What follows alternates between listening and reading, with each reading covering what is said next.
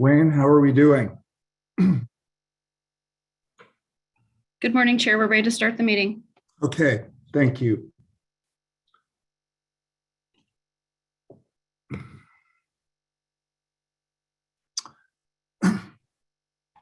We're live, Chair Van Brockman. And welcome to the March 10th regular meeting of the Oregon Transportation Commission. We have a full agenda today, and so we look forward to a productive meeting. I think we'll jump right in and start with public comments. We have about 30 people signed up to comment. As we said in our notices, we're going to limit comments to 2 minutes per person. We have a clock that will be running on screen, I believe, that will allow you to keep track of your time. And if we have some kind of a problem with that clock, we'll give you an idea when you're getting close to your 2 minutes. I'm going to call people in groups of 3. And so if you'll just come up in order, in the order I name you, that will keep the testimony moving along. So the first 3 people we'll be hearing from this morning are Representative Scharf, Representative Pham, and Eugene Mayor Lucy Venice. So we'll start with those 3. Representative Scharf, you have 2 minutes. And please identify yourself, introduce yourself at the beginning of your comments so we can keep track of this for our transcript of the meeting.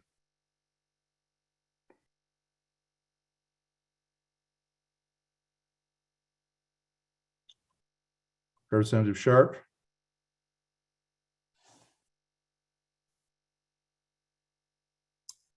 Chair, this is Jason Snyder, and just so you know, right when you started announcing who was going to be speaking, we were, or at least I was promoted to a panelist and then couldn't hear any of what you just said. So I don't know if that's happening to other people, but if I'm one of the speakers that you named first, I don't even know that.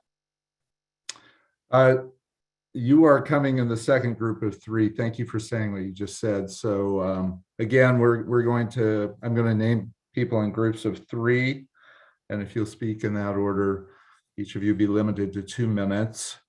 And so we'll go through that in groups of 3. The first 3 I named are Representative Scharf, Representative Pham, and Mayor Venice. So those would be the first 3. Mayor Snyder, you're 4th, so you'll be in the next group of 3. So is Representative Scharf here?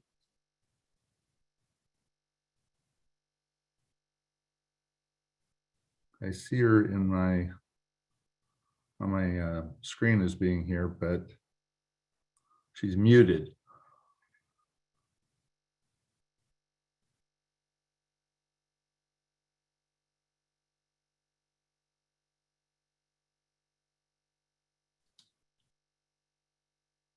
Can you hear me now, Chair? Yes. Thank you very much. You have 2 minutes. And can we get the clock running on screen so that our guests can see where they are in their 2-minute time allotment? Yeah. So hang on just 1 second. No problem. My apologies. I'm doing this from the road, so. It's all right. I'll just say this would be an opportune moment to say that we're hoping that we'll be in person for our regular meeting in May. As much as I've look forward to it. As much as I've loved Zoom over the last 2 years, there's a limit to everything. So I think Wayne is getting the clock up. There we go. Representative Scharf, please, welcome. And you have 2 minutes. Thank you, Chairs and Commissioners. My name is Anna Scharf. I'm the State Representative for House District 23, serving parts of Polk, Marion, and Yamhill counties.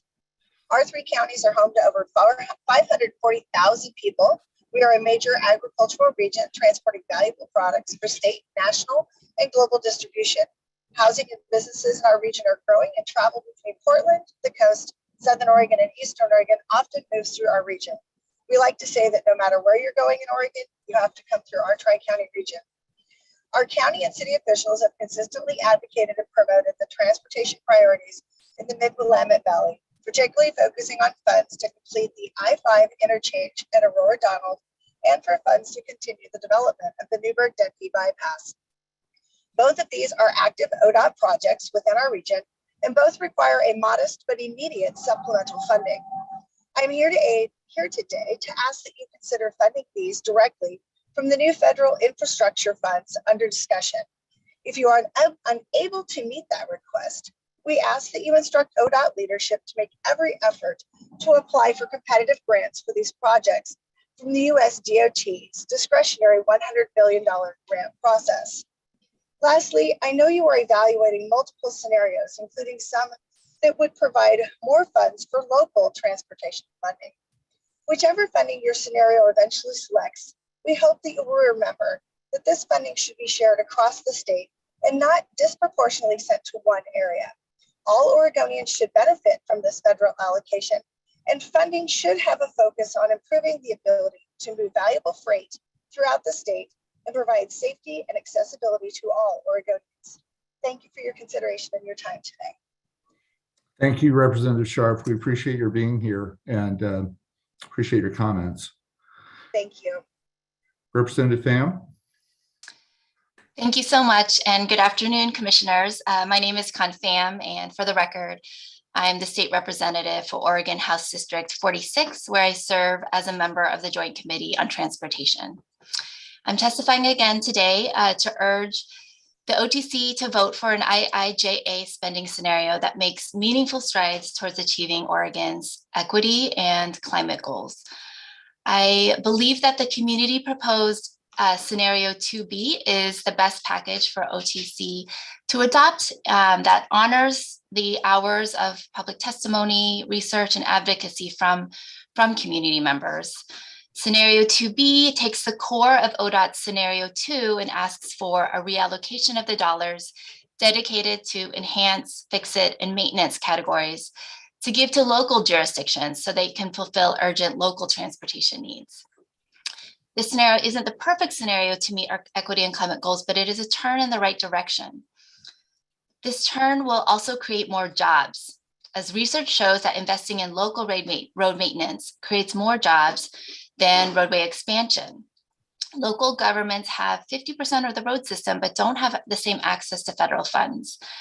Scenario 2B supports safe routes to school and ADA improvements and other nuts and bolts transportation projects that can meet local community needs more than freeway expansion. The Russian war in the Ukraine and its impact on our gas prices and communities' ability to get to work and school highlights and just underlines the need to transform our transportation system. Rising gas prices hurt low-income families the most, and we need to understand that investing in multimodal transportation systems is an economic justice issue. By investing in public transit and active transportation, jurisdictional transfers of orphan highways, and intercity transit for rural communities, these are all opportunities to create jobs, expand access to healthcare, employment, and education. I look forward to continued discussion about IIJ funding this month. Thank you. Thank you, Representative Pham. Before hearing from Mayor Dennis, I want to tee up the next three following the mayor. We'll hear from Mayor Dennis, and then we'll hear from Mayor Snyder, Portland City Commissioner Joanne Hardesty, and Tribal Councilor Denise Harvey from the Grand Ronde tribe. So Mayor Dennis, and then Snyder, Hardesty, and Harvey.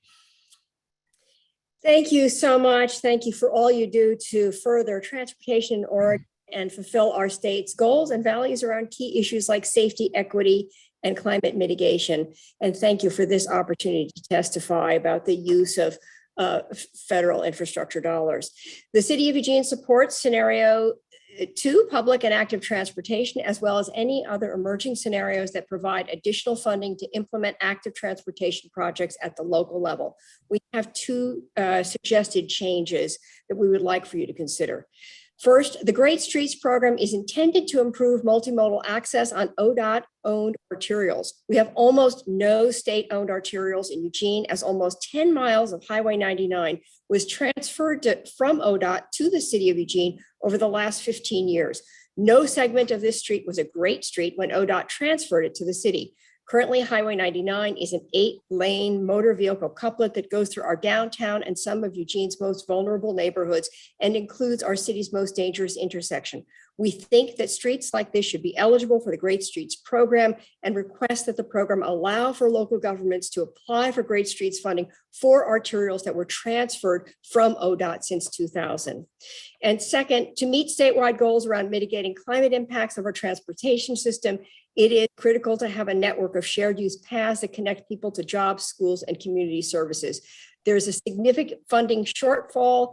The first round is only 15 million. The last round was more than double that and was oversubscribed. It is inadequate, as you have heard from our Safe Routes to School coordinator, Sarah Mazie, in your last moment of testimony. We have a great need for a project for a new pedestrian bicycle bridge over Beltline Highway. And we believe projects like this should be eligible for grant programs like Community Paths from the federal funding. Thank you. Thank you, Madam Mayor. Appreciate your comments. We'll now move on to Mayor Snyder, then Commissioner Hardesty, and then Councilor Harvey. Good morning, Yeah. Chair Van Brocklin and Commissioners. I'm Jason Snyder, the Mayor of Tigard. Last Friday, March 4th, one of our community members was killed and another critically injured in a hit and run crash on Southwest Hall Boulevard, an ODOT owned and maintained urban arterial in Tigard. These two pedestrians, an 86-year-old mother and her 57-year-old daughter, Karen Kane, who died, were walking across Hall when they were struck by a driver who has still not been identified and located. I was deeply saddened to hear about this fatal hit and run crash. I want to extend my heartfelt sympathy to the victim's family. I'm saddened.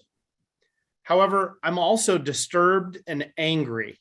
While the actions of this negligent driver are certainly to blame, we cannot ignore the fact that Hall Boulevard, like many of the Portland region's urban arterials, has been subject to deferred maintenance and lack of critical safety investment for years.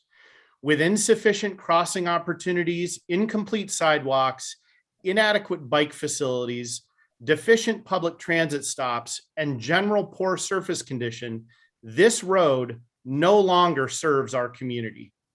Although ODOT and the city are already in talks about a jurisdictional transfer of Hall Boulevard, this most recent crash and loss of life is a heartbreaking reminder to all of us that immediate action is needed to actively and collaboratively pursue investments and improvements along this roadway.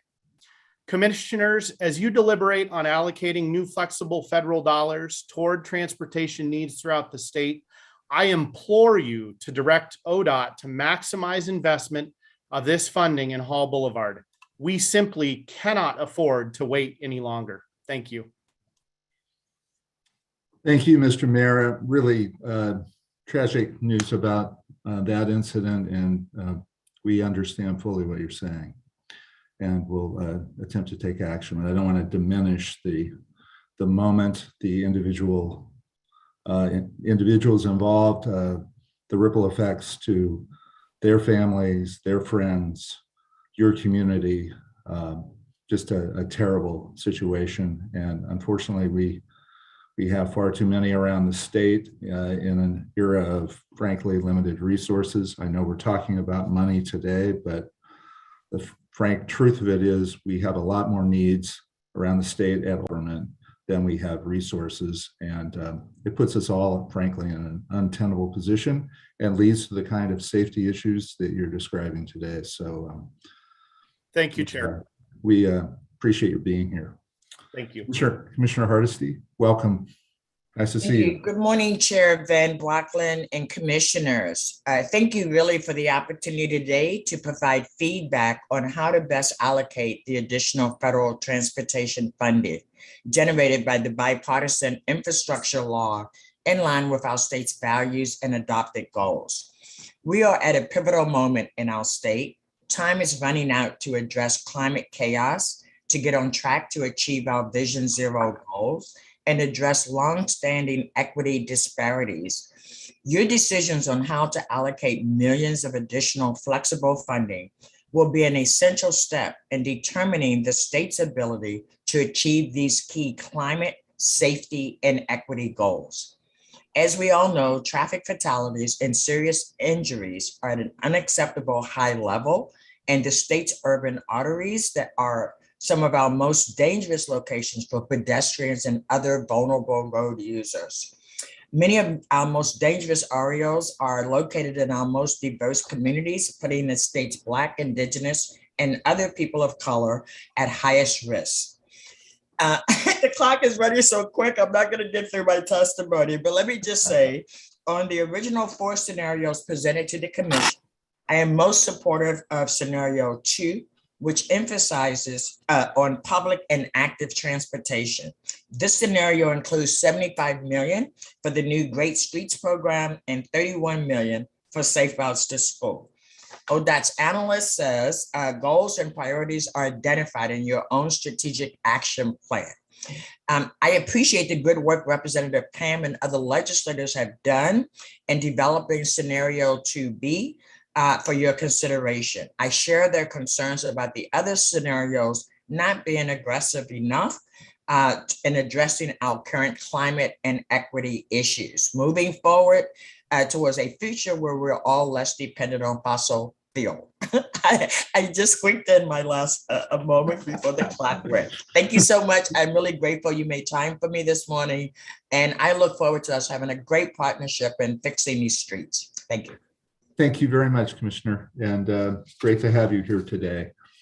We'll now move on to Councillor Harvey, who is next. Councillor? Yes, good morning, and thank you, Chairman Brockland and the rest of the commission for giving me the opportunity to testify. For the record, I am Denise Harvey, Tribal Counsel for the Confederated Tribes of Grand Ronde, and I also serve on the Yamhill County Parkway Committee for about the past 9 years. I appreciate the opportunity to weigh in on this monumental funding opportunity that the IIJA funds have brought to Oregon, and would like to express strong support for the enhanced scenario. As a tribal community, those economy is vitally linked to the tourism. Our ability to succeed and grow economically relies heavily on a transportation system that supports the movement of travelers and visitors between Portland metro area and the Central Coast. One of the major transportation barriers for us has been the crippling congestion along Highway 99 through the Willamette Valley in the heart of wine country, adding significant travel time for those connecting to Highway 22 bound for our casino and the coast. Our tribes entered into a historic partnership with the communities of McMinnville, Newburgh, Dundee, and Yamhill County to support the solution, which you know as the Newburgh-Dundee bypass. We came together and each contributed funding to put up a significant local match of $20 million that, along with major funding from the state legislature and Congress, has built a sizable portion of the bypass.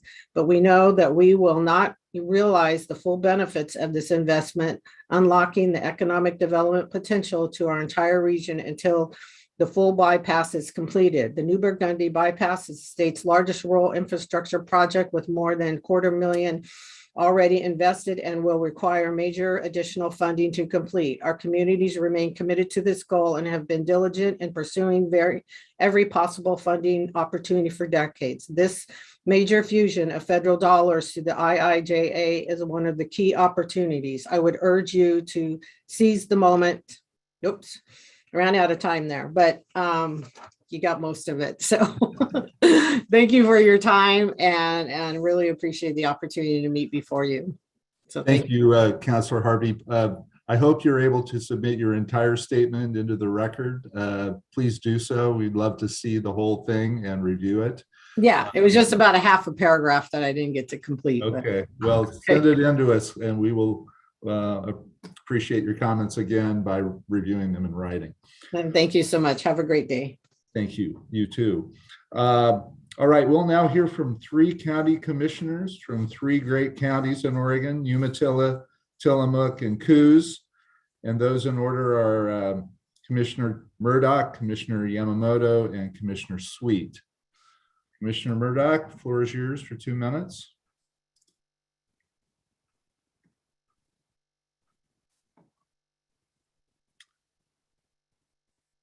Is Commissioner Murdoch with us? And is his mute off? Well, let me start again.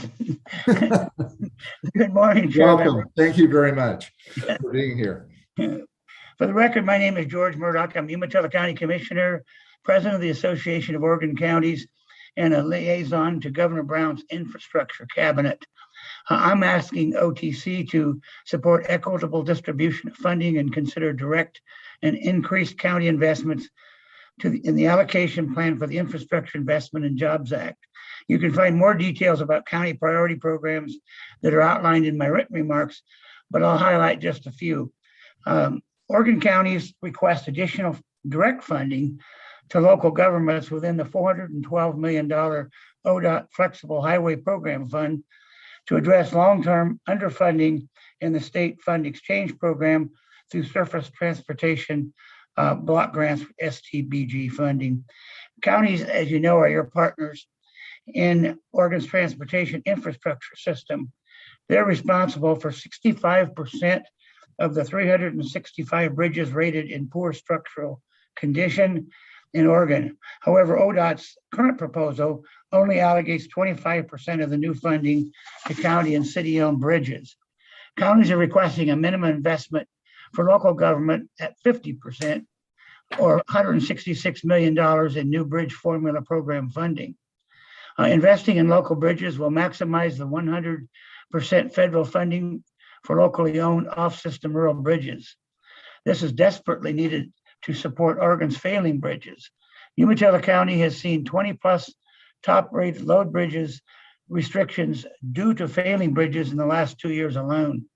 The detours associated result in a cost increase and delays in agriculture and business, as well as diversion of maintenance needs. ODOT's current proposal for the $94 million Protect Resilience program allocates no funding to local roads and bridges. I don't think I have to remind OTC that we had a devastating flood in February of 2020. I am now out of time. I see that. The rest of it will be in my comments, but I thank you for the opportunity. Thank you very much, Commissioner. We'll look forward to reading the balance of your comments. Commissioner Yamamoto, welcome. Thank you, Chair Van Brockland and members of the OTC. Thank you for this opportunity to address you this morning concerning allocations of IIAJ funds. For the record, I am Tillamook County Commissioner David Yamamoto. I'm also proud to be co-chair of the Association of Oregon Counties Governance and Revenue Steering Committee. I am asking OTC to support equitable distribution of funding and consider direct and increased investments to your partners, the counties. Tillamook County alone manages over 4,000 culverts, 1/3 being in fair to failing condition. As you know, many times these culverts must be replaced by bridges, which is a very expensive proposition. We have just closed Fairview Road at Huey Creek due to a failing large culvert. The design for the replacement structure is currently occupying 1/3 of our entire engineering staff. Being a beautiful coastal county, our infrastructure must be built and maintained not to handle the 26,000 permanent residents we have, but rather during peak summer travel periods, over 120,000 people. Tillamook County has one bridge for every 3 miles of roads. Over this last winter, we have had to load rate several bridges, which could not even allow passage of fire trucks and ambulances, putting our residents and visitors at risk. The IIAJA is the single largest dedicated bridge investment since the construction of the interstate highway system. Of the 395 bridges in Oregon that are in poor condition, 65% are county owned. ODOT has 12 employees in the Tillamook district to manage 88 miles of road. Tillamook County currently has 11 employees that maintain 320 miles of road, which excludes our local access roads. Because our counties are responsible for the majority of our roads and bridges, and since counties are uniquely positioned to address health and safety issues, it is imperative that counties are equitably represented in your funding scenarios. Again, I want to thank you so much for this opportunity this morning. Thank you, Commissioner.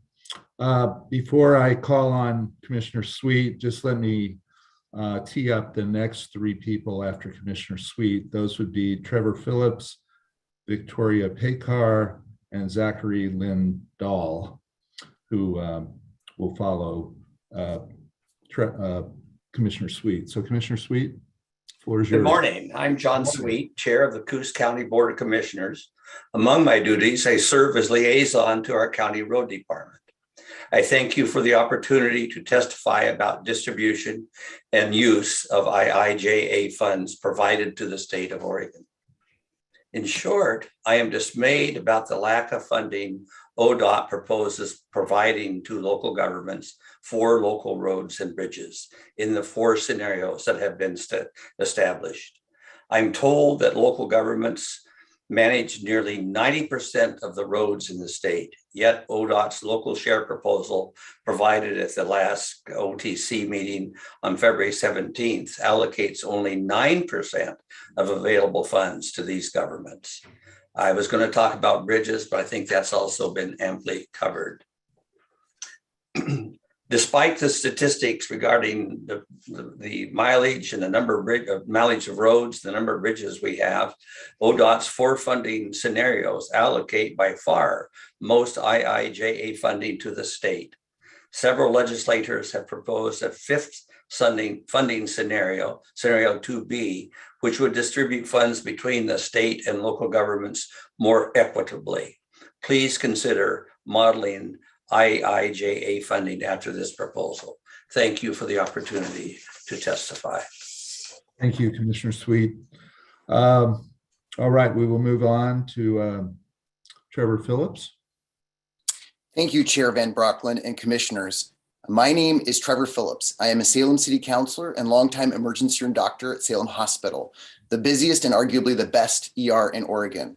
I would like to advocate for consideration of direct flex funding for regional priorities identified by SCATS in our Salem community. My experiences as an emergency room doctor highlight the critical importance of funding these projects. When roads are not properly maintained and improved, tragedies happen, and I am often tasked with trying to help these community members in life-threatening situations and accidents. Many of these accidents are preventable with proper funding and care. I would like to mention three things that we would like for consideration of direct funding, or at least prioritization for competitive grant application moving forward. First, the improvement and development of the Aurora Donald Exchange on I-5. Second, the improvement and development of a bypass or intersection at Highway 22 West and Highway 51. Specifically on this one, I will never forget the patient that didn't make it to our emergency room. We received a call from first responders working to bring in a full trauma patient in late pregnancy to our emergency room, only to find out later the patient didn't survive and the code was called off. Please help our community avoid these tragedies moving forward. Now, in regards to Salem specifically, we would like funding to complete the McGillcrest Complete Street projects. McGillcrest has been designed to federal standards. McGillcrest is an adopted critical urban freight corridor. The project includes significant improvements for pedestrians, bicycles, freights, and vehicle traffic. Improvements to this street would align with a lot of the objectives included in the Great Street category. McGillcrest is a significant regional facility and should be eligible for a share of flex funding. I think you should expand the eligibility of Great Streets to funding to include local arterials such as McGillcrest. Thank you. Thank you, Councilor Phillips, very much. I appreciate your comments. We will move next to Victoria Pacar. Sorry if I'm mispronouncing it. No, that's correct. Thank you. Good morning, Chair. It's correct. It's a miracle. Thank you. Yeah, thank you so much. Good morning, Chair Van Brocklin and members of the Oregon Transportation Commission. My name is Victoria Pacar, and I'm the Oregon Transportation Policy Manager at Climate Solutions. Thank you for carving out time to hear public comments this morning. I hope that the OTC will continue to work on crafting a transparent and clear public comment system that can accommodate all Oregonians who wish to participate, including virtual and phone testimonies, even after COVID restrictions wane. As of today, I've seen gas prices rise more than $2 a gallon since last February. And you must know that lower income individuals who drive are already being priced out of driving. Many Oregonians don't have reliable, efficient, and affordable alternatives to driving because the state has prioritized spending to move cars at higher speeds instead of moving people and the things we need to thrive. Luckily, solutions to this problem are right in front of you, and they include supporting scenarios like Scenario 2B that will be a first step in redistributing road expansion and prioritizing to local transportation funding options that meet community-specific transportation needs. Oregonians deserve a transportation system with options so that they are never in the position of not being able to access economic opportunities and social services. We deserve access to full and connected lives that is not dependent on fossil fuels. Another solution is accelerating electrification of vehicles. We know that electric vehicles are a way to be free from the impact of volatile gas prices. Well, electric cars, buses, and trucks are here now, and more are coming. And what we need is for the OTC to continue to direct funding to public charging infrastructure for all types of vehicles that is also accessible and affordable. Since time is short, I want to refer you to my individual and joint transportation electrification comments submitted on February 17th, as well as a joint letter from over 15 organizations submitted this week, and a letter coming to you from policymakers in support of Scenario 2B as well. Thank you so much for the consideration of my comments. Thank you very much.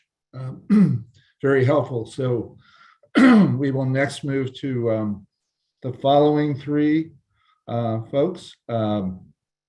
Lane Transit District Board President Caitlin Vargas, followed by Kevin OMalley, then followed by Rob Zako.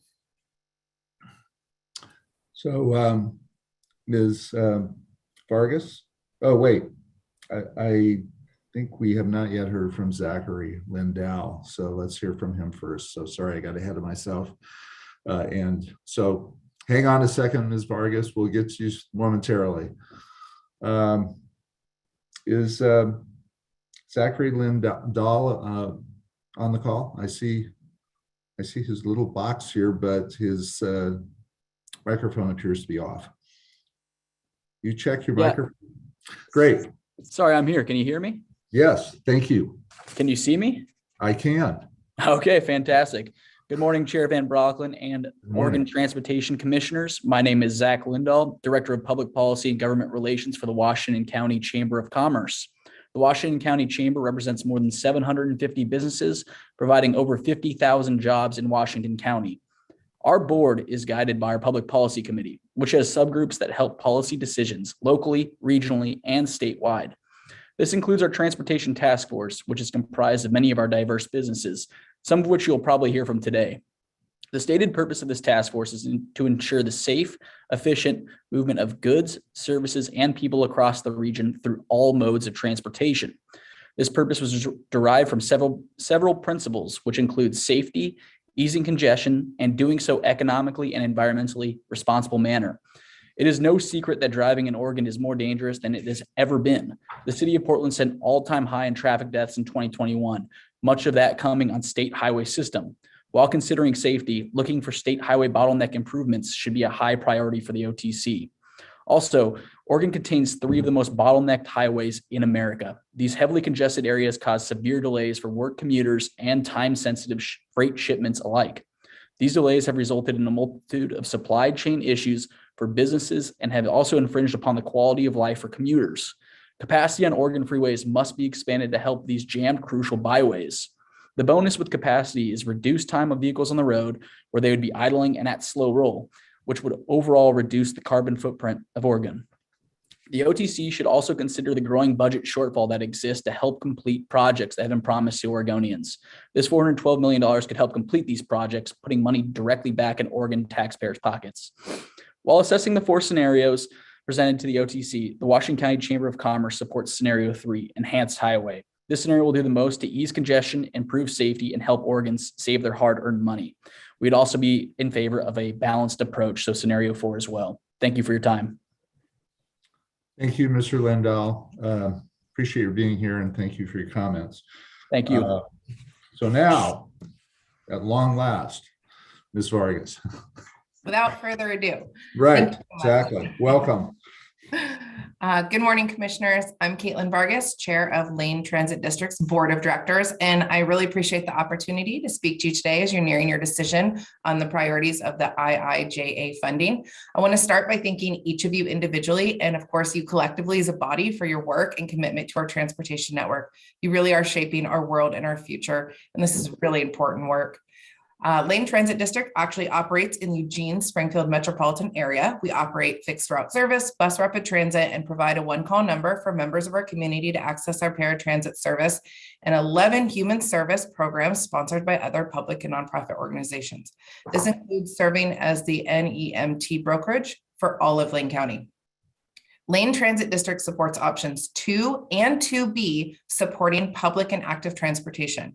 As presented, option 2 investments in public and active transportation uniquely provide the best impact for climate change by reducing greenhouse gas emissions.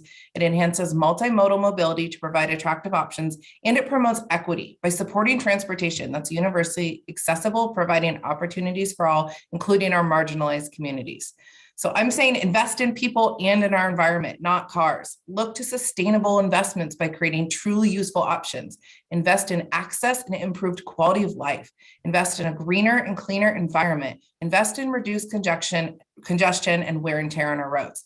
Option 2B is a bold choice. As you know, transportation solutions are not a one-size-fits-all, and neither are communities.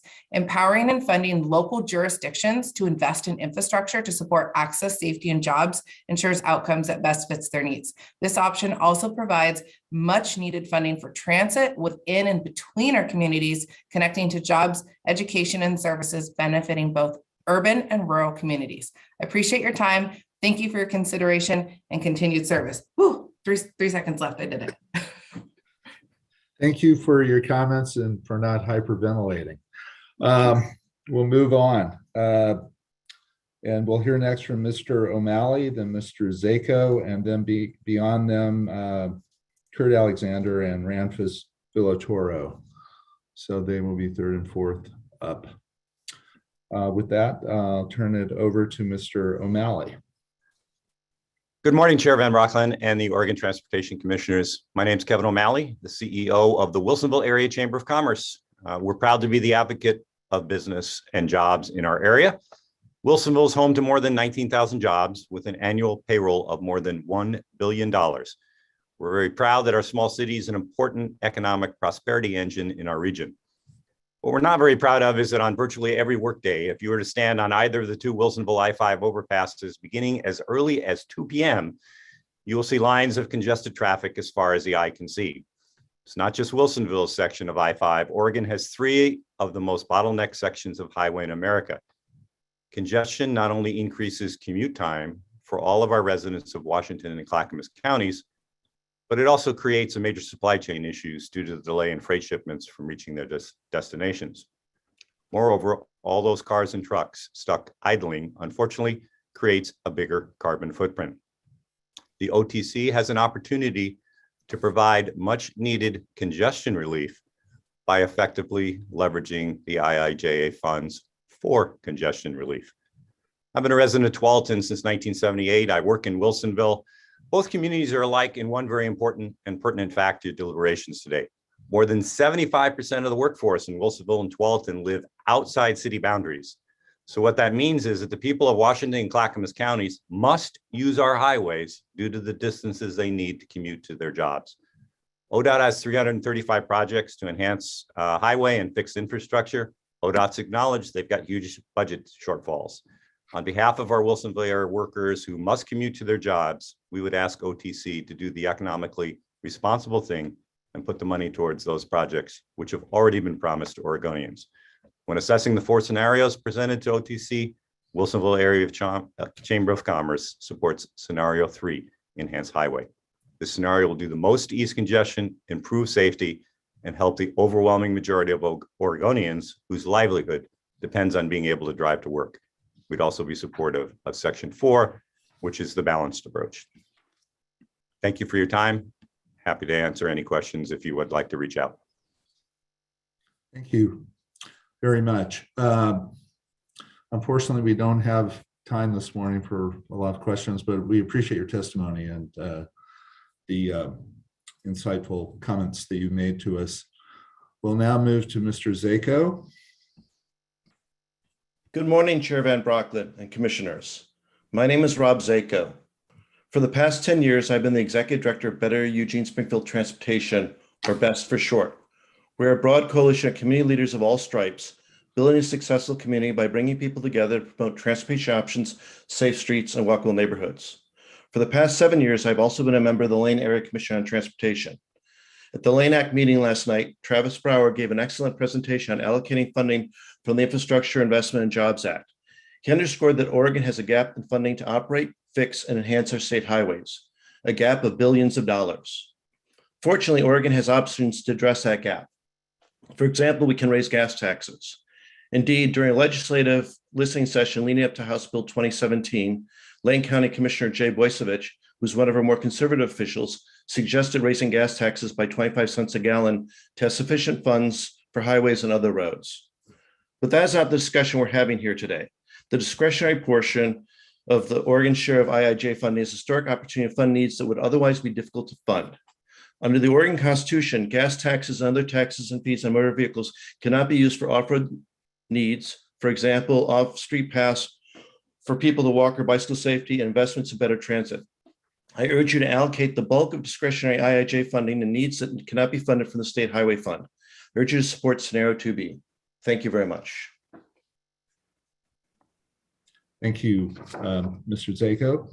So we'll now move on to Mr. Alexander, then Ramphis Villatoro, and then Joaquin Castaneda. Mr. Alexander, 2 minutes. Welcome. Hey, everyone. Good morning, Oregon Transportation Commission. For the record, my name is Kurt Alexander. As you said, I'm the founder and president of the Bend Central District Business Association, the chair of the Core Area Advisory Committee with the City of Bend, where I serve with Sharon Smith. Hey, Sharon. And I'm a founding board member of the community-based Bend Central District Visionary Board, and I hold a master's degree in urban planning. Thank you for seeking public input on how to best allocate federal funds available in Oregon via the Infrastructure Investment and Jobs Act, IIJA. I strongly encourage OTC to direct these critical IIJA resources to projects in Oregon's communities that catalyze more affordable housing and mixed-use development in our communities, which is sorely needed with the affordability issues we have, provide more equitable housing and transportation options to marginalized and underserved community members, to tackle climate change by reducing greenhouse gas emissions and transportation, support a vibrant, diversified economy where businesses and their employees thrive, and to provide more safe and accessible ways to get around our towns that don't always require the standard car. Here in Central Oregon, this means prioritizing IIJA funding support for Bend's Midtown pedestrian and bicycle crossings. The 3 Midtown pedestrian and bicycle crossings, individually known as Hawthorne Crossing, Greenwood Avenue, and Franklin Avenue, are central to providing accessible, safe, and essential multimodal connections in the heart of our city. The Midtown crossings are also vital to helping catalyze equitable redevelopment of the Bend's Central District and the core area, key areas designated to accommodate more of Bend's rapid growth and to stabilize housing prices, or attempt to, and deliver complete communities with more affordable housing options close to essential services. There's a deep, broad community support throughout Central Oregon for these projects. Over 135 community organizations, local businesses, and Central Oregonians, including myself as a representative of and president of the Bend Central District Business Association, which represents well over 80 businesses, strongly supports the City of Bend's request to allocate $15 million in IIJA funds to Bend's Midtown pedestrian and bicycle crossings. In funding these critical and transformative projects, the OTC's leadership will help ensure Bend is more equitable, healthy, and climate resilient place for all. Thank you for consideration, and thank you for letting me give these comments. Thank you, Mr. Alexander. All right, we'll move on to Ramphis Villatoro, Joaquin Castaneda, and then Sarah Iannarone. Mr. Villatoro? Yes, hi. Good morning, everyone. I hope everyone can hear me. I am chatting from my phone today, but thank you for the record. My name is Ramphis Genatino Villatoro, and I'm with Blue Green Alliance. We are a national organization founded between the United Steelworkers and Sierra Club, aimed to address our environmental challenges while creating good quality jobs. I want to keep my statements brief. We support the 2B scenario, but we want to continue to encourage folks in the commission to continue, and ODOT, to continue thinking about high road job creation in each of these scenarios, to ensure that local Oregonians, BIPOC workers and women and veterans have opportunities to work on these transformational projects. We should be ensuring that we are requiring the utilization of apprentices on these projects, ensuring that prevailing wages are being utilized on these projects, and where possible, promoting pre-apprentices, such as programs like Oregon Tradeswomen, Constructing Hope, and other programs throughout the state, to ensure that we are creating those inclusive pathways and transformational jobs for local Oregonians. Lastly, I'll include, where possible, promoting the use of domestic materials, such as steel and rebar. These projects have the opportunity to revitalize manufacturing that has been hit hard during the pandemic. I will conclude my statements there and just thank the Commission for its good, hard work, and continue to look forward to hearing the rest of the public comments here today. Thank you very much. Thank you. We appreciate your being here and appreciate your thoughtful comments, and look forward to your being here through the remainder of at least public comment section.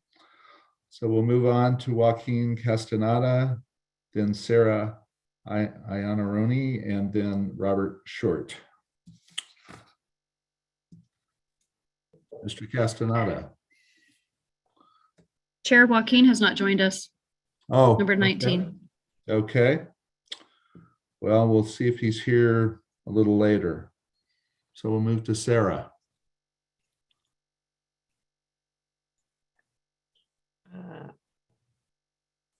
Good morning, Chair Van Brocklin and Commissioners. My name is Sarah Iannarone, but maybe you should just call me Sarah from the Street Trust because it's easier.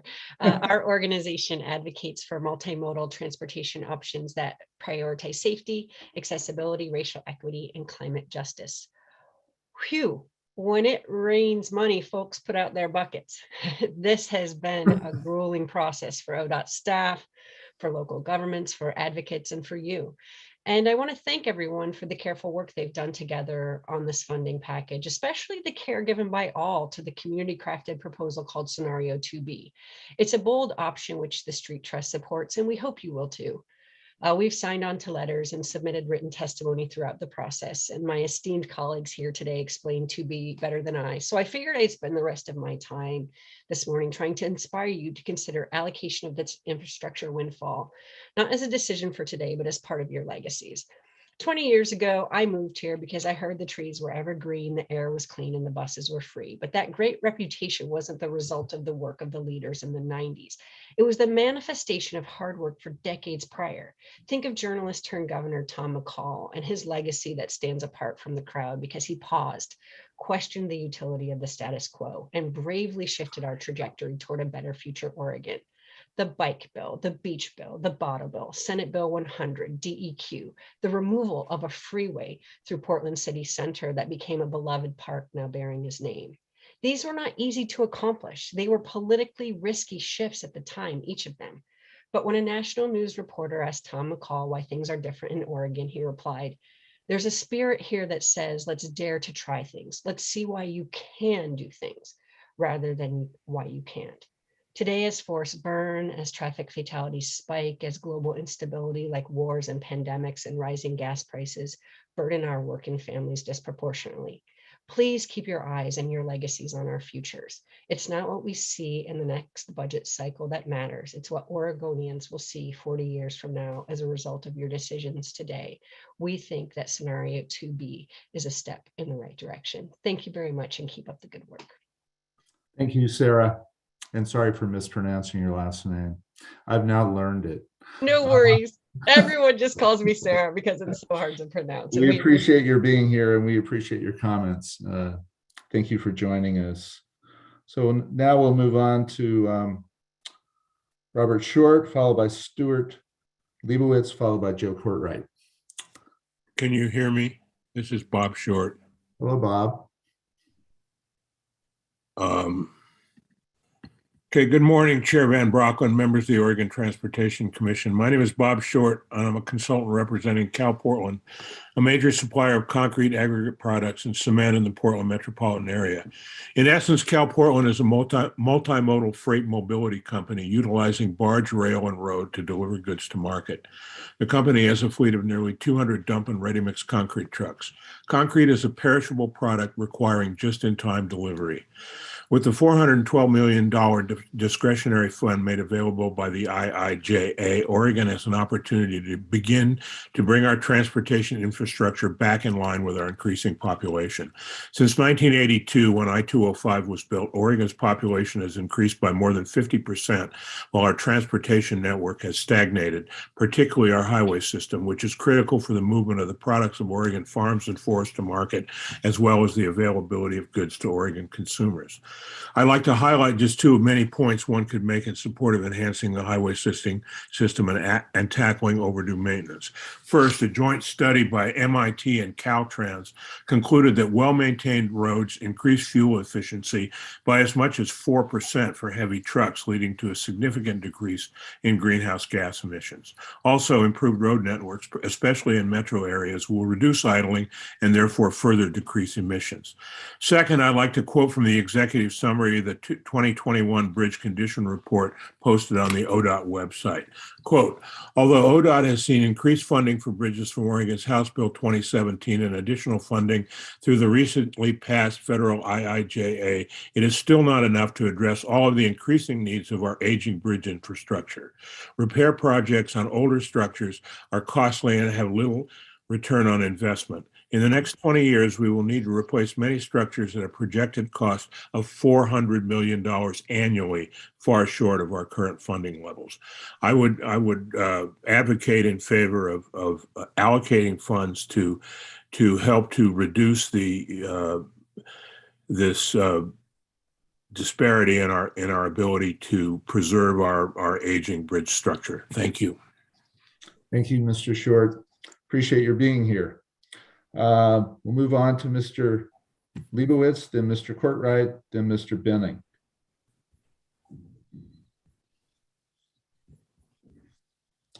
Stuart Liberwicz. Hello, yes, thank you. My name is Stuart Liberwicz, and please indulge me for a moment while I talk about Ukraine, because I promised to bring it back to the issue at hand. My grandparents came from Ukraine to escape the brutal Russian hand, and today I watch in horror as the madman from Moscow butchers children and bombs hospitals, and it sickens me. My money, your money, purchased blood oil that paid for this massacre. There's no comfort that we now embargo Russian oil, since we still purchase blood oil from that sick, murderous regime in Saudi Arabia. We need to permanently get off blood oil, and no scenario, including 2B, adequately does so. The answer is to use the flexible infrastructure money to electrify our transportation, including electric public transit, filling the charging station gap. It does no good to argue that money is already set aside for this, because we know it does not come close to meeting the need. Please look to your inner moral soul and see the horror around you. We must not be a party to blood oil. Let's do our share, electrifying now. We will not be a slave to blood oil now and forever. Thank you, Mr. Liberwicz, very much. Mr. Courtright.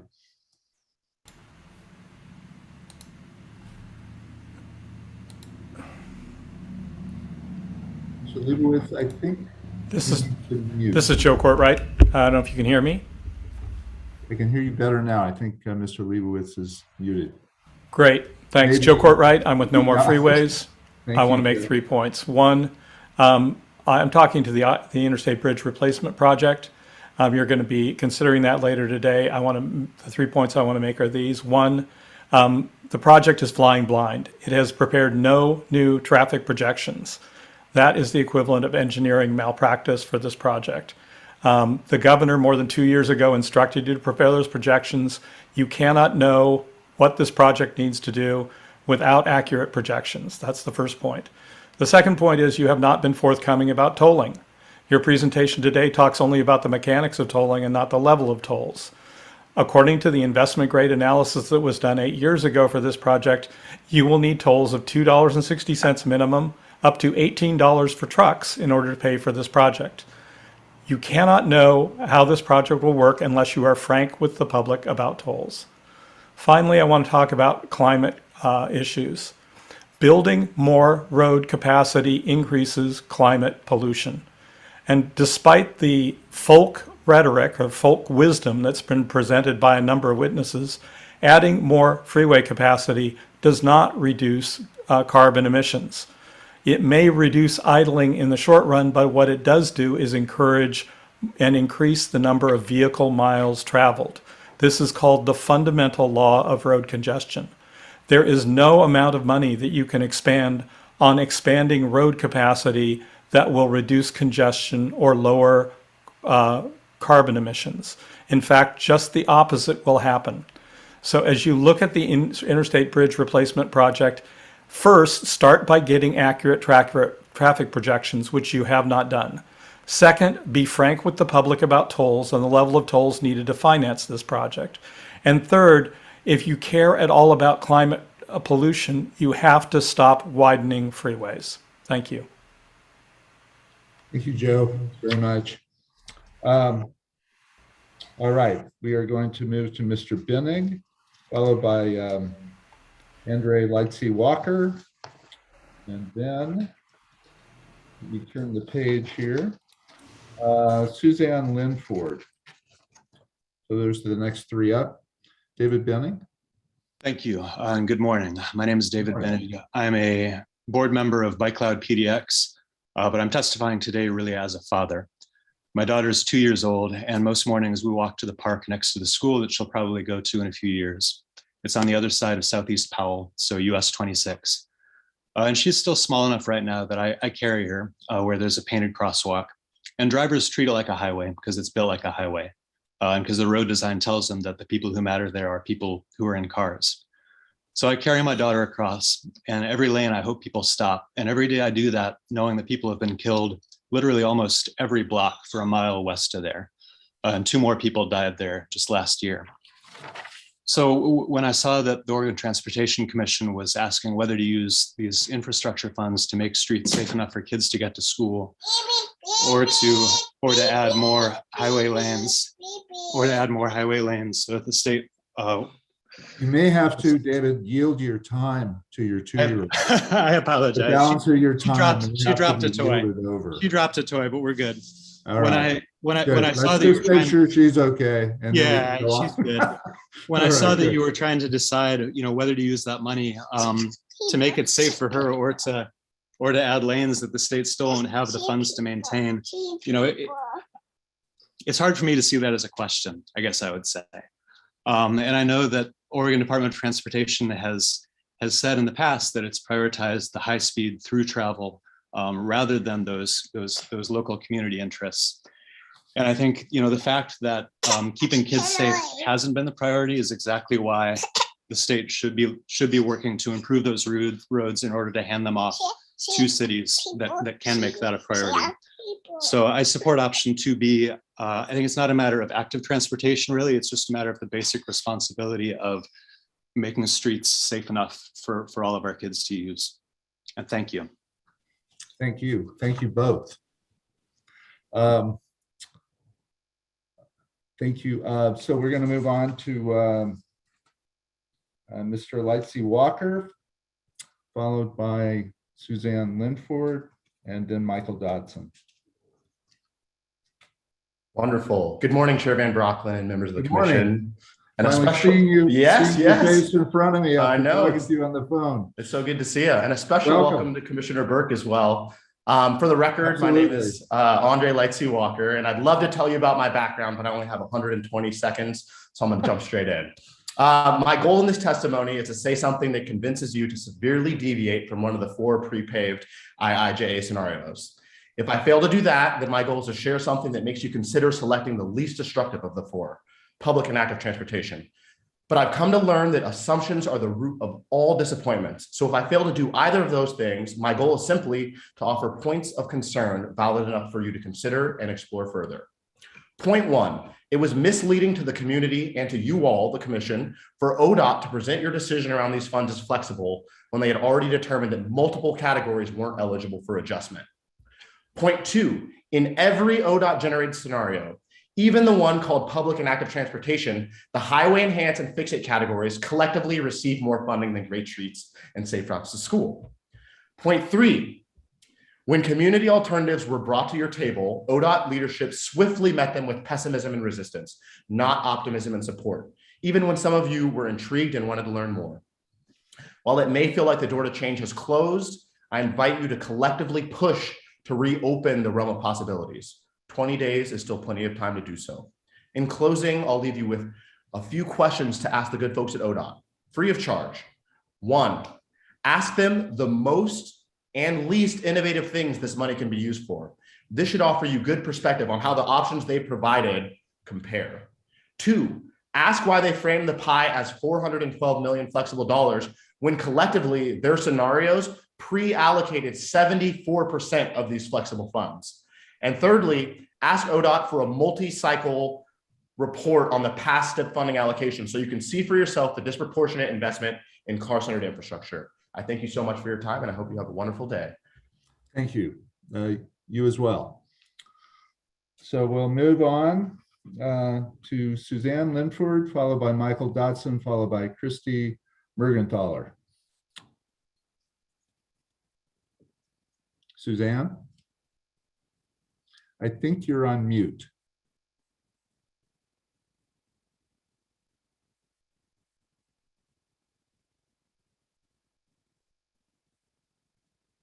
Suzanne, if you can hear me. Yes, great. Can you hear me now? All right. Yes, welcome. Thank you. Thank you for giving me the opportunity to talk. My name is Suzanne Linford. I'm the co-founder and executive director of an educational nonprofit called Protect Animal Migration. Since 2016, we have done outreach to the general public on wildlife biology, the decline of mule deer, the challenges faced here in Central Oregon, and particularly Bend, by the growth in population. We have over 70,000 visitors a week on average. Peak summer months, that's over 24,000, and they are all using Highway 97. The safety factor of the impact on roads is not well understood or known. But I think for anyone who might have encountered an elk at 700 and 1,100 pounds or a mule deer at 130, 280 pounds coming through the window of their car or hitting their car in other places can well understand that this is a safety issue. Not only are the animals severely injured, usually fatally, we have up to 5,000 reported animal vehicle collisions every year, just here in Deschutes County, when arterial roads are factored in with city roads, factored in with ODOT maintained roads. We need to reduce this for the safety of the people living here and coming here, and for the survival of this important species, which attracts so many people to Oregon and which benefits rural communities who economically depend on wildlife as an important part of their survival. Thank you very much.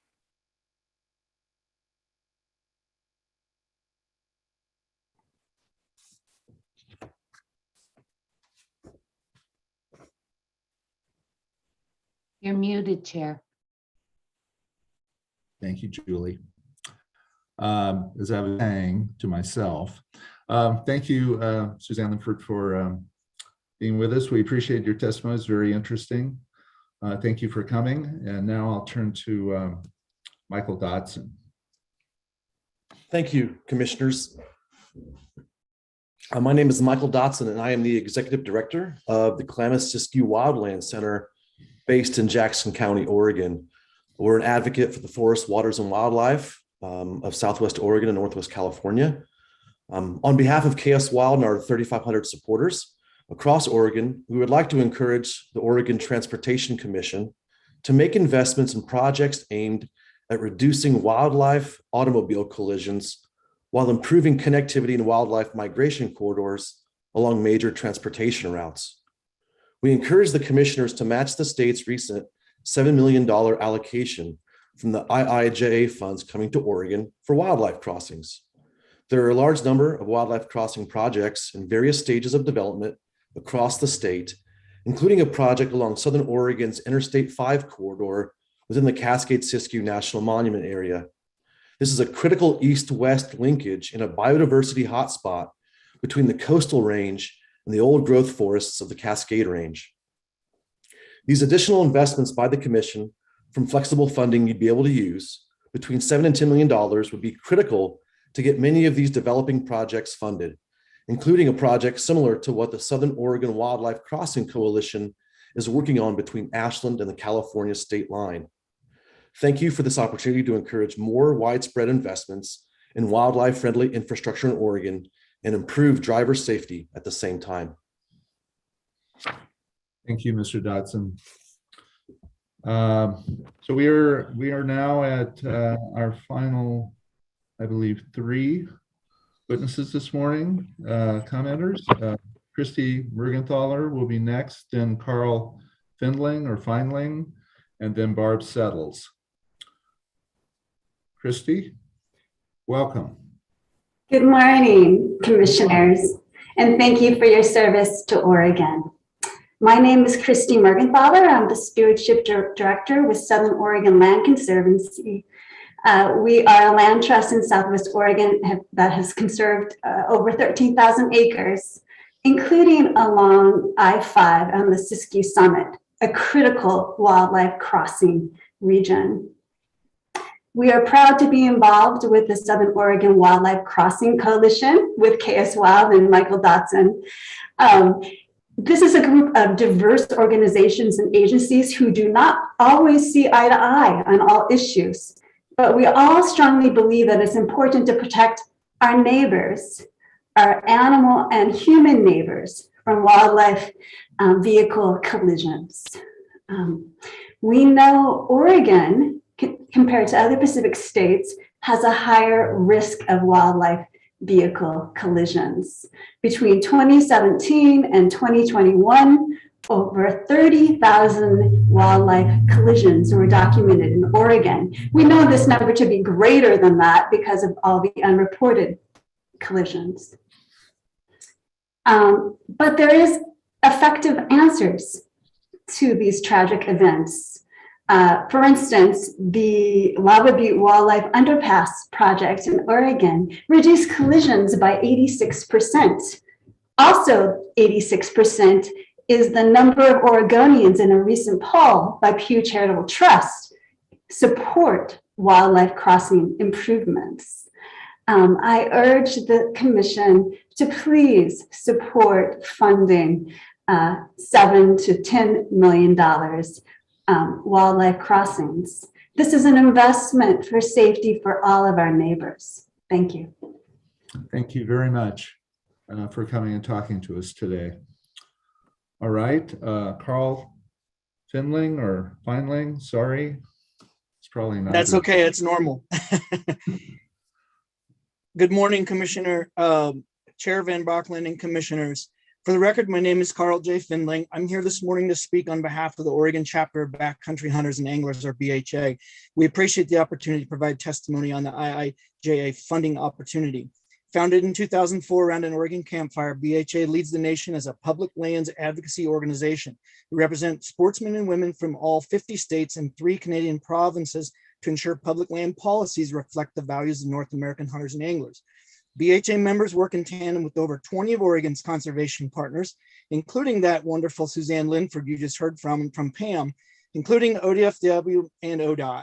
This alliance creates public-private partnerships that leverage conservation funding and monies available to public agencies. Recently, BHA was a signatory on a sign-on letter submitted to the legislature requesting wildlife funding across 36 diverse national and statewide organizations. The IIJA results in a historic funding opportunity, perhaps a once-in-a-lifetime opportunity for broad-reaching funding availability, which is imperative for Oregon's fish and wildlife and highway safe passage crossing infrastructure. This involves all regions of Oregon. Today, more than any time previously, the stars are in alignment. The IIJA includes a historic first, appropriating $350 million over 5 years for research, implementation, and construction through the Wildlife Crossing Pilot Program. In addition, there's a multitude of other federal dollars available for smart, data-driven transportation safety projects through flexible funding for wildlife crossings. Also, in recent and separate press release, ODOT has asked for input on how to spend an additional $400 million. This provides an opportunity to bring dedicated federal dollars to Oregon, and we're ready. But is ODOT? State matching dollars are critical. Federal matching grants must be utilized and can be leveraged 4-to-1. We've heard about some of the statistics from the earlier presenters, and I want to, in closing, say no matter what funding scenario is chosen for wildlife crossing infrastructures, they benefit many species of Oregon's wildlife, all Oregonians, and those that travel to and through our state roadways. Thank you again for letting me give you this deposition. Thank you. So we will move to Barb Settles. Barb, are you here? Chair Barb Settles has not joined us. Okay. So let's go back to Joaquin Castaneda. Has he joined? No, Chair, he is not. Okay.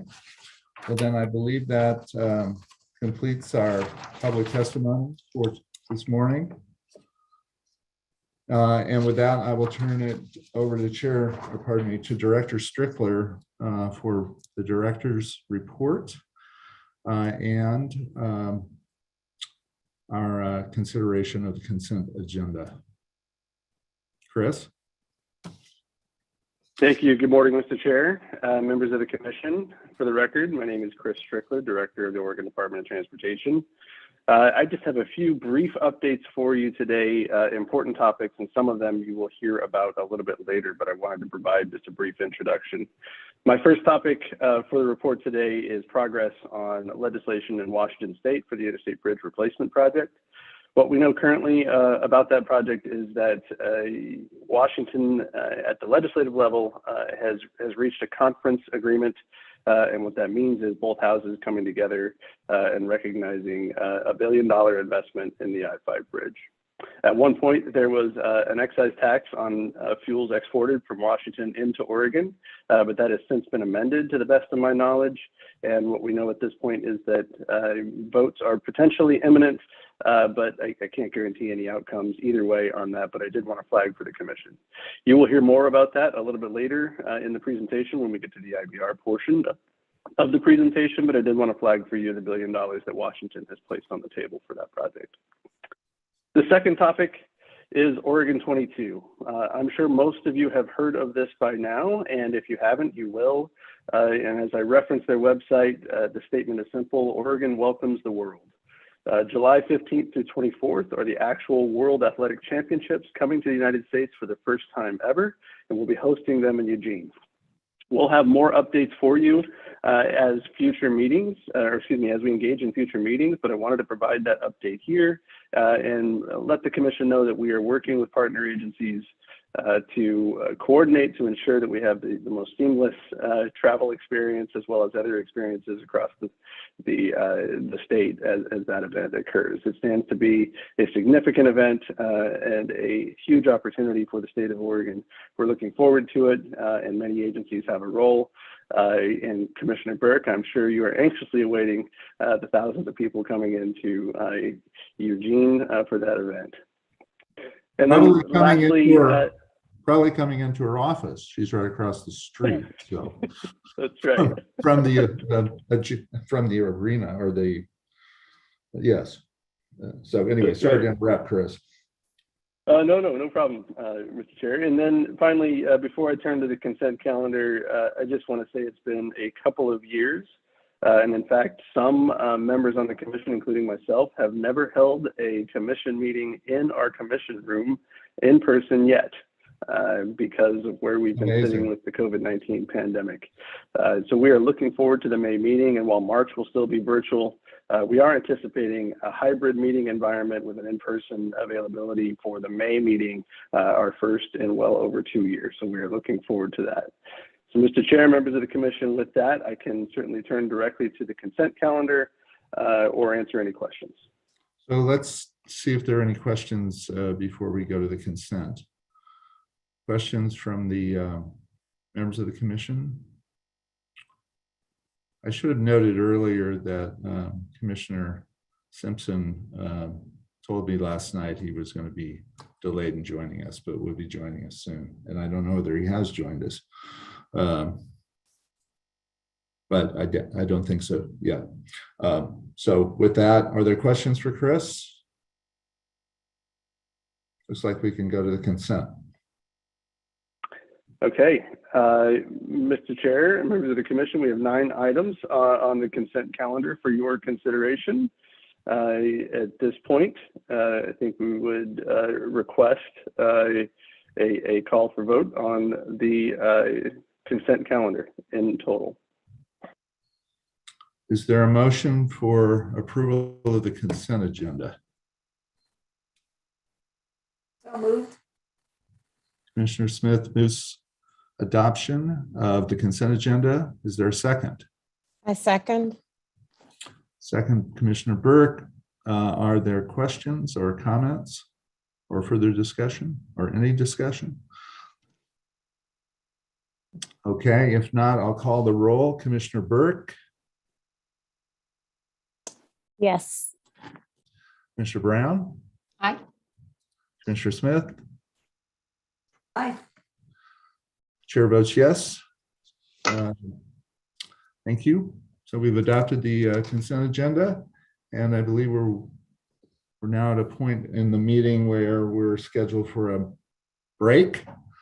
So it's 10:18. Let's reconvene at 10:30.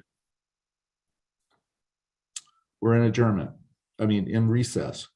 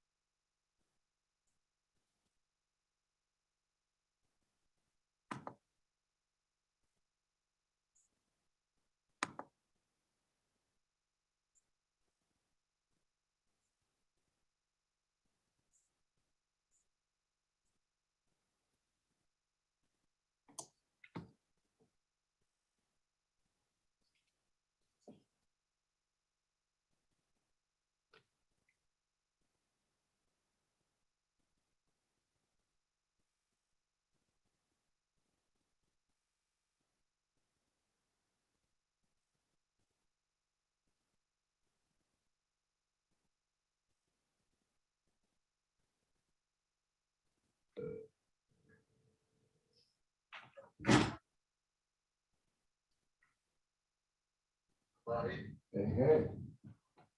You're on. You're in the meeting. I think it's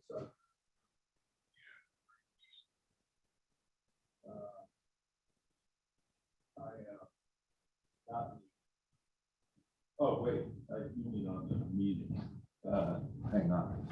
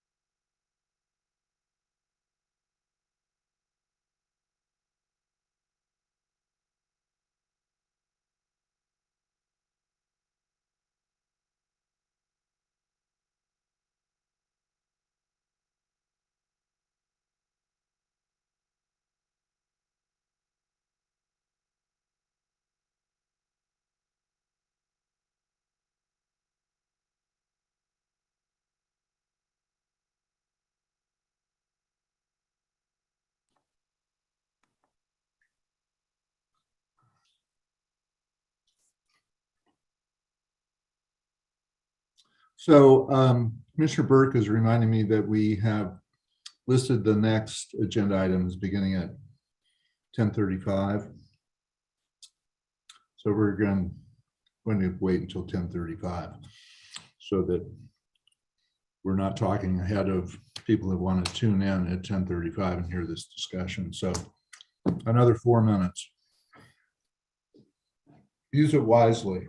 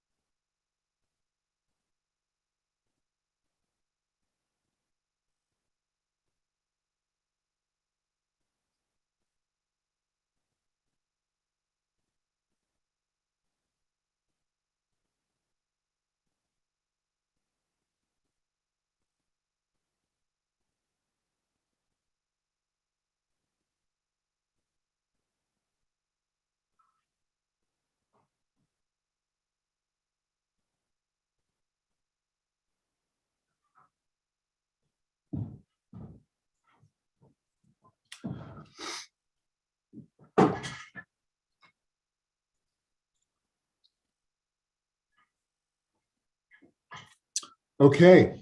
Well, first, let me welcome Vice Chair Simpson to the meeting. Welcome, Orlando. And we will now turn to our next agenda item, which is a report from Cooper and Lindsay and Travis on social equity, on the Social Equity Office. So I don't know who's starting. Which of you is? Cooper's starting. Okay. Thank you very much, Mr. Chair. Can everyone hear me okay? I hear you fine. All right. Well, good morning, all. Thank you, Chair, Commissioners. Good to see you. For the record, Cooper Brown, ODOT's Assistant Director for Operations. I'm joined by my colleagues, Assistant Directors Baker and Brower, for this presentation. And we'd like to provide you a brief update on some of the social equity efforts that the agency is undertaking. We have a few slides to share with you as we do it. But before diving into some of the initiatives, I'd like to give you a quick update on our efforts to bring aboard the agency's next Assistant Director for Social Equity. As you'll no doubt recall, Assistant Director Nikatris Perkins left the agency late last year to pursue other opportunities, and in doing so, left some very big shoes to fill for our agency. Since then, though, we've brought on an executive recruitment firm and are in the midst of a national recruitment process for Nikatris's replacement. The application window closes next week, and then we're going to turn to our multi-staged interview process that will garner feedback from internal and external stakeholders alike. And we hope to have someone aboard, or at least an offer made by next month. So with that update, let's dive into the slides, if you will. Next slide, please. So when it comes to the efforts underway, while Nikatris played obviously a critical role in standing up the Office of Social Equity and operationalizing the equity goals within the Strategic Action Plan, the work has continued since their departure on lots of fronts within ODOT, thanks to the many skilled Office of Social Equity team members that we have, and also many individuals and teams throughout our agency who are really leading the equity-related efforts, from our procurement team to our program teams to our project delivery and construction folks. For the purposes of today's update, though, we've bucketed the efforts that our agency is undertaking into 4 categories that really kind of capture the breadth of what we're doing as ODOT. They include economic opportunities, workforce and culture, policies, procedures and processes, as well as community engagement. The initiatives that we talk about today by no means capture the full range of the efforts that are in flight within our agency, but hopefully they'll provide you with a flavor or snapshot of what we're up to in this really important area. So diving into the economic opportunities front, as you well know, ODOT spends hundreds of millions of dollars annually on projects and programs meant to improve the transportation system. But also, as you well know, systemic and process barriers often make it difficult for, in particular, BIPOC and women-owned businesses to compete successfully for ODOT third-party contracts. And because of that, one of the strategic outcomes in the SAP, the Strategic Action Plan, is increasing the total dollars going to BIPOC and women-owned businesses. And we have several efforts underway to help with this, and I'll highlight just a couple. Last year, we began an effort to identify and break down the barriers that prevent BIPOC and women-owned contracting expansion. Late last year, we conducted this agency-wide analysis, the barriers report, that we, I believe, have shared with you already. And it identified numerous barriers that exist for in our contracting world in particular. And this year, we've completed recommendations for how we as an agency are going to go about breaking down those barriers. And they include things like developing a bonding assistance program for minority and women-owned firms to help them have the cash flow and financial standards necessary to access bonding. It also includes things like raising the direct appointment thresholds for contracts. So smaller firms have more contracting opportunities and opportunities obviously there to grow.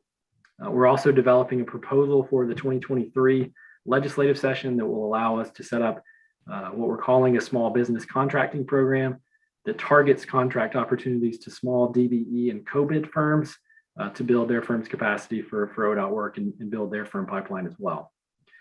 Additionally, we're in the midst of developing a master framework for community workforce agreements, which at the highest level are really just agreements between project owners, contractors, workforce, labor, and communities that outline how each of those entities will improve the project outcomes for the communities that are being affected by the projects.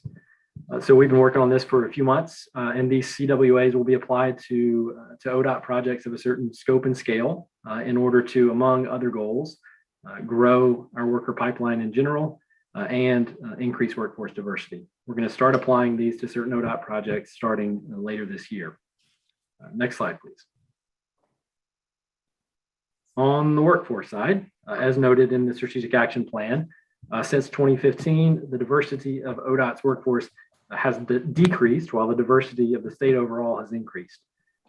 This imbalance leads to decisions, small and large, made without full consideration of how they impact the individuals and the communities that we all serve. So because of this, the strategic action plan directs us to materially increase the hiring and retention of minorities, women, and people who live with disabilities at all levels of the organization by the end of 2023. The first step in doing this has been getting us a baseline understanding of how diverse our workforce currently is. And this has been a lot of the work of the team over the past year. As of last month, the team has completed compiling stats for all of our agency by race, ethnicity, gender, and disability status. And that data can be broken down in numerous ways so we can gauge the diversity of smaller teams, as well as the diversity across different strata of our agency. Now that we know where we are and we'll be getting regular updates, we're able to see how the initiatives that we put into place or the ones that we are putting into place are working. And these include things like establishing social equity partners across all of our business lines, which we've chatted with you all about before, launching employee resource groups, updating our position descriptions with equity language in mind, developing and distributing hiring panels with resources and trainings on equity to make sure that that process is more equitable. And so as we now have the data to see how those tools are actually affecting our goal, we'll be able to tweak in more or less real time our approaches and really get after diversifying the workforce as outlined in the strategic action plan. So with that, I'll pass it over to Assistant Director Baker, who will update you on some of the policy procedures and process improvements that we have underway. Lindsay, over to you. Thanks, Cooper.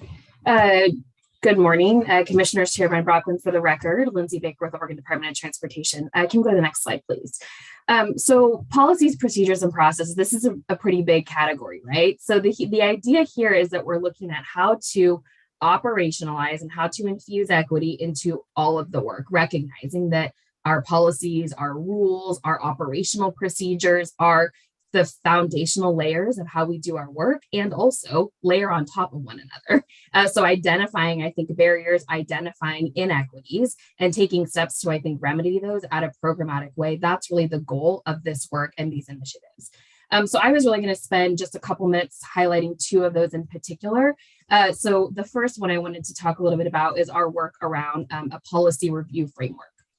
So we have started an initiative to really look, again, programmatically across the organization at all of our rules and policies and procedures and sort of review them with a focus toward equity and towards infusing equity across the work. So this can take the form of administrative rules. It can take the form of guidance documents. It can take the form of operational policies, focusing on sort of capital P policy and also on small p policy, recognizing that, again, they layer on top of one another. So I think the work underway right now is really identifying how do we prioritize those, recognizing that that is what I just described as an incredibly broad capture. So how are we focusing our attention and how are we prioritizing those sort of in the short, medium, and in the long term? So that is one piece I was highlighting. I might pause, Commissioner Smith, I see you've got a question before I move to the second one I was going to check about. Yeah, just so I really kind of understand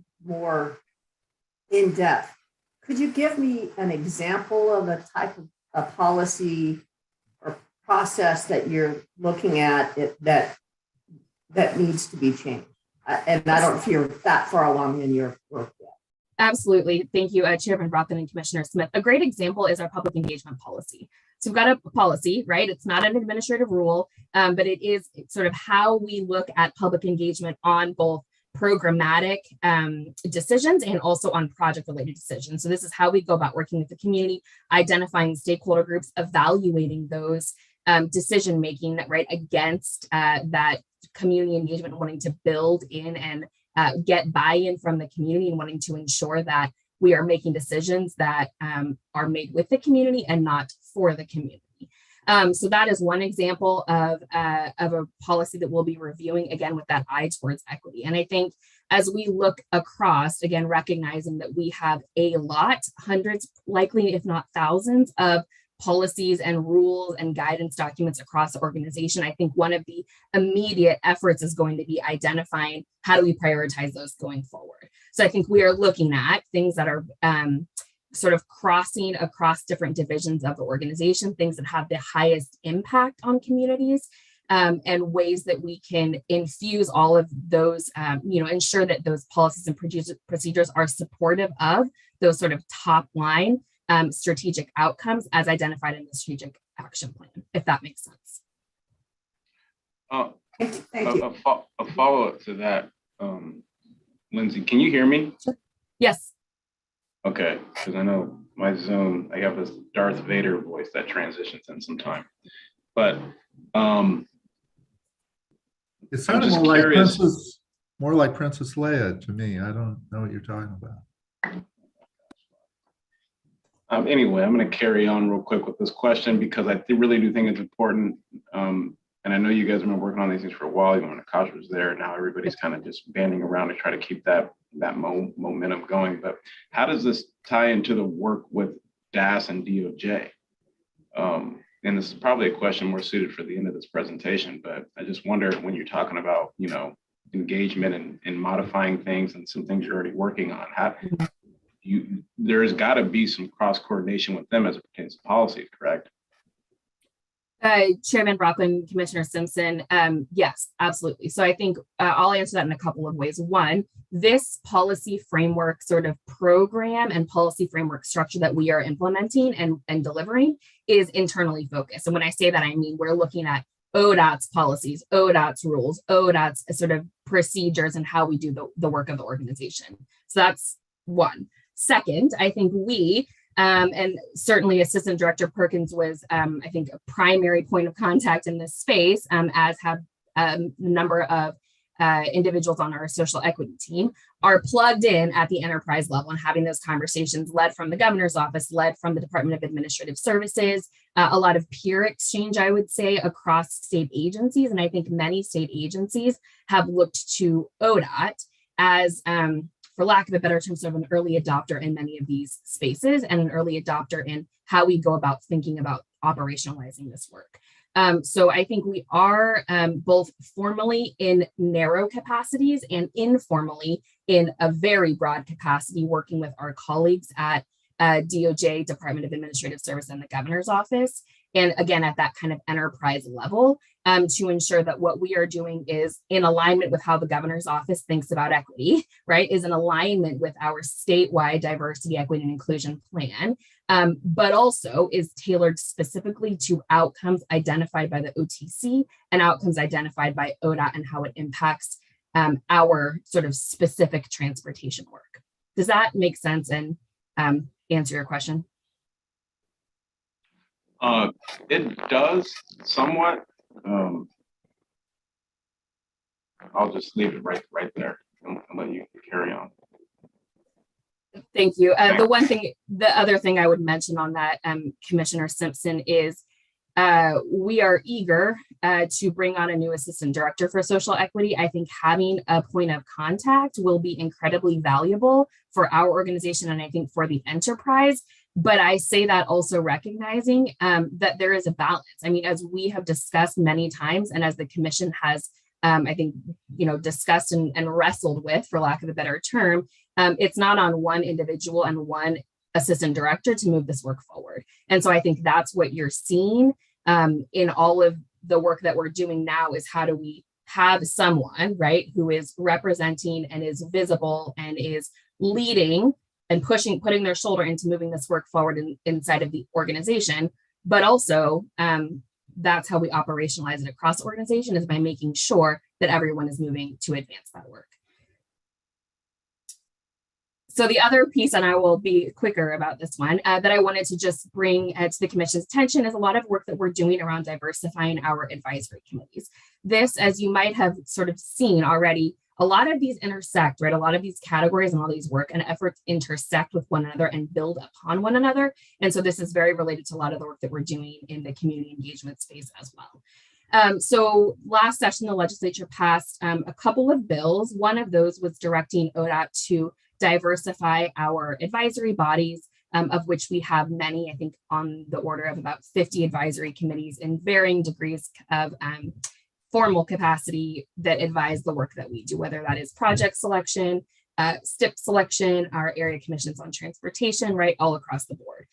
So we have been putting a lot of work into diversifying those and ensuring that those bodies who are in an advisory or a decision-making role potentially for our work reflect the composition of the state of Oregon. So we have been putting some toolkits in place. We've been putting a lot of resources to give to our teams and our partner groups so that we are able to, one, establish baseline data for where we are, two, establish tools and resources to help improve those numbers, and then three, be able to actually evaluate how effective the tools and resources that we are putting in place actually are. So this is a big work effort underway, again, because we have so many of them, of advisory committees that is, and really looking forward to seeing how our representation increases across our advisory committees in the next year, 18 months. So with that, happy to answer additional questions or pass it on to my colleague, Mr. Brower. Additional questions for Lindsay? Just wanted to just state for the record, personally, if I were in your guys' shoes, I guess as a commissioner in this space, it's not really about the governor, if it's in alignment with the governor or not. I mean, social equity doesn't have to be contingent on our chief commander's values or how they perceive or how they identify what is considered equitable. I think the staff and the agency and its leader needs to hone that in themselves first. And I only say that because, not referring to this governor, because I know what she stands on, what her values are. We just don't know who will be the governor ever in the future. So I don't think the agency should pivot and modify based on who comes into office and who's out of office. I think there should be kind of like a value set or an ethos or a culture within the agency. And you guys as the ADs, and even in the support of, as you guys support Director Strickler, as well as the commission, as to what is equitable and what are those necessary policies, procedures. That becomes the conduit to saying, hey, DAS, hey, DOJ, hey, governor's office, this is what we want to do. And I think that's kind of the mentality I would encourage you guys to kind of go about this with. Mr. Chair, might I offer one additional thought? Of course. So thank you, Commissioner Simpson. I wholly agree. And I think if I was inarticulate in expressing the, I think, utility and the goal of this policy, procedure, process, framework review, I think you expressed it very well. So the point of the entire exercise is certainly weighing against the governor's definition of equity and how she is operationalizing equity as the commander-in-chief, because she's placed such a high priority on this work. That being said, the point of looking at policy, procedure, and process internal to our organization is so that it becomes durable, is so that it can outlast whatever other governor might come in the future, and respectfully, whatever other commissioners might come in the future as well. And I think that is exactly the exercise before us, is how do we ensure that we are making it durable into the future, regardless of what other leaders are in place. So my apologies if I did not make that clear in the beginning. That is certainly the primary goal of this work. Appreciate how you just professionally and politely put me in check, Lindsay. I appreciate you bringing clarification where I was somewhat ambiguous, so thank you. Okay. So it's a love fest. Next. Chair Van Brockland, members of the commission, for the record, I'm Travis Brower, Assistant Director for Revenue Finance Compliance, and I'm going to be talking about our work around equitable engagement. Next slide, please. At ODA, we're making progress toward better incorporating the public voice in our decision-making. The way Lindsay said it was really good. You do things with the community, not just for the community or to the community as it may have been done in the past. In order to do that, though, we need to really do a better job of intentionally bringing in voices who have traditionally been excluded, whether that's due to race or socioeconomic disparities, language barriers, abilities, or other marginalized identities. As a result of the exclusion of some of those voices, historically and currently even, transportation decision-making has really primarily reflected the needs of only some portions of our communities, typically the more privileged groups. And too frequently, the decisions that we as an agency have made have harmed marginalized groups, or at the very least, failed to benefit them. We're really working to change how we engage communities, though. One of the 10 key action items that's listed in the strategic action plan is to implement strong social equity engagement practices across the agency's policies, programs, projects, and processes as well. As part of that work, we're taking some steps during this work that we're doing around the Infrastructure Investment and Jobs Act to more deliberately and intentionally bring in voices from all communities. Traditionally, when we've done this work around the updating the STIP, we've gone out to our advisory committees, we've taken broad public comment, but we know that doesn't touch all communities, particularly those that have been excluded in the past. So this work includes things from something very simple, like breaking down our survey research data by demographic groups so that we can listen to all voices, regardless of social identity, not just the majority voices. That also includes hosting specific sessions for marginalized communities and community-based organizations to reduce access barriers. We also hired a couple of consultants to gather feedback from communities where they have strong networks and relationships. And that's helped inform and strengthen our strategies that we're going to use for community engagement. We've also had conversations with the Governor's Racial Justice Council and taken other steps to really bring these voices into the conversation. I will have to admit, this is a work in progress. We've had some limited successes and we've had some challenges in doing this work around the IIJA, but we're learning a lot that's going to help us up our game. What we're finding is that effective outreach to marginalized communities needs to rest on a foundation of trust that needs to be developed and sustained through relationships and by addressing gaps in access. However, due to our past and even current actions, we have some significant trust deficits with marginalized communities all across the state. So we're going to need to dedicate specific resources really to build partnerships and relationships across these communities. We have found value, though, in the work that we've done so far, bringing additional voices to the table, and I think we're going to find more opportunities to do that. You can see a summary of the work that we've done around the IIJA public input in the public input summary document we updated with a several-page discussion of this that includes some of the lessons we've learned, not just what we've heard, but also some of the ways that we're going to have to improve. We're going to use that information from this outreach effort to really continue to sharpen our equity engagement acumen and better apply our engagement processes to our policies, program development, project selection, and budget decisions. So you'll see more of that when we talk about the IIJA a little bit later. Okay. Further questions? Okay, thank the panel. We're going to move on to the next item, which is the Mentor Protege program, I believe. And I think we have Cooper and Angela Crane reporting on that. Cooper? You're correct, Mr. Chair. So again, for the record, Cooper Brown, ODOT's Assistant Director for Operations. I am joined by my colleague, Angela Crane, ODOT's Director of the Office of Civil Rights. And I'll turn it over to her pretty quickly here. But by way of quick recap, you'll recall that the Commission received an internal ODOT audit of the Mentor Protege program last November.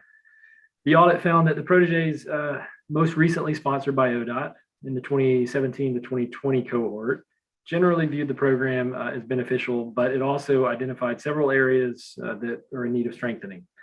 So as a result of that audit, and based on your direction, Vice Chair Simpson, for us to come back to the Commission to describe how we're strengthening the program, the Office of Civil Rights has developed a strategy to help us build small business capacity and enhance protege technical assistance.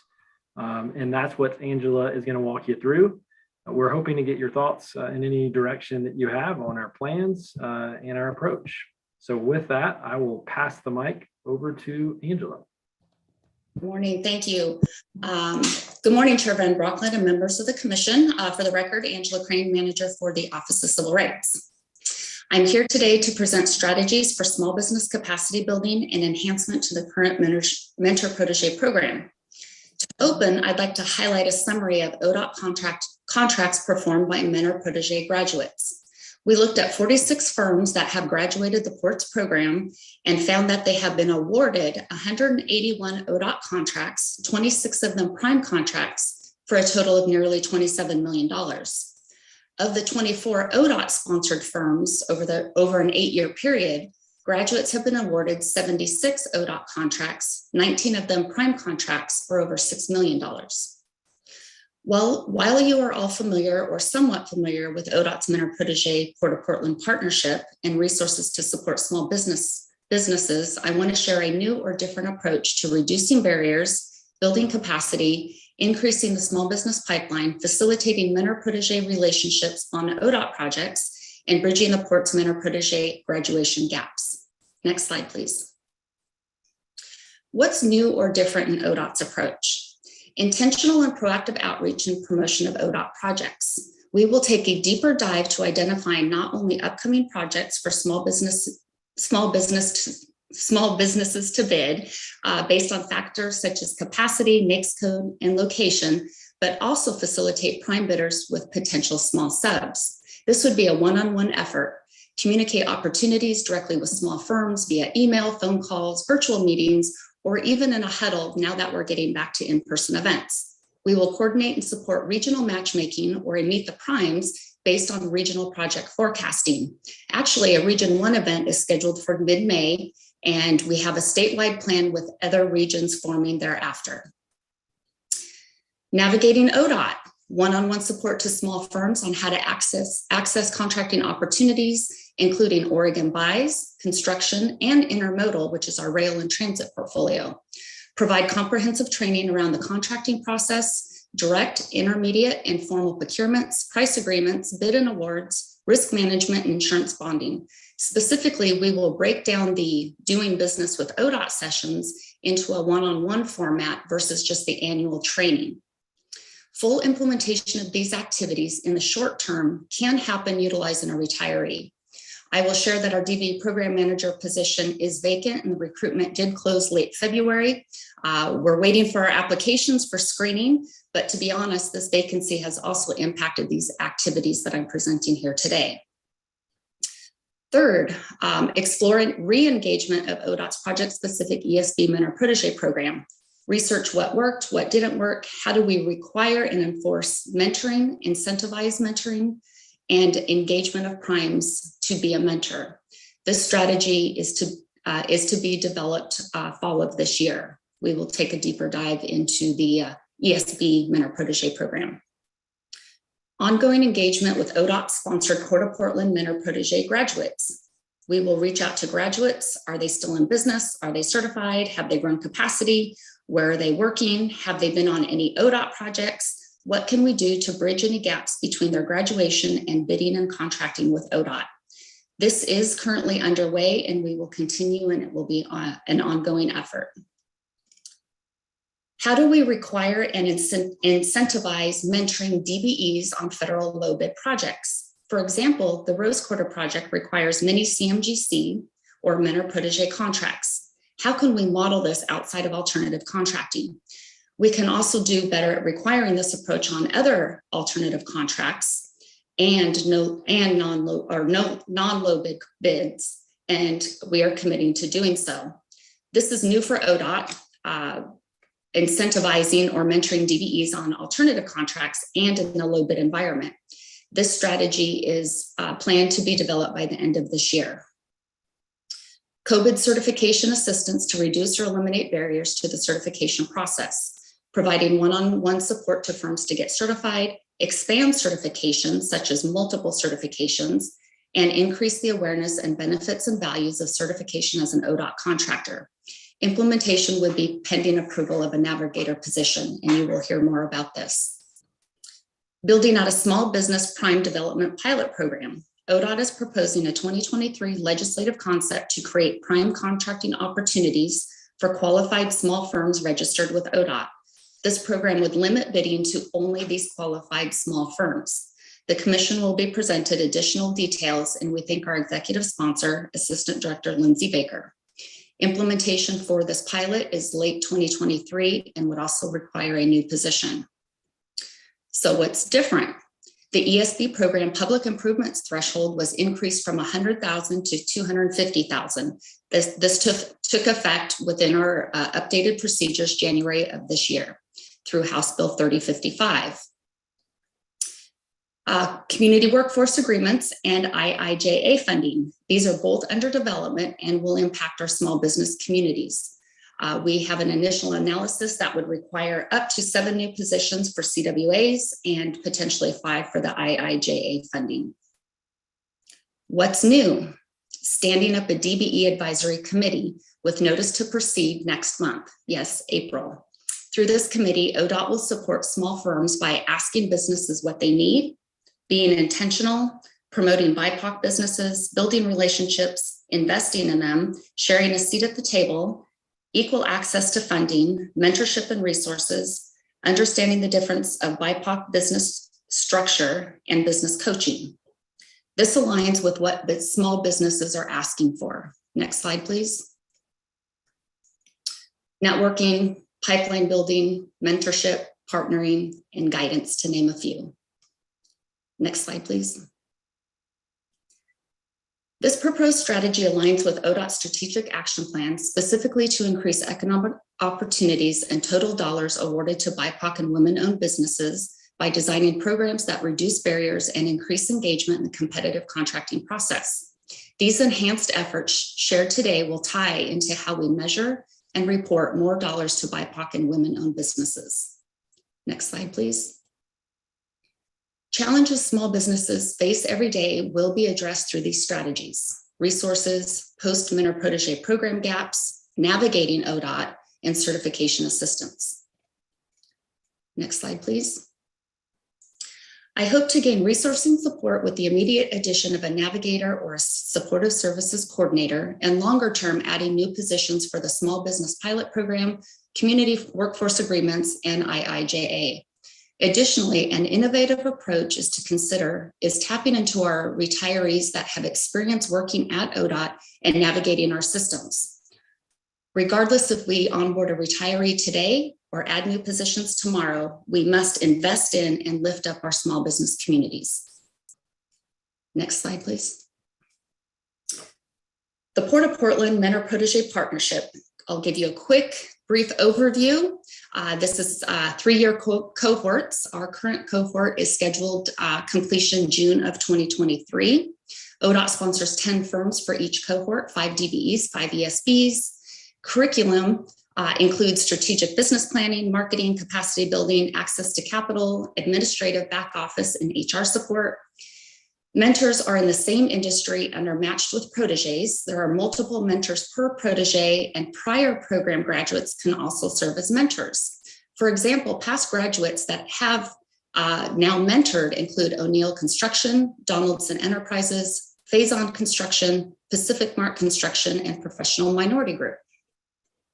Next slide, please. To illustrate this proposed strategy to build small business capacity and enhance the existing mentor-protege program, you can see in the center the current mentor-protege program, our ESB program, and just general supportive services. The enhanced services and support are the spokes, or kind of building out the beehive.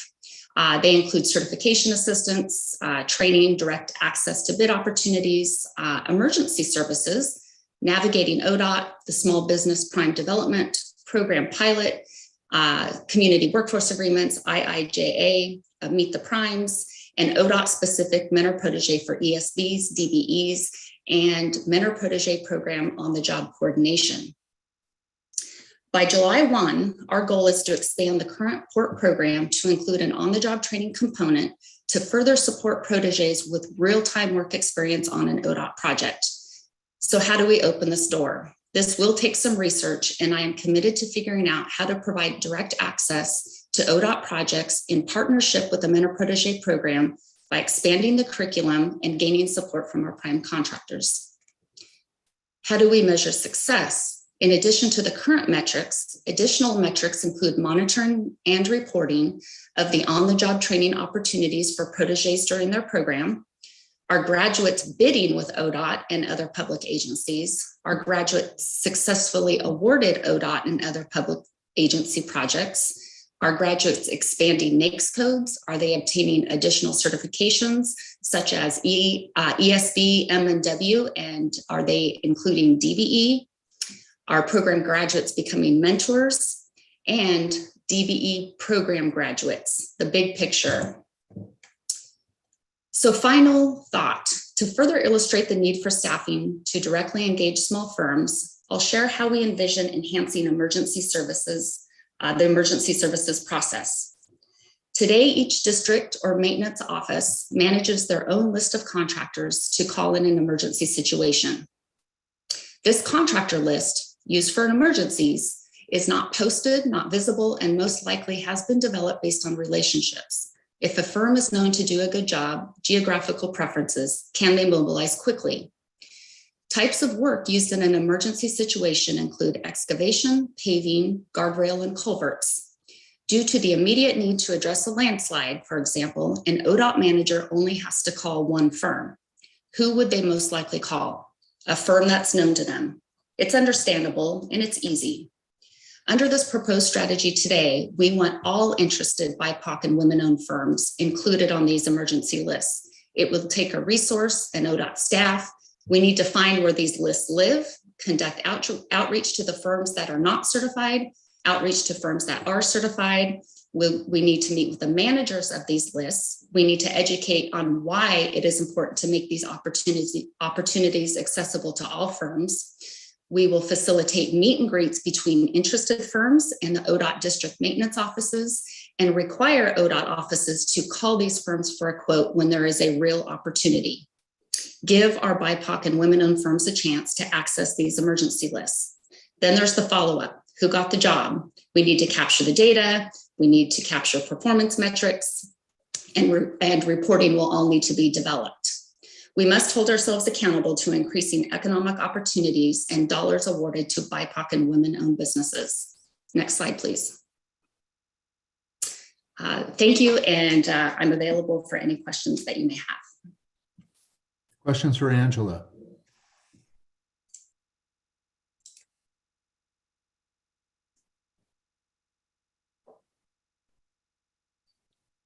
Commissioner Smith. Thank you, Angela. Great presentation. A couple of questions. First is the successes that you have had in the contracting opportunities or the actual contracts that DBEs have performed. You said you've done an analysis of, the amount of contracts that they have done.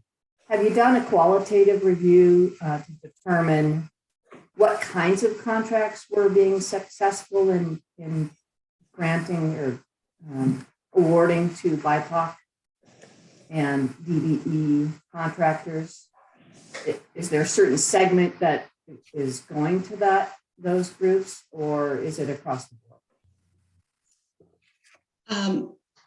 Chair and Commissioner Smith, thank you. That is a great question. We do have data available. I think that's an area that we need to continue to explore, and where exactly those types of contracts are lending themselves to those smaller firms, to the graduates, to the ESB population, and kind of marrying up opportunities in addition to being able to better forecast to provide a path for future bidding opportunities for those firms as well.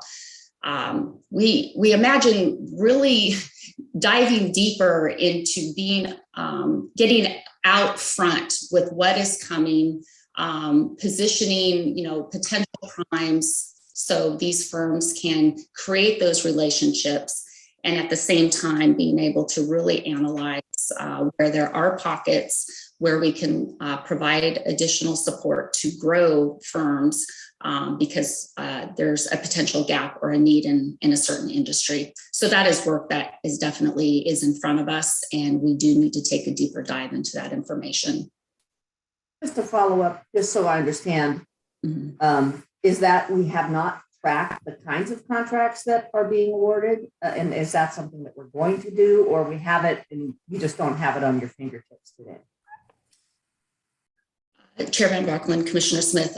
Yes, we do track individual contracts at the prime and the sub level, the type of work, and then also the type of the NAICS codes or the qualification of the firms. So we have the information. I think putting our arms around kind of the bigger picture and really seeing where the smaller firms, where there's maybe some overcapacity, undercapacity, and where we can better align in these small firms for the future. But the information is there. I think it's how it's sliced and diced how it's reported out, I think we could certainly make that a lot more thorough. And again, looking to the future and forecasting is an area that we can certainly strengthen. Thank you. Second question, and this is similar kind of topic, but on the efforts in getting folks on these emergency lists, just order of magnitude, how much of our contracting goes to emergencies? Is this something that we're spending a lot of time on, but it really is a small part of our work? Is it going to be worthwhile to do? I mean, it's worthwhile to do, but on a magnitude scale, are there bigger fish to fry?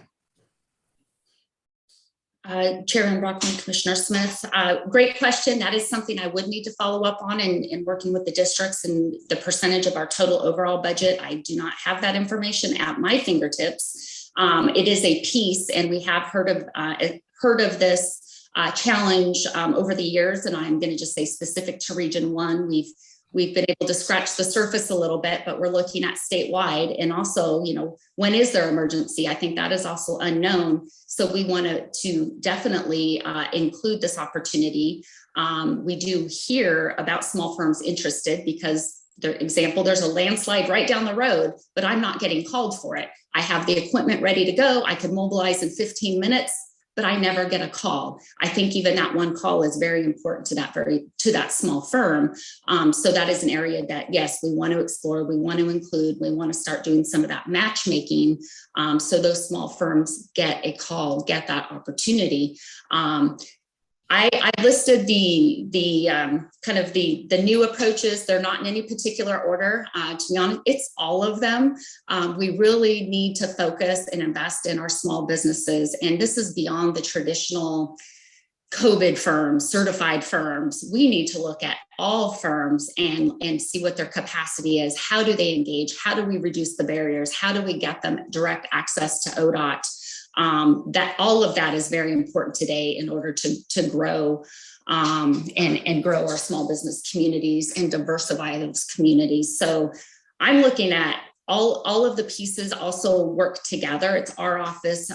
Assistant Director Brown shared Cooper Brown shared a few things as well. COVID, we're partnering with COVID as well on some initiatives that they have.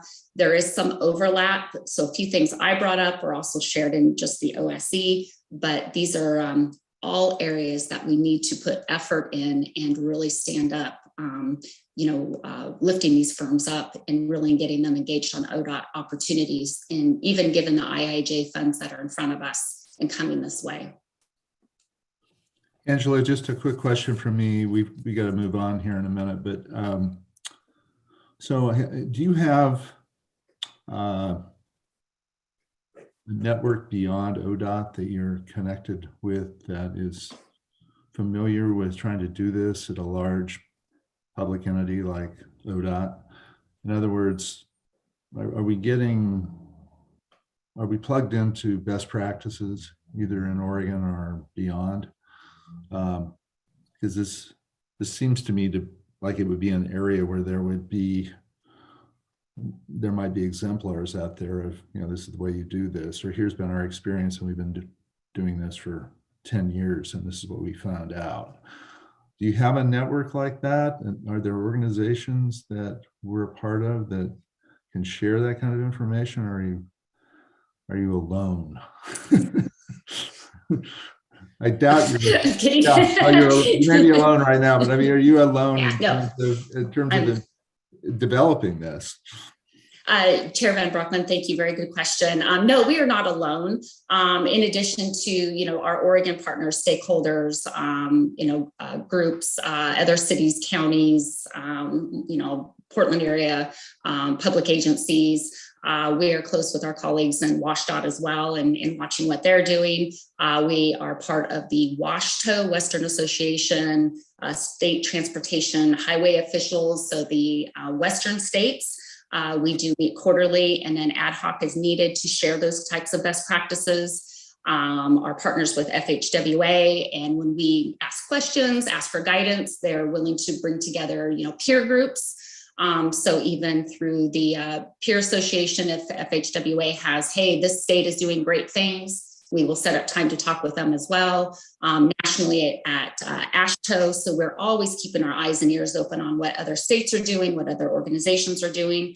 But to be honest, there's a struggle everywhere on not only resources, bodies and staffing, but funding dollars to actually put into the small business community system and network and training needs. It's limited on an annual basis, searching for grants. But yes, we are absolutely open to not only what we hear within our Oregon communities, but other DOTs as well, Western states, which is very much like us, and again, at the national level, on some good practices, promising practices that are happening out there, and definitely are looking to figure out the best way to help support our communities. Thank you. Great question. Thank you. Thank you. Great presentation. Any further questions? I thought Julie had her hand up. Oh, sorry. Commissioner Brown.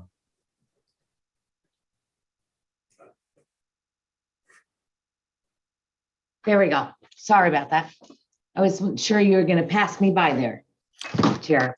You've got. Now, I think that this is really important, and I think our partnerships are really critical. One of the things I know with Public Transit Division, with the transit agencies, with all of the work that's going to go forward in the multimodal level, the more partnering we can do, because I was just sitting here thinking about this.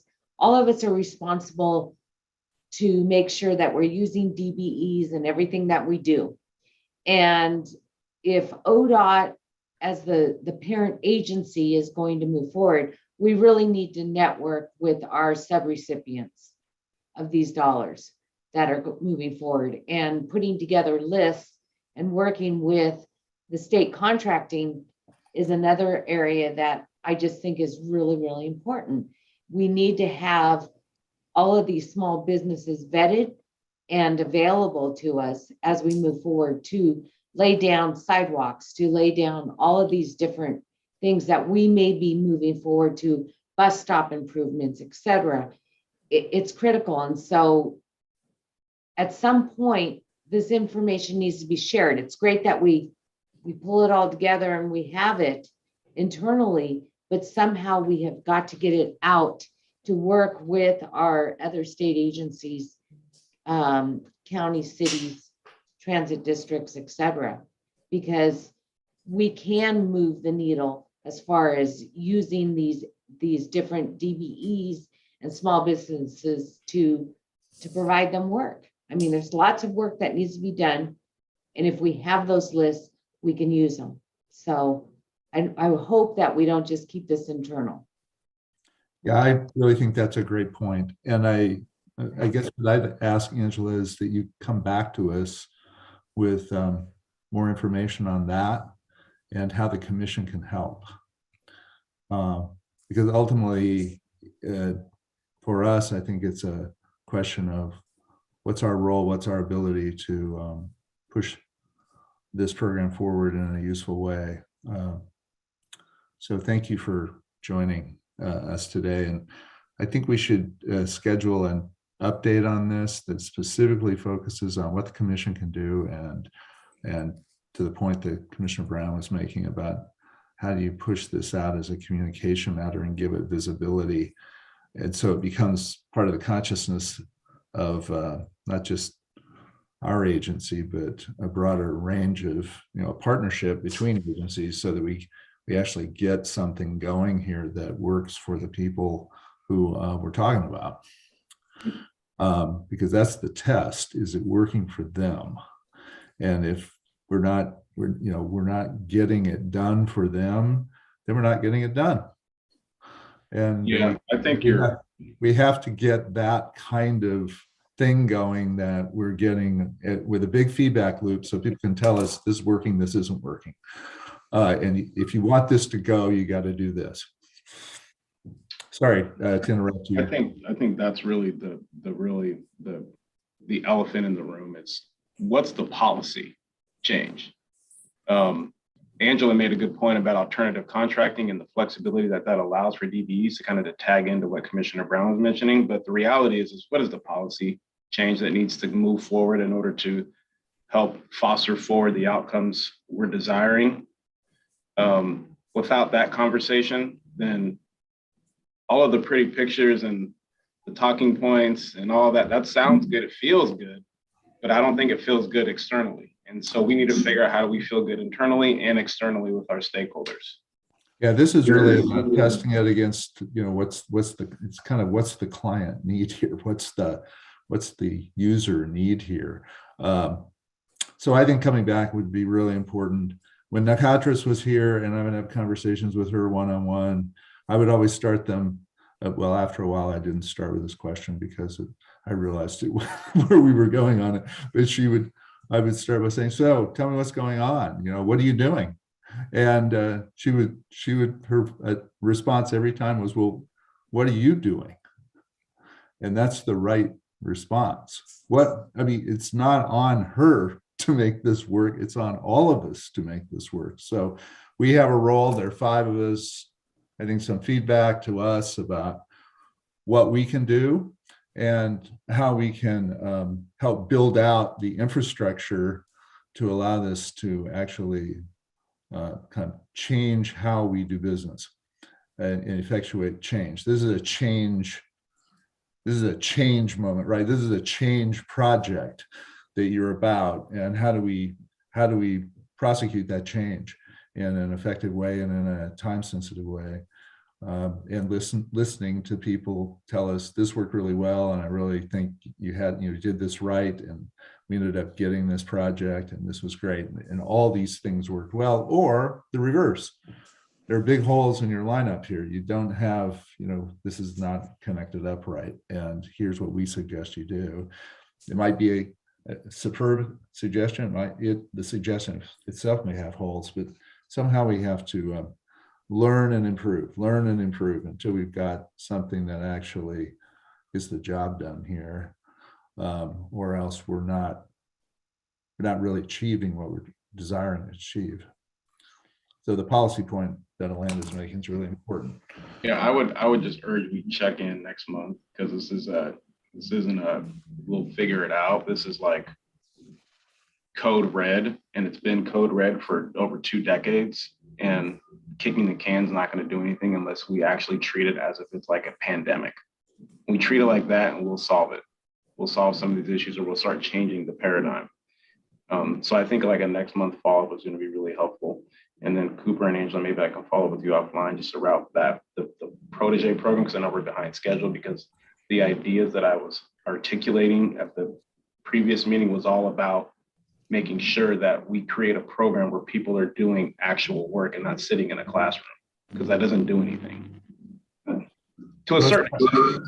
So let's plan to have you back at the May meeting, which is our next, we have a special meeting March 30th, but we're going to need that whole time to, I think, deal with IIJA. But so the May meeting, Cooper? You bet, Mr. Chair and Commissioners, and thanks for the great feedback. Happy to do that. A lot of things in flight, and we'll look forward to coming back in May and sharing where we are. Great. Thank you. Thanks for the great presentation. So we're going to move on to our next item, which is appropriately budget, which is always appropriate. Mr. Chair, members of the commission, for the record, I'm Travis Brower, ODOT's Assistant Director for Revenue Finance Compliance, and we are here to talk to you about the 2023-2025 agency request budget, particularly the policy option packages that we are considering putting forward. In the agency request budget, the OTC actually has a statutorily defined role. You get to approve the agency's budget in the first step of a larger enterprise-wide process, in which it goes through review by the governor's office and the DAS CFO, as well as ultimately by the legislature before approval. Most of the budget is really determined by the OTC's actions on the STIP and other programs like the Statewide Transportation Improvement Fund. But there are some areas where we make adjustments to that budget. So the discussion today is going to focus on that primary area, what are known as policy option packages, the adjustments to our baseline budget that are made and or proposed for the legislature to consider. These are primarily for positions. We need the authority from the legislature to hire additional positions, to do additional work that comes our way. These POPs typically flow from the strategic action plan and other direction from the commission, as well as state and federal mandates. And they are often tied to a legislative concept, which is why we have Lindsay and us back to back talking about the budget and the policy option packages. So today, Dawn Farr, our budget manager, and I will give you a preview of these policy option packages, get your feedback, and then plan to come back to you with a list of finalized POPs in May. So I will turn it over to Dawn, who will walk you through some of the process steps here. All right, thank you, Travis. Can you all hear me? Yes. Perfect. My name is, for the record, my name is Dawn Farr. I'm ODOT's Legislative Budget Manager. So Chair Van Broecklyn, members of the committee, I'm going to give you just a high level, like what's budget language in the state budgeting system, because I think it's a little bit Greek if you're not familiar with it. So I'm going to give you some context, and then we're going to dive deeper, as Travis said, in our policy option packages, POPs, as we like to call them, because everything's an acronym. But those are really our investments that we're looking at making in the 23-25 biennium. So this first slide is really about the cycle. We are in a biennial budget cycle. So we started July 1 of 2021 with beginning to execute our 21-23 legislatively approved budget. We actually, because we're a larger agency and because we had a number of sort of pre-work things to do, we actually launched our 23-25 budget build in September of 2021. So even though this graph shows us starting in January, we've already are well underway with our 23-25 budget build. In fact, well, we'll go into more details about that, but in fact, we don't even get the official instructions on agency budget build until next week. And the other thing that's important to know is while we do our agency request budget build, it's all directed by enterprise process and protocols. So we don't have, as Travis said, a ton of discretion in the budget. So we do what we're told. We make some decisions about what we're going to invest in, which are policy option packages. Then it goes over to the governor's office, and they pull all the states together and make the governor's recommended budget. And then it goes across the hall to the legislative side, and the legislature actually puts together the legislatively approved budget. So that's the budget cycle. Next slide. So under the hood, when we develop our agency request budget, we have a number of building blocks. It's not like we go back in the state to zero-based budgeting. We actually take our current budget for the 21-23 biennium. We phase out certain things that were one-time monies. We make a few of those adjustments that are part of the enterprise adjustment, and we fall back to a base budget. Then we add inflation and updated state government service charges and a few other technical adjustments to get to what they call a current service level budget. So basically that's our base, holding it kind of neutral, and then moving into the 23-25 biennium. Then we add on to that any investments, which again are our policy option packages. Once all that gets finalized, we have to have all the numbers in the system, like no changes allowed after 6/30 of 2022. We go through audit, and then we have a very comprehensive budget narrative document that will be published the end of August. So those are all the building blocks for our agency request budget. Next slide. As Travis mentioned, you have a lot of influence in this process. We take the strategic action plan and all the priorities that have been defined there, and that becomes critical input as we say, what are those investments we should be making in the 23-25 biennium, as well as STIP allocations, IIJA, all the conversations that happen at the commission set our priorities. We then bring you, as we're doing today, some, hey, here's what we're thinking in terms of our policy option packages. And then we're going to come back in May at this point in time to get final approval for where we're at on our agency request budget and our final policy option packages. So next slide. I did want to just take a minute. All these are actions that are complete for the pre-work, that pre-work box on the slide before this. We've done a lot more than usual in this time frame, because when we reorganize the agency, we have to reorganize our budget structure. And that's a pretty big lift. So I want to compliment the legislative budget team for that work, which has already been accomplished, to set up a new budget structure that's going to allow us to tell ODOT's story in the way we're structured today. And we've also done a fair amount of work to look fairly rigorously at our policy option packages. And Travis is going to go into that a little bit more here in a minute. But we've accomplished a lot already in the last few months to advance and to ensure that we can hopefully be fairly ready to give you a budget to approve in May. So Travis, I'm going to turn it to you to talk now about our policy option packages. Thanks. Next slide, please. You'll recall from our presentation in January that ODOT is facing about a $500 million shortfall in our operations and maintenance funding, which is generally the funding that we would use in the budget to make investments. And so we established a budget posture at our executive steering team, which is Chris and the assistant directors, that laid out that we're going to have to take a conservative approach with fiscal constraint. We're going to need to look to evaluate priorities continuously, find efficiencies, eliminate non-essential work to live within our existing resources. And so that all leads us to advancing only a few of the highest priority policy option packages to make investments. And we specifically stated that those would be tied to the strategic action plan outcomes and the federal and state mandates that come to us. Next slide, please. So now I will walk you through the policy option packages that we are proposing. You'll notice that especially on this first slide, these four really do flow from the strategic action plan related to sufficient reliable funding and our comprehensive congestion management approach that is laid out there. And I would note that both the interstate bridge replacement POP and the road usage charging POP are tied to legislative concepts that Ms. Baker will cover in a moment. So under the comprehensive congestion management heading, we are requesting positions for construction of the interstate bridge as we move from just program development into purchasing right-of-way, getting into construction. We will need a different set of skill sets than we have today. We will need to bring on some folks who can do that work.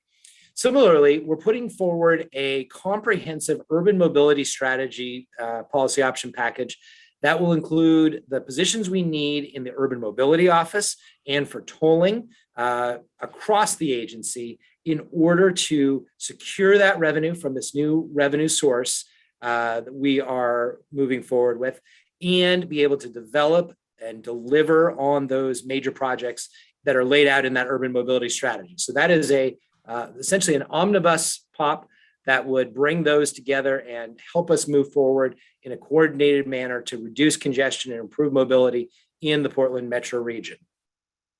We are also proposing some additional POPs related to sufficient reliable funding. We are going to be putting forward a road usage charge policy or legislative concept and having a conversation around the table of the road user fee task force, which Commissioner Brown is going to be chairing. That would look toward requiring higher efficiency vehicles to register and pay a per mile road usage charge, really designed to address the expected significant reduction in funding as we inevitably transition away from fossil fuels as the mode of power source for the transportation system through electrification. We're going to need to move away from fossil fuels as the primary funding source. So that will be an ongoing discussion. This would be positions that would help us stand up that mandatory program if the legislature should pass it. We also are going to plan to ask for some positions related to DMV. In recent years, DMV has had a significant workload increase as they have seen the Real ID Act go into effect, as well as HB 2015 driver licenses for all. And we have had some additional positions that have come on board to help us with that regard in order to serve our customers effectively. We found a lot of efficiencies with our new computer system, including online driver licensing. But as we've looked at our transaction volumes growing as the population grows, growing as they become more complex with Real ID and other requirements, we believe we need to bring on some additional staff. Or really, as we look at it, we have additional temporary staff in place right now that have been on to help us with those surges in work under Real ID and HB 2015. But we're realizing that work, while a surge today, is going to continue into the future. And we basically are proposing keeping those people on board as permanent employees into the future. Next slide, please. There are some other additional policy option packages as well. As you can imagine, the Infrastructure Investment and Jobs Act is a major investment in Oregon's transportation system. And unfortunately, those investments don't just deliver themselves. We've got a lot of new programs, particularly related to electric vehicles and climate, that are going to need additional program management staff. We're going to have additional local projects that are going to require managing those grants and those agreements with local governments. And we also will have some significant needs for project delivery, as those projects do need to have ODOT project managers and engineering staff that are there to do the work, even in our significant outsource model. Right now, we're up to about outsourcing about 70% of our project design and some of our construction oversight as well. And yet, even with that model, we know we're going to need some additional staff. That project delivery component includes the support staff as well. You heard Angela talk about her needs in the Office of Civil Rights. That would be one of the areas where we would be putting forward positions as part of the Infrastructure Investment and Jobs Act package, because there's additional work that we're going to need to do to bring those DBEs and other firms into the process and help support them in this. We would also need staff in procurement and other areas of the agency as well. So with a 35% increase in federal highway funding, we're going to have some level of increase in the overall project delivery staffing. There's a couple more sort of miscellaneous pops. One of them is quite large, though. The ODOT South Coast Regional Seismic Ready Facility is a consolidation of a couple of maintenance facilities and other ODOT buildings out of areas where they would be inundated in a major tsunami caused by a Cascadia subduction zone event, and creating one consolidated location on the South Coast that would allow us to be able to more effectively respond after an event. As it is today, our response would be hamstrung because our maintenance facilities would likely crumble and be inundated. And as a result, we need to have facilities that would really be able to survive that. The last pop is a wildfire expenditure reimbursement. We're going to have some additional costs that come in the next biennium. And so this is just a placeholder to be able to capture that and make sure we can spend general fund resources and get FEMA reimbursement as we work through the process. Next slide, please. Dawn already sort of walked through the overall process, but we are bringing you this for discussion today to provide input. And then we're going to continue to do some refinement here. In May, we're going to bring back these POPs for your final approval, along with giving you a sense of the revenue picture. Unfortunately, we won't have the final budget numbers until the end of June because of the way the enterprise budget cycle occurs, and we don't have a June meeting. So what we'll do is we'll bring you the POPs and the revenue in May, and then return in July with a report to you to show you the totality of the budget at that point. And with that, you can go to the next slide, and we'll be happy to answer any questions, take any feedback or input you have on the budget. Questions or comments from the commission?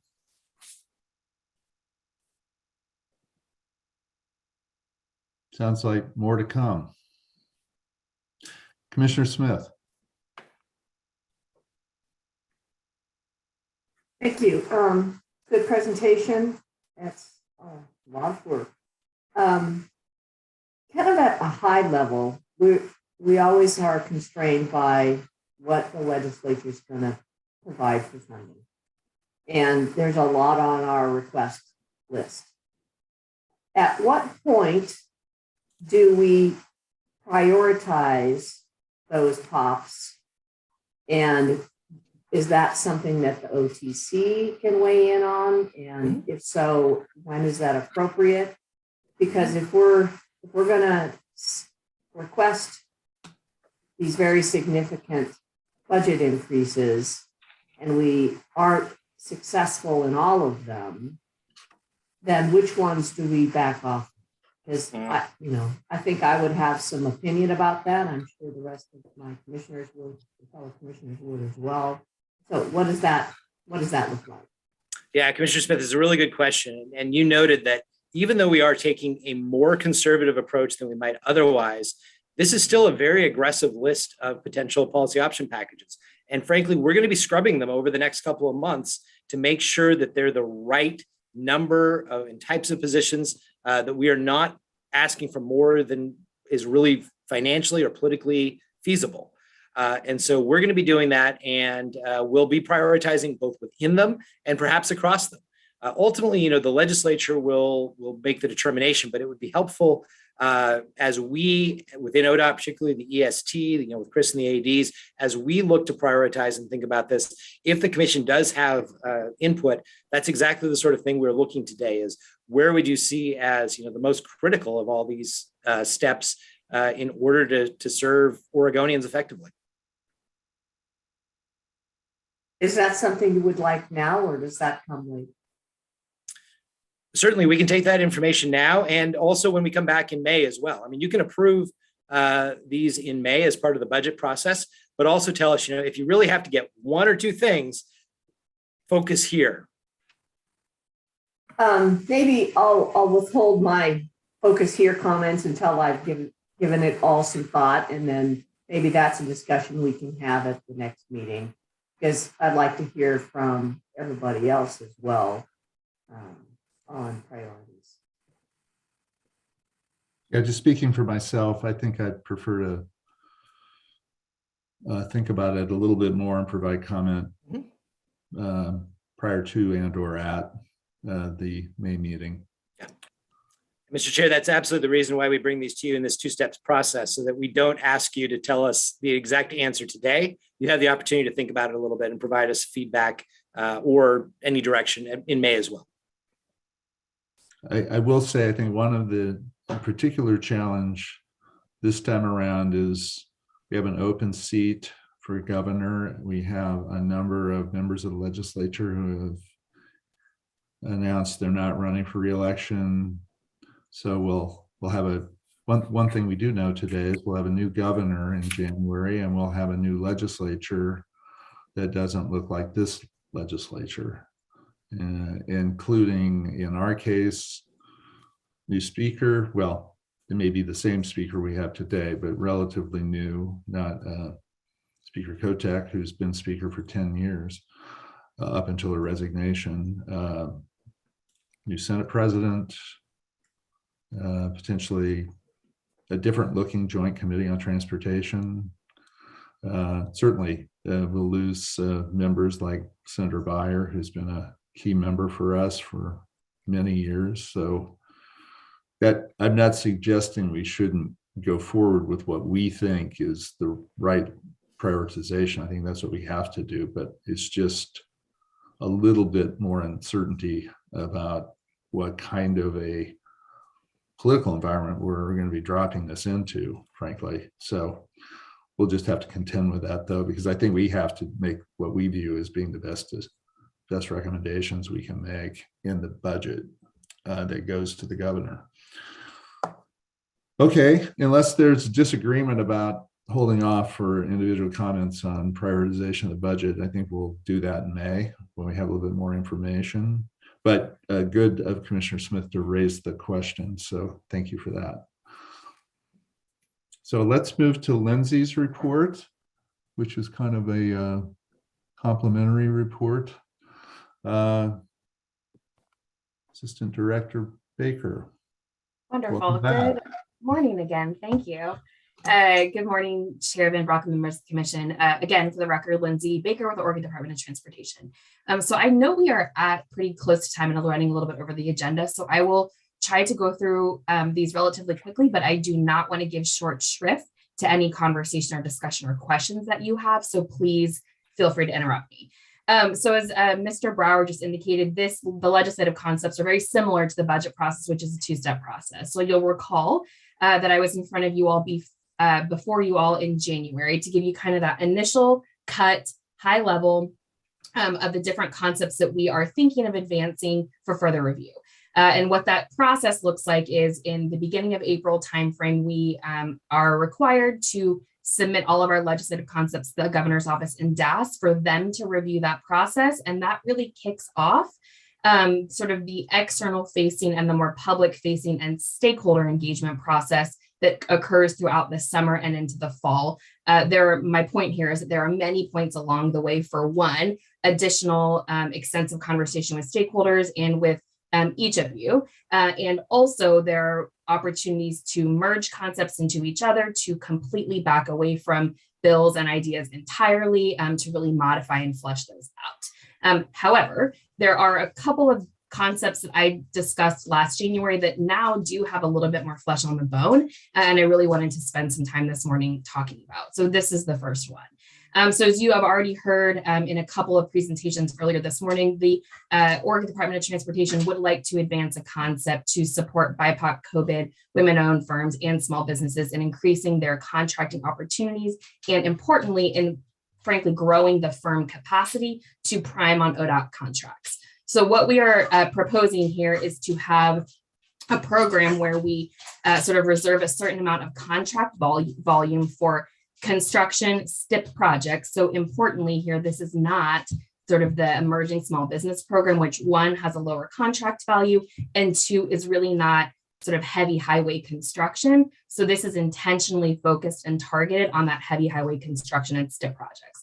So the idea here is that we would have a sort of program that would have a dedicated contract volume and value that would be narrowing the pool to certain small businesses, DVE, COVID, again, BIPOC and women-owned firms, so that they were able to compete in that smaller pool for those prime contracts.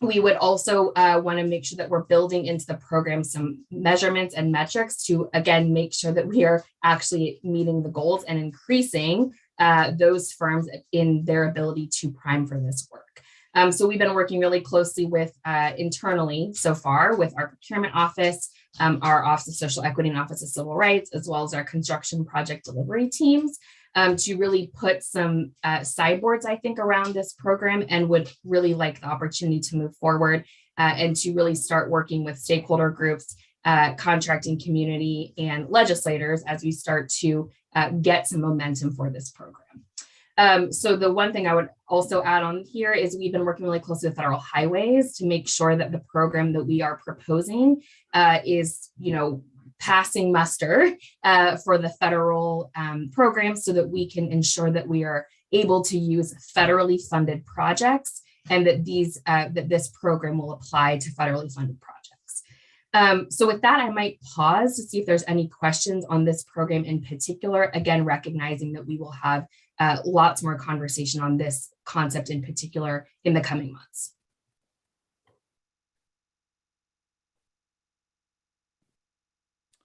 Questions? Excuse me. Seeing no questions, I will move forward. So next slide, please. So this. Sorry, that modifying that public contracting code, what would you anticipate would be the timeline on something like that? So the way we would likely structure a bill is that we would hopefully pass a bill in 2023, and then it would become effective. The program itself would become effective the following January 1. So a program would be sort of stood up in January 1 of 2024, which would give us that fall timeframe after session ends to do rulemaking, to do program development, to hire someone to manage the program, that sort of thing, and also to do some construction and contracting community outreach so that folks are aware of how to utilize that program. That is what we are thinking. But again, all of these details are something that we would, one, think about more intentionally over the coming months, and two, likely be in a space of negotiating during a legislative session. So the idea is that we would have that starting as soon as possible, but making sure that we've got some programmatic integrity around it, and particularly emphasizing one, that outreach, and then two, that sort of data collection, so we're able to tell whether or not the program is successful. So the next concept we would like to bring forward is, as Mr. Brower mentioned earlier, a mandatory road use charging. So this is really something that we've been working on for many years now, and we've got a voluntary program that we've been running for, I think, almost 10 years. My memory is serving. We will be working really closely with the Road User Fee Task Force and Commissioner Brown's leadership and making sure that we are able to answer the questions that have been unanswered for a while, and really able to start to build some momentum into the next session. This is very consistent and in fact expressly articulated as a strategic outcome in the strategic action plan. And it's something that we would like to get legislation passed, that we're able to do that program, right? Do that sort of operational development so that we can actually turn on a mandatory system, particularly at scale and at volume in the years ahead. Next slide. So this will be just a placeholder measure. As Director Strickler mentioned earlier this morning, Washington State Legislature, though tentative but looking very optimistic, is looking like they will fund some construction for the I-5 bridge replacement program. So this would be our placeholder bill that would advance either construction funding or additional legislative funding to continue to advance this program forward. I imagine it would be very loosely, perhaps framed and based off of the bill that passed during the 2013 legislative session here in Oregon, which put some sideboards around the program. It put some policy direction and legislative direction around the program and construction of the project, as well as providing funding for the construction itself. So again, this is a placeholder measure, but we would be advancing this along with a policy option package on the budget side to ensure that we are making space to have this conversation during the 2023 legislative session. Next slide. So on that, Lindsay, just one quick question. So if the Washington legislature passes $1 billion into the bridge, and this bill is sitting at the legislature in January, I'm assuming the conversation is, in part at least, what is an adequate reply to that $1 billion number that comes out of Olympia? Chairman Brocklin, I think that's a fair characterization. Yes, I think what is Oregon's response and what is Oregon's level of commensurate commitment to the program. So I think there is a lot of questions to be answered. The dollar value and the final figure is certainly one of them, as well as the mechanism for Oregon's contribution. So I think, again, recognizing that it's a placeholder, it would really just be the forum, for lack of a better term, to ensure that that conversation is happening, and that whatever we and the governor would like to propose to the legislature, that we are reserving space to make that happen. And so that would be a large number, somewhere in the neighborhood of their number maybe, and then we'd have to identify the source of funding. Chairman Brocklin, that's correct. And I think, again, multiple sources maybe. Absolutely. And I think later on this afternoon, you will hear more from the I-5 Bridge Replacement Program team and whatever ideas they've got around what that might look like. But I do think that as we look ahead to, again, sorry for being so repetitive, the summer into the fall, the process is to start to narrow that in, right? To figure out what's the legislative appetite, where are legislators, where are stakeholders, where are other statewide partners, and figure out what that sort of right mix, for lack of a better term, looks like. Certainly, the OTC and ODOT will be critical to that conversation, as will the governor's office. But again, this is really just ensuring that we are reserving space to make that proposal when we get to that, as we get to that point in the 23 session. Thank you. Yeah, thank you. So this measure here for DMV updates and FASTEC implementation, these are really what I will term some housekeeping measures to really, one, improve customer service around our DMV offices and our DMV services, and two, to ensure that we are compliant with the federal FAST Act, which was passed a few years ago. And that is more on the heavy regulatory side, so our Commerce and Compliance Division. Next slide. This measure here will just be additional technical corrections. So just shoring up some language in our Connect Oregon program around how frequently and the minimum amount that we are running a competitive program, and ensuring that that $50 million program is run regardless of the biennium that it sort of lands in, for lack of a better term. The use fuel updates, these are some technical changes to a bill that was passed 2 years ago, I believe. And again, just are some sort of housekeeping measures to ensure that licensed fuel techs licensed use fuel users are able to file their tax reports timely. Next slide. We discussed this a little bit in January as well, the Safe Routes to School. So this proposal would be to expand eligibility, that radius from a school from 1 mile to 2 miles, and also to allow that the 9 through 12 to be prioritized for funding. Right now, the prioritization is around, I believe, the K through 8 school age. I did confirm, Commissioner Burke, that this is consistent with federal law, and I do believe also that the IIJA had some changes to the Safe Routes to School federal program, and these changes are 100% consistent with what was included in the federal legislation. Next slide. Transportation planning and uses. So these are some ideas that are coming out of our policy data and analysis division, and really looking at how to ensure some efficiency in the administrative planning process and permitting process for aggregate and material sources, and also for other things in the state of right-of-way, thinking particularly of multi-use paths and rest areas. We will likely have a lot of work around this concept, particularly recognizing that it is around land use planning processes and land use statutes. And so we will have extensive conversation with our stakeholders at other state agencies, as well as land use advocates and those interested in these conversations. So again, this is a little bit more conceptual currently, and we will have a lot of conversation in the coming months to figure out, one, I think the viability of any concept in this space, and two, the specific language that we would be proposing. Next slide. And then I think this is the final slide here. We will have a fee bill. And again, this is really to, after a cost of service study that DMV performs every, I believe it's 2 years, increasing some fees so that we are able to actually recover the cost of providing those services. I think DMV and we are being incredibly intentional to making sure that we are not, overwhelmingly or disproportionately subsidizing any fees, but also that we are ensuring that our services, which many of which are required, for example, getting a title or a vehicle registration, are actually equitable and are not disproportionately impacting any Oregonians. So these are, again, just commensurate with the cost of providing the service, and the legislature typically, and Legislative Fiscal Office typically likes to have these as a set aside sort of standalone bill, which is why you see it as a separate fee bill and not included within the other DMV bill. So with that, I think next slide.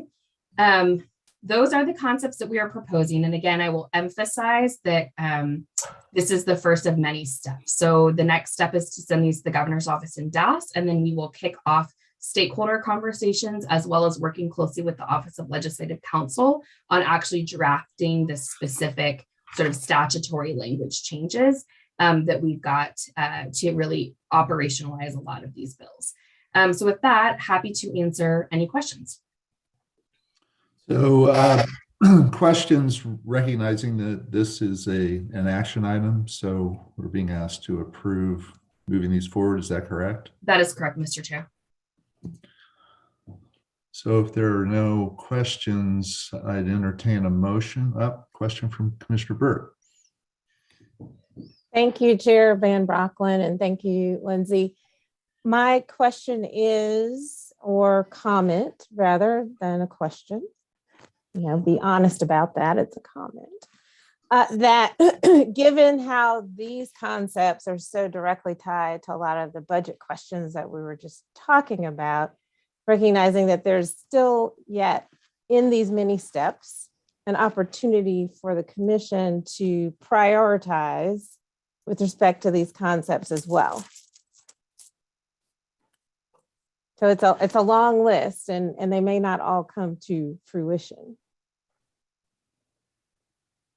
Mr. Chair, if I might add or offer a thought in response. Of course. Thank you. So thank you, Commissioner Burke. I think that's exactly right. And I was neglected to call out those that are specifically tied to budget increases. So some of these measures that we just went through, some of the concepts that we are seeking approval, have no budget impact.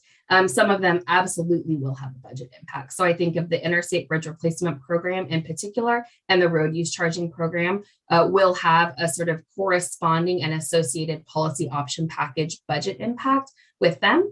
And I do believe that the Small Business Development Program will also, at a much smaller scale, will have a budget impact associated with it. The rest of those, except for the DMV feeble, are pure policy statutory changes and will have no associated budget impact with those measures if they were to be passed.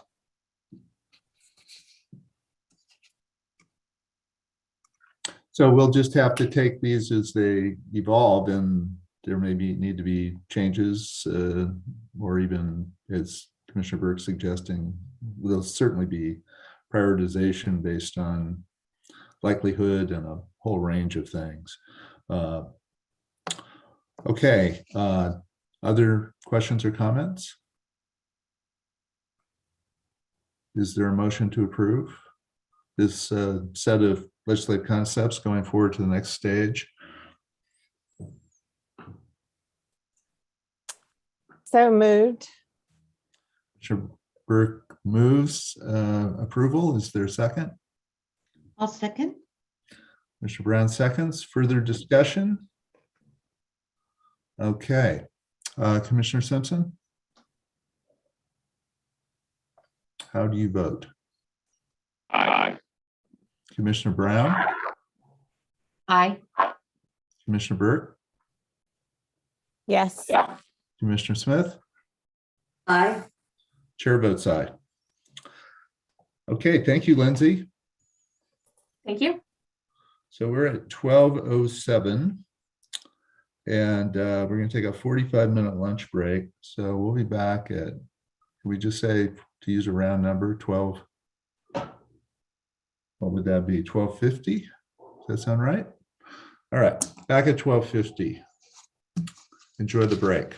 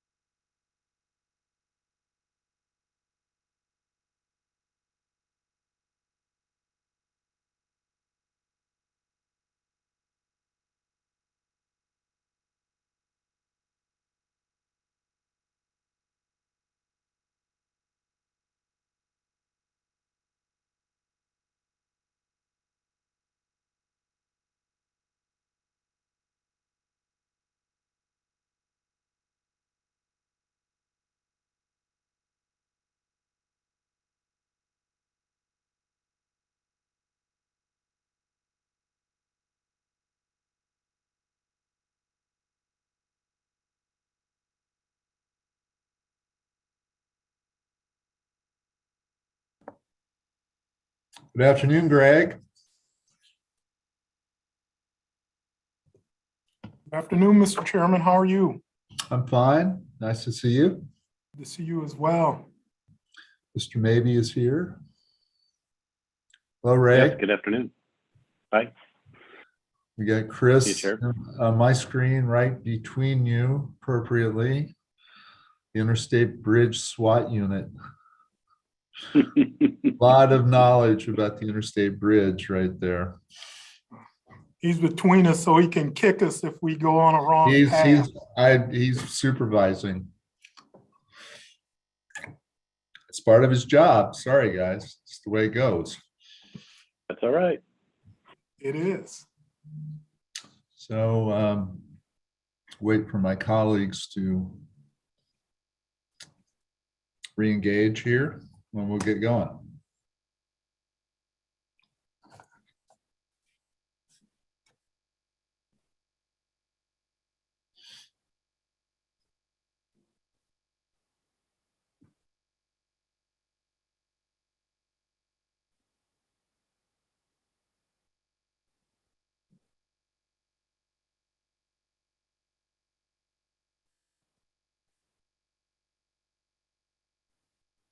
So we'll start back up here in a second. We're waiting for a couple of commissioners here for another second or so.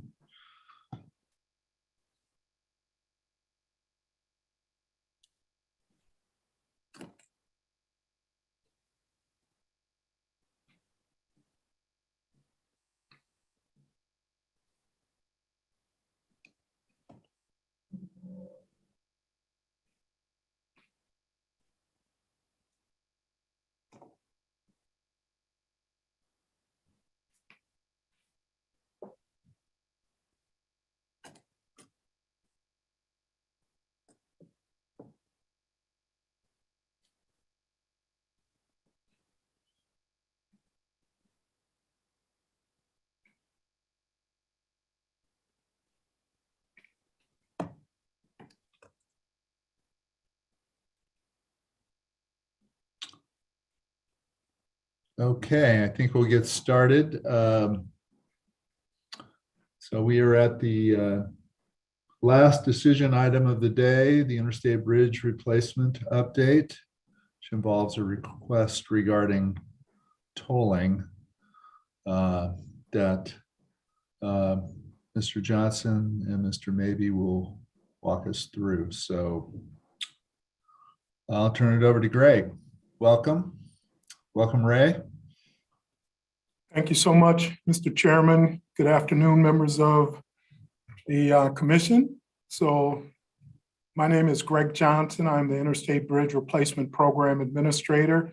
And we're here for two purposes today, is to give you an update on where we are at with the Interstate Bridge Replacement Program, and also to request an action of the commission regarding tolling oversight for the IBR bridge. So if we can go to the next slide, please. So we're going to talk about 7 basic items today. Talk about some of our recent engagement. We have had some great conversation with our federal partners about what our next steps will look like. We're going to tell you about our locally preferred, our path to a locally preferred option, where we're at with our partners, the refining of design options, the outreach and engagement that we've done, the next steps in a finance plan, and finally, the tolling memorandum of agreement. So next slide, please. So this is our familiar program timeline. So we are still in the planning and environmental phase, but we're coming on some key decision points, which we call the IBR solution, or the locally preferred alternative, the draft locally preferred alternative. So by the end of July, we are hoping to have identified this and have it endorsed by our executive steering group as well as our bi-state legislative committee, which will project us into the next phase of the project, which is a supplemental environmental impact statement. So if all goes well, that will take us into early design in 2024, and we're still on target for construction beginning in sometime mid to late 2025. So next slide, please.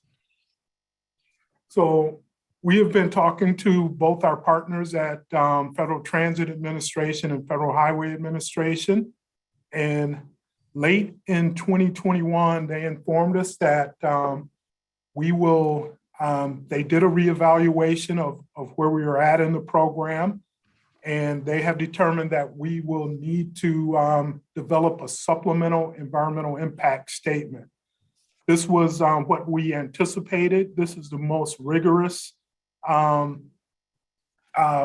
option that could have been chosen, but we anticipated, because of the controversy and the large size of this program and the nature of the changes that have happened since the Columbia River Crossing project was put to bed back in 2014. So once we have identified what we are going to take in that process, and that's the July timeframe of this summer that we're talking about, we will begin that part of the National Environmental Policy Act process. So we will be looking to have a final supplemental environmental impact statement to be published in late 2023. And this process will be very public and will include a number of engagement points, not only with the agencies, the 10 partners, but also with the community. So this will be a very, very public process with some very determined review times and prescriptive outreach that must be done as part of the process. So next slide, please. So we've created this bubble diagram to talk about where we are at in the program right now. So you can see we have, at the far right, we have the Bi-State Legislative Committee endorsement. But we are also, before that, we have to go before the Executive Steering Group and before the boards and councils of those members of the Executive Steering Group to receive their endorsement before we go to Bi-State.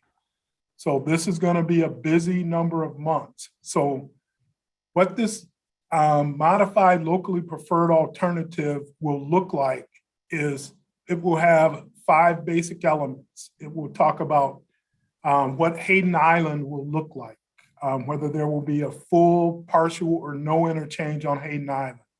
It will talk about a recommendation for the mode of high capacity transit that will serve this 5-mile corridor.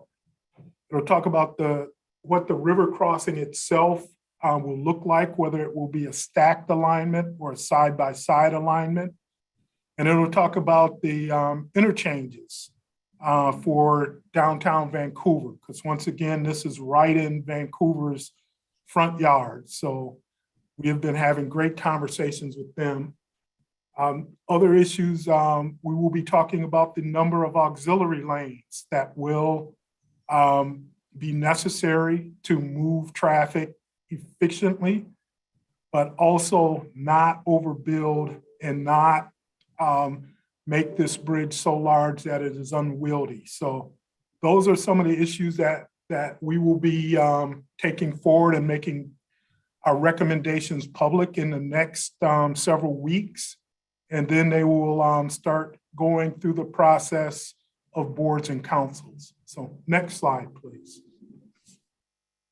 So once again, these are the 5 issues, the design options that we are looking at.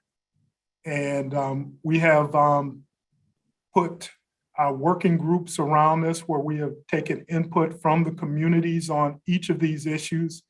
We're still having conversations with a wide variety of groups, including tribal concerns, the communities, So this has been a very robust process to, before we get to the recommendations, we have churned through a number of requested scenarios from our partners. And we feel that we have answered those questions or will have answers for those questions as we roll out our recommendations. So next slide, please. So these are the steps that we have been engaging to create this, these recommendations for a modified locally preferred alternative. So we are continuing to solicit feedback through our community engagement efforts. We have completed a survey in January that had 9,000 participants with a number of comments. We have been evaluating design options based on screening criteria that was created by in some part by our equity advisory group. We have been talking to the climate experts on from each of our partner agencies and looking at statewide climate criteria to also create screening criteria. So this has all gone into the model, which it is not our model. It is actually Metro and RTC's model, but we have given them inputs to create these different scenarios for us. So once again, we've collaborated with our partners and stakeholders, and we are seeking to put this recommendation out and reach consensus for this modified locally preferred alternative. And once we have that endorsement in July, we will begin the details of the environmental analysis for these. And this will be an even deeper dive into impacts and how those impacts get resolved. Next slide, please.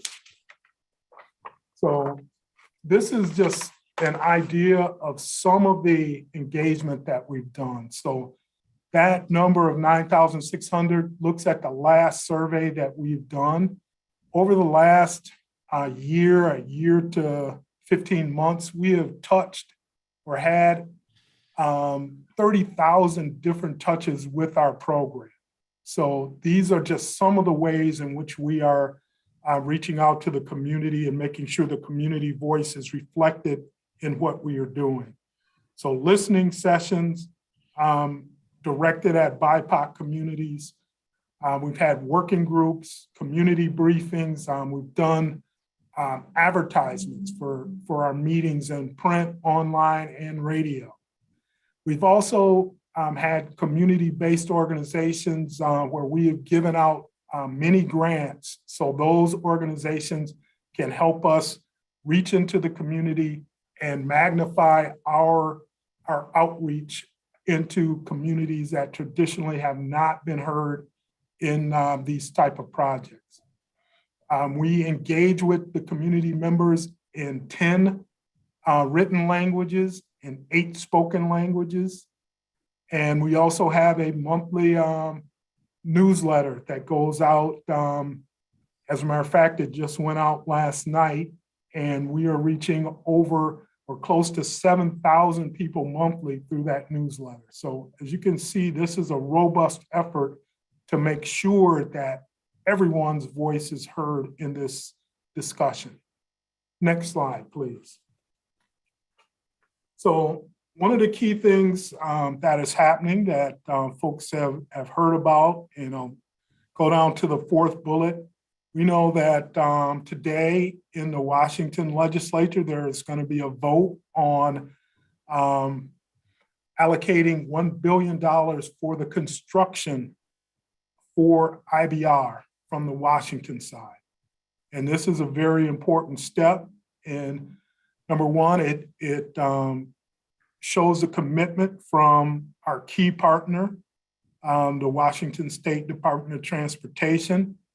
But also it sends the signal to our federal partners that we are serious about getting this program done this go round. And that last bullet on the page, President Biden, in one of his speeches regarding infrastructure. Specifically mention this bridge as one of the most significant bridges in the country in regards to the economic viability of the nation. So this is an important step. So we had some great conversations with the U.S. Department of Transportation about a week and a half ago to talk about federal grant funding. We were in town for an event, and we were able to get on their calendar in Washington, D.C. So great conversation that happened. We also are looking at revising our conceptual cost estimate. Right now, we are in the range of 3.2 to 4.8 billion. We know once we have a modified locally preferred alternative that narrows the ballpark with which we are working in, we will be able to refine those numbers even better.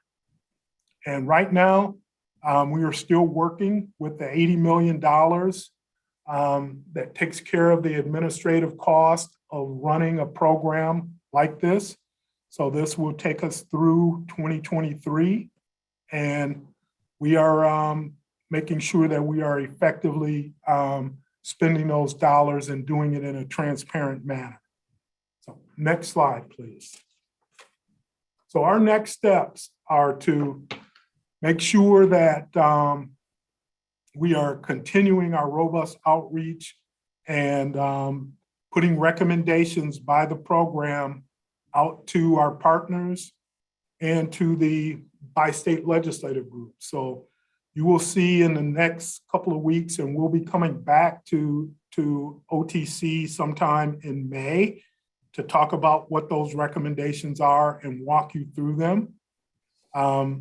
We also will be looking for that executive steering group endorsement by the end of June, and then that bi-state legislative review.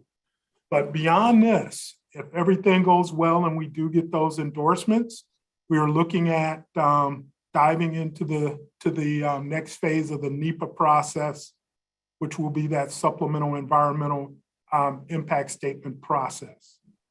And we will be developing more design details so folks will start understanding what this bridge will look like, not only from a structural standpoint, but also from an aesthetic standpoint, and how it will fit into the context of the region.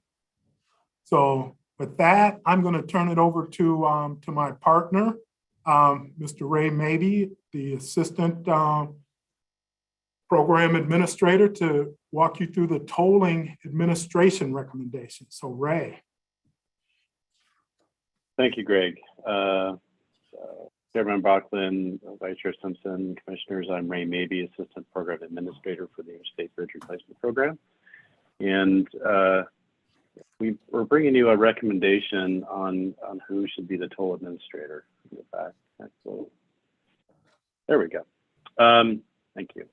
As Greg was mentioning, the finance plan, both states understand that to move this program forward, tolling is going to be key towards completing the finance plan and moving this program forward.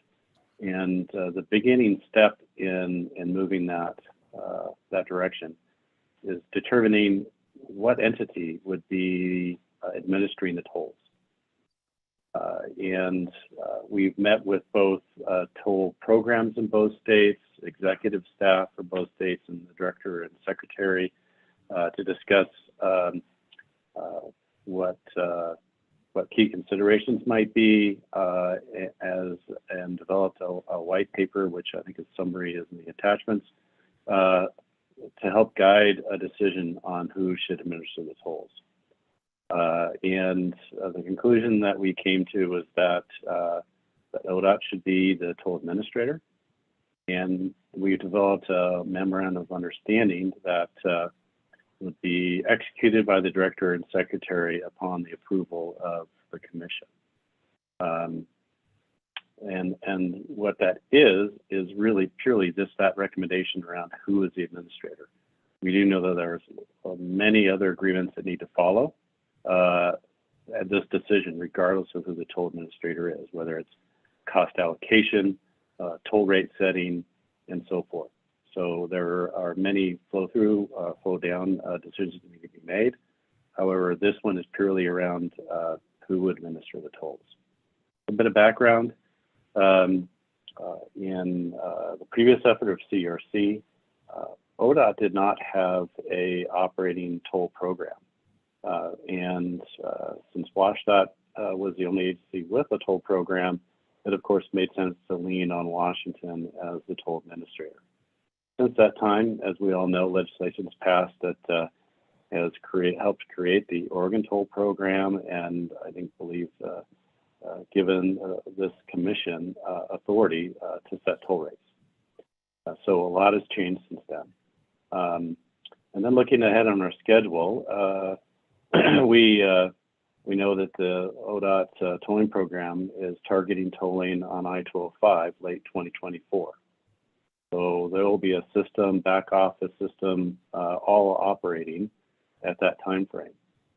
IBR is looking to do pre-completion tolling, which means after construction is started, but before the work is complete, in late 2025, early 26. So schedule-wise, this fits very well for IBR program. Next slide, please. So regardless of who the tolling administering agency is, there are several key items that need to be addressed. And one of them is the business rules and operating procedures. Both states and the program will need to collaborate on establishing those for this bi-state effort. We'll also have to develop a bi-state tolling agreement that will be approved by both commissions, the Oregon Transportation Commission, the Washington Transportation Commission. There was a tolling agreement established and agreed to for CRC, and we'll be looking at that as a starting place. We'll also be looking for both commissions' involvement in setting policies and rates that will go into that tolling agreement. We also know that both sides of the river will have users, and those users will need adequate support, communication, and customer service as they learn a new system. Tolling hasn't occurred here in quite some time, and so we will all be learning a new system together. The toll system that would be established for the IBR program would need to be interoperable with other regional toll programs, whether it's Oregon toll programs or Washington State's toll program up in the Puget Sound area.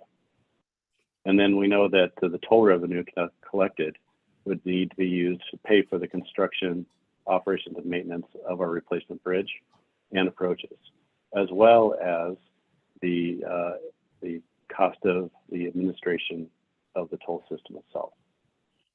Next slide, please. So as we're looking at some of the key considerations to help make this decision, we found that many of them centered on the customer experience and the impacts to the users.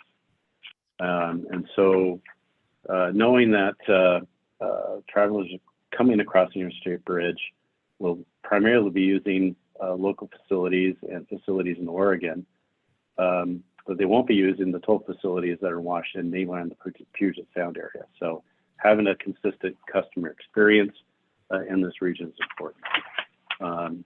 Communications. We know that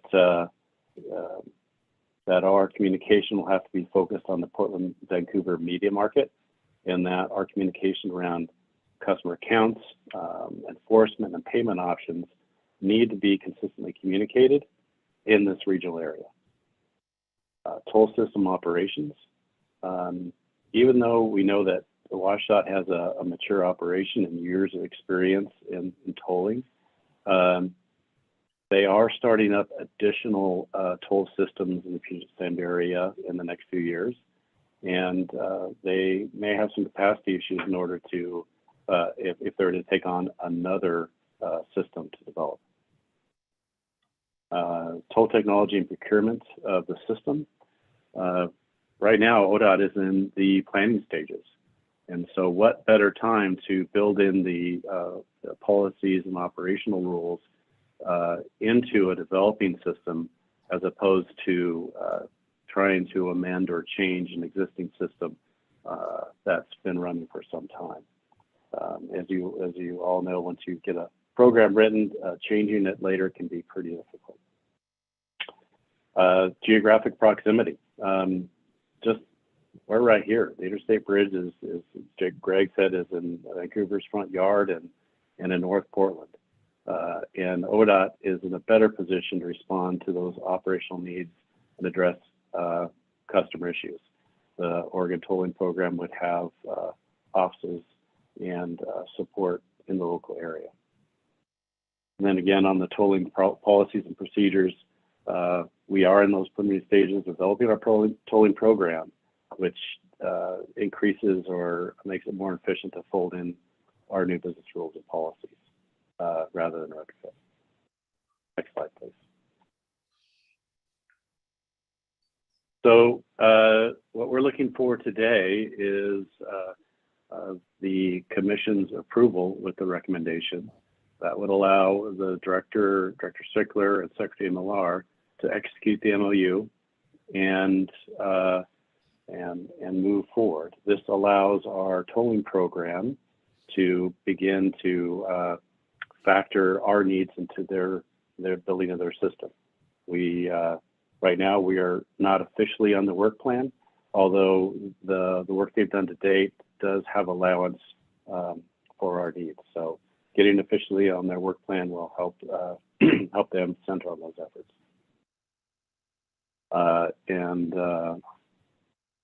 As we begin working on those bi-state tolling agreements and drafting modifications, that will be back to both commissions to seek your feedback and input and refine that to a place that's acceptable to the commissions for execution.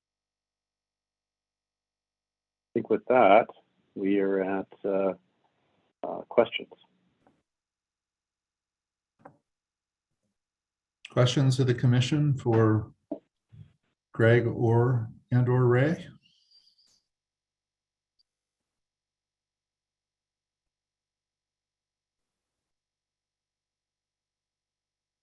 I guess one question I have is, given that Washington has a mature tolling program, including over a bridge, at least one bridge I can think of, the 520, across Lake Washington.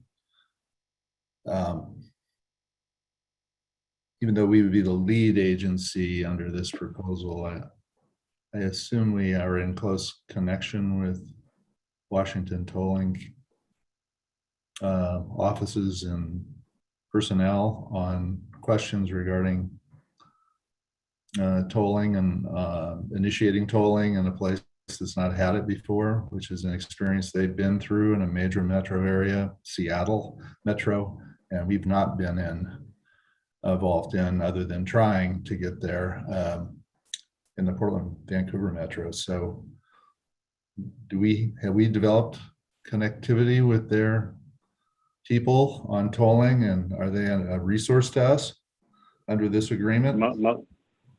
Yes, Chair Von Brocklin, they are our close partners. We've been meeting regularly with them and will continue to.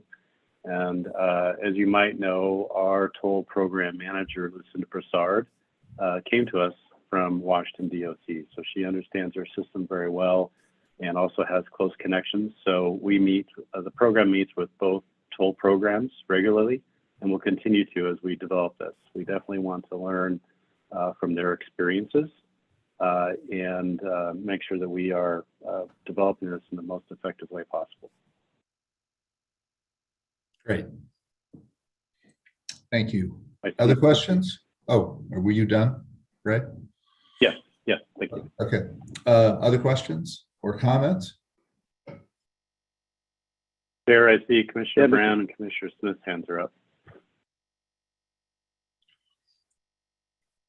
Commissioner Brown, I don't know whether you were ahead of Commissioner Smith. Who was first? No, Commissioner Smith was ahead of me. Go ahead. Oh, You go, Julie. I've been talking too much this time. I don't know if you want me to go. Hey, couple things. These are just observations, and I apologize because I wasn't in the original conversations about the bridge years ago. But as we're looking at these mega projects coming in and the cost of construction of all of these different things, including this bridge, I'm really becoming concerned about where we're going to find the dollars to build out the projects. And one of the things that suggestion, Oregonians are going to hate me, probably Washingtonians too, but it's like the sooner we can put tolling in place, I think it's very important that we do that, regardless if the construction has happened or not. We need to start planning for the future, and with future implementation comes cost, and people are just going to have to step up and do it. It hurts, but it's the reality. And I think that Bob Courtright made an observation this morning. He was like, at this rate, it's going to cost $2 for a vehicle to be tolled on these projects. And, you know, a truck, I think he said $12, maybe it was a little bit more than that. And if we started it earlier, would that bring that cost down? So it's spread over a time. People get used to the idea that they have to actually pay to use a system. And I guess the second question is, I don't know what my second question was because I just lost it. That's it, the beauty of getting older. So I'll stop on that. Maybe Sharon will say something that will tickle my memory. Well, first of all, let's hear a response on your question or your comment, and then we'll hear from Sharon. And by then, you will have thought of your other question. Fair enough. Chair Van Bachlen, Commissioner Brown. I think your question is, if we toll earlier, will we be able to potentially lower tolling? Is that the crux of your question? Really, it was a statement. It's more like it might lower the cost of the toll, but I think the reality is we're not going to have the dollars to be able to do this project. I mean, that's the reality. When you're talking about $4 billion possibly, and the longer this project goes, the more it's going to cost. You know, are we being realistic in waiting? You know, we're talking about standing up tolling. We've been smacked around about the 205 situation and going early with tolling on 205. But it's like, if we're going to go and do this, and we're going to start tolling for the Abernathy Bridge, let's just do it. I mean, what are we waiting for? It's going to hurt, but this is the reality. We don't have the dollars to do this. And so to me, and I know I'll probably never be elected to any office because of my statements, but we have to pay for this. And so let's be real about it. And I think that's, we circle around this whole situation, and nobody is ever brave enough to just really say it like it is. So I just threw it out there. So it was more of a statement, not a question, but is it a possibility? If we're going to stand up tolling on 205, let's just stand up all the tolling. Yeah, so I think this is a good question, but I suggest that Chris lead off, because what you're really talking about is the regional tolling system. We've been mandated to toll I-5 and I-205. I'll just say it. I don't think this bridge gets built without it being tolled. I don't think you put the finance package together to toll it, to build it without tolling it, with payment from both directions, whether you're coming from the north or you're coming from the south. And I think we've made a pretty clear statement as a commission. We all signed on to this letter to the region, to Metro Council and JPAC, at least with respect to I-205, but it applies to I-5 as well, that we don't see these mega projects getting built without tolling in the Portland region. So Chris, correct all the inaccuracies in that statement. Well, Mr. Chair, members of the commission, Commissioner Brown, thank you not just for the comments, but just the insight and the directness. I have a few things that I would offer. There's a few things that we have to continue to work through as we work to implement tolling in the region. One of those is federal criteria, federal requirements. So put simply, when we're tolling new capacity and bridges specifically, we currently have the authority through federal law in order to advance that, but we still have to go through the NEPA process in order to get there. As we're talking about a more regionally priced network, we actually don't have the authority. That comes through a value pricing or some other special program that would have to be approved by our federal partners. And in order for them to approve us with that work, they need to see the NEPA evaluation as part of that. So again, you hear the common theme of NEPA continuing to come up. Our current path, and this speaks to the importance, Mr. Mabey described this as a convergence of a lot of opportunity at the same time. I will tell you that it's also the convergence of necessity and convergence of where we sit in long processes. So you probably haven't heard me say this, but I will say that in a lot of spaces, I'll find myself saying that there's geologic time and then there's transportation time.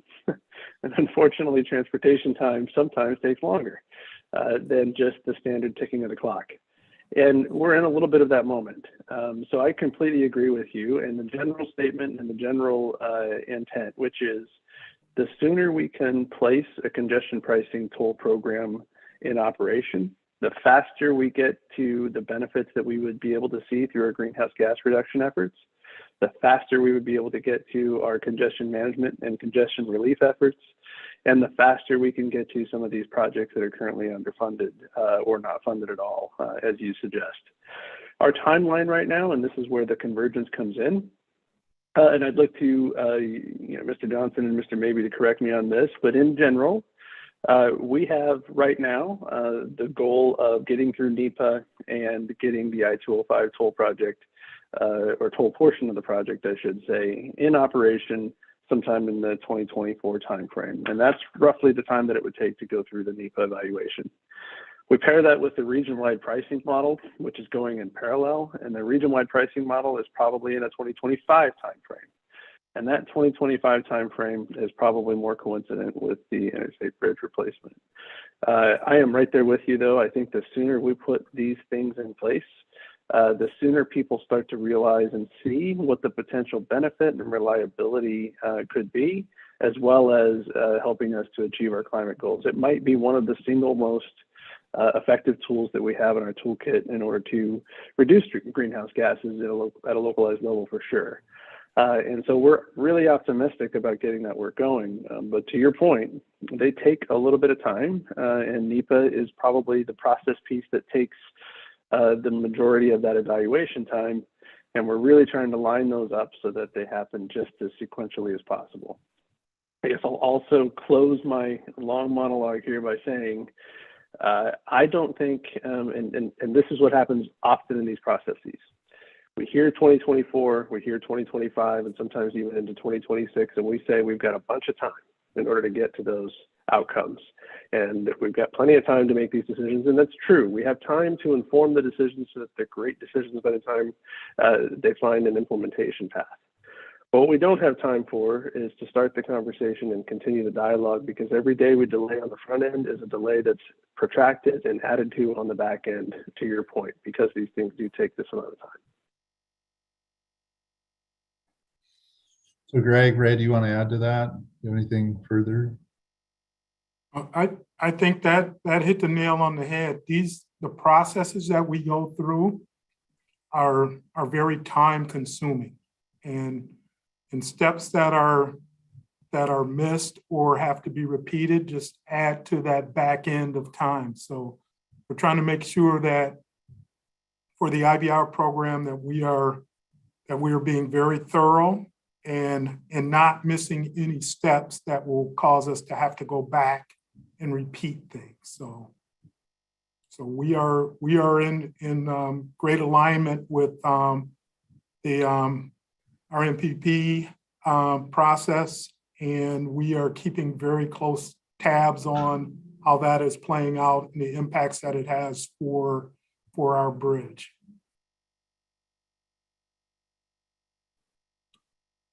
So Julie, does that help? mean, the way I think of it is that we have to go through some steps with Metro and JPAC on I-205. This is the first one up. So I-205 is first, I-5 is second.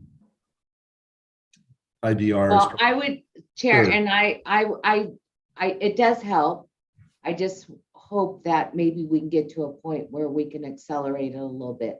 And so it makes sense, because it's kind of like the increase in gas tax. Everybody thinks it's such a terrible thing that's going to happen, and it's going to impact you. And yet the increase in gas tax is nothing compared to the increase of gas. So with that said, I think that it's just making people responsible and getting buy-in to what we are trying to accomplish. And it takes education on top of it. And I think that there's opportunity there. So it was just something that's been weighing heavy on my heart as to how we're going to pay for everything. I think it comes down kind of to this simple conclusion, which is we don't have tolling. I don't see an alternative funding mechanism to do any of these. I don't think we don't have the resources to build the Abernathy Bridge, the Rose Quarter project, or the Interstate Bridge without tolling on those systems, which means 205, I-5, the bridge. So I just think that's the reality of it. And I also think it's critical to everyone in the state, not just because everyone in the state uses those facilities, but also because they're so expensive that we don't, and this is why the legislature authorized tolling. They're so expensive that if we don't have the tolling resource, we're just in this discussion where we're spending money on something that we are not going to be able to fully finance, and that detracts from being able to do other things, both in and outside the Portland metro area. So I think it's critical to the whole state to get tolling underway, because it otherwise distracts focus and finances from other things, because you have to ramp up to get the tolling by doing all the preliminary work, and that work is expensive. I mean, what do we spend on the I-205 bridge so far? It's a chunk, and you have to spend it in order to do the NEPA process and all the other steps in order to get to where you can turn on tolling. Plus, just to remind everybody, it's not like we have a back office and a system set up to do tolling today. I mean, just setting it up here is $400 or $500 million. So we roughly, maybe a little less, which wasn't funded in 2017, nor was any money any funding provided other than tolling, which we have to implement on the 205 segment. We did have some money on the Rose Quarter. So I just think it's, I agree with you. We need to move it as quickly as possible. And we need to, it either needs to be implemented and go forward in the region, or if it's not going to, then we need to be talking about something else, other new sources. Are there other comments or questions for Ray? Commissioner Burke. Oh, Commissioner Smith. Commissioner Smith first. Her hand disappeared, that's all. Yeah, exactly. Well, I just figured you knew I was on deck. I know you're on deck. I just saw Marcelin's hand and I was distracted by it.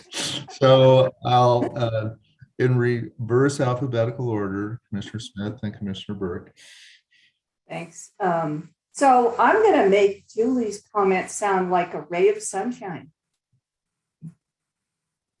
I know your skepticism. Please articulate it. I will. I'm very concerned about, I think we have to toll. No, there's no question about that. But I'm concerned about the costs of the Interstate Bridge, Rose Quarter, I-205. If the Washington legislature earmarks $1 billion, and we're talking about a $5 billion project, how realistic is it that we're going to get, and what would be our ask of our legislature? Is it the equivalent? Is it $1 billion? And then how much realistically can we raise from tolls? Is that, $3 billion? And, how realistic is it that we are going to get federal funding? So I get my question really boils down to any indications from our federal partners of the scope that we might be able to seek for funding, and if, help me with the math. So if I can start, so whatever is passed in the Washington legislature, that will be the ask of the Oregon legislature in the 2023 session. So currently it looks like $1 billion. So we know that the funding of the IBR program is a three-headed monster. But we will have the local funding, which the $1 billion from Washington, the ask of $1 billion from Oregon constitute the local share. Then there is the federal funding. So this last week, I accompanied Director Strickler and Secretary Millar to a meeting with the U.S. Department of Transportation to talk about funding for this bridge. It is very much on their radar.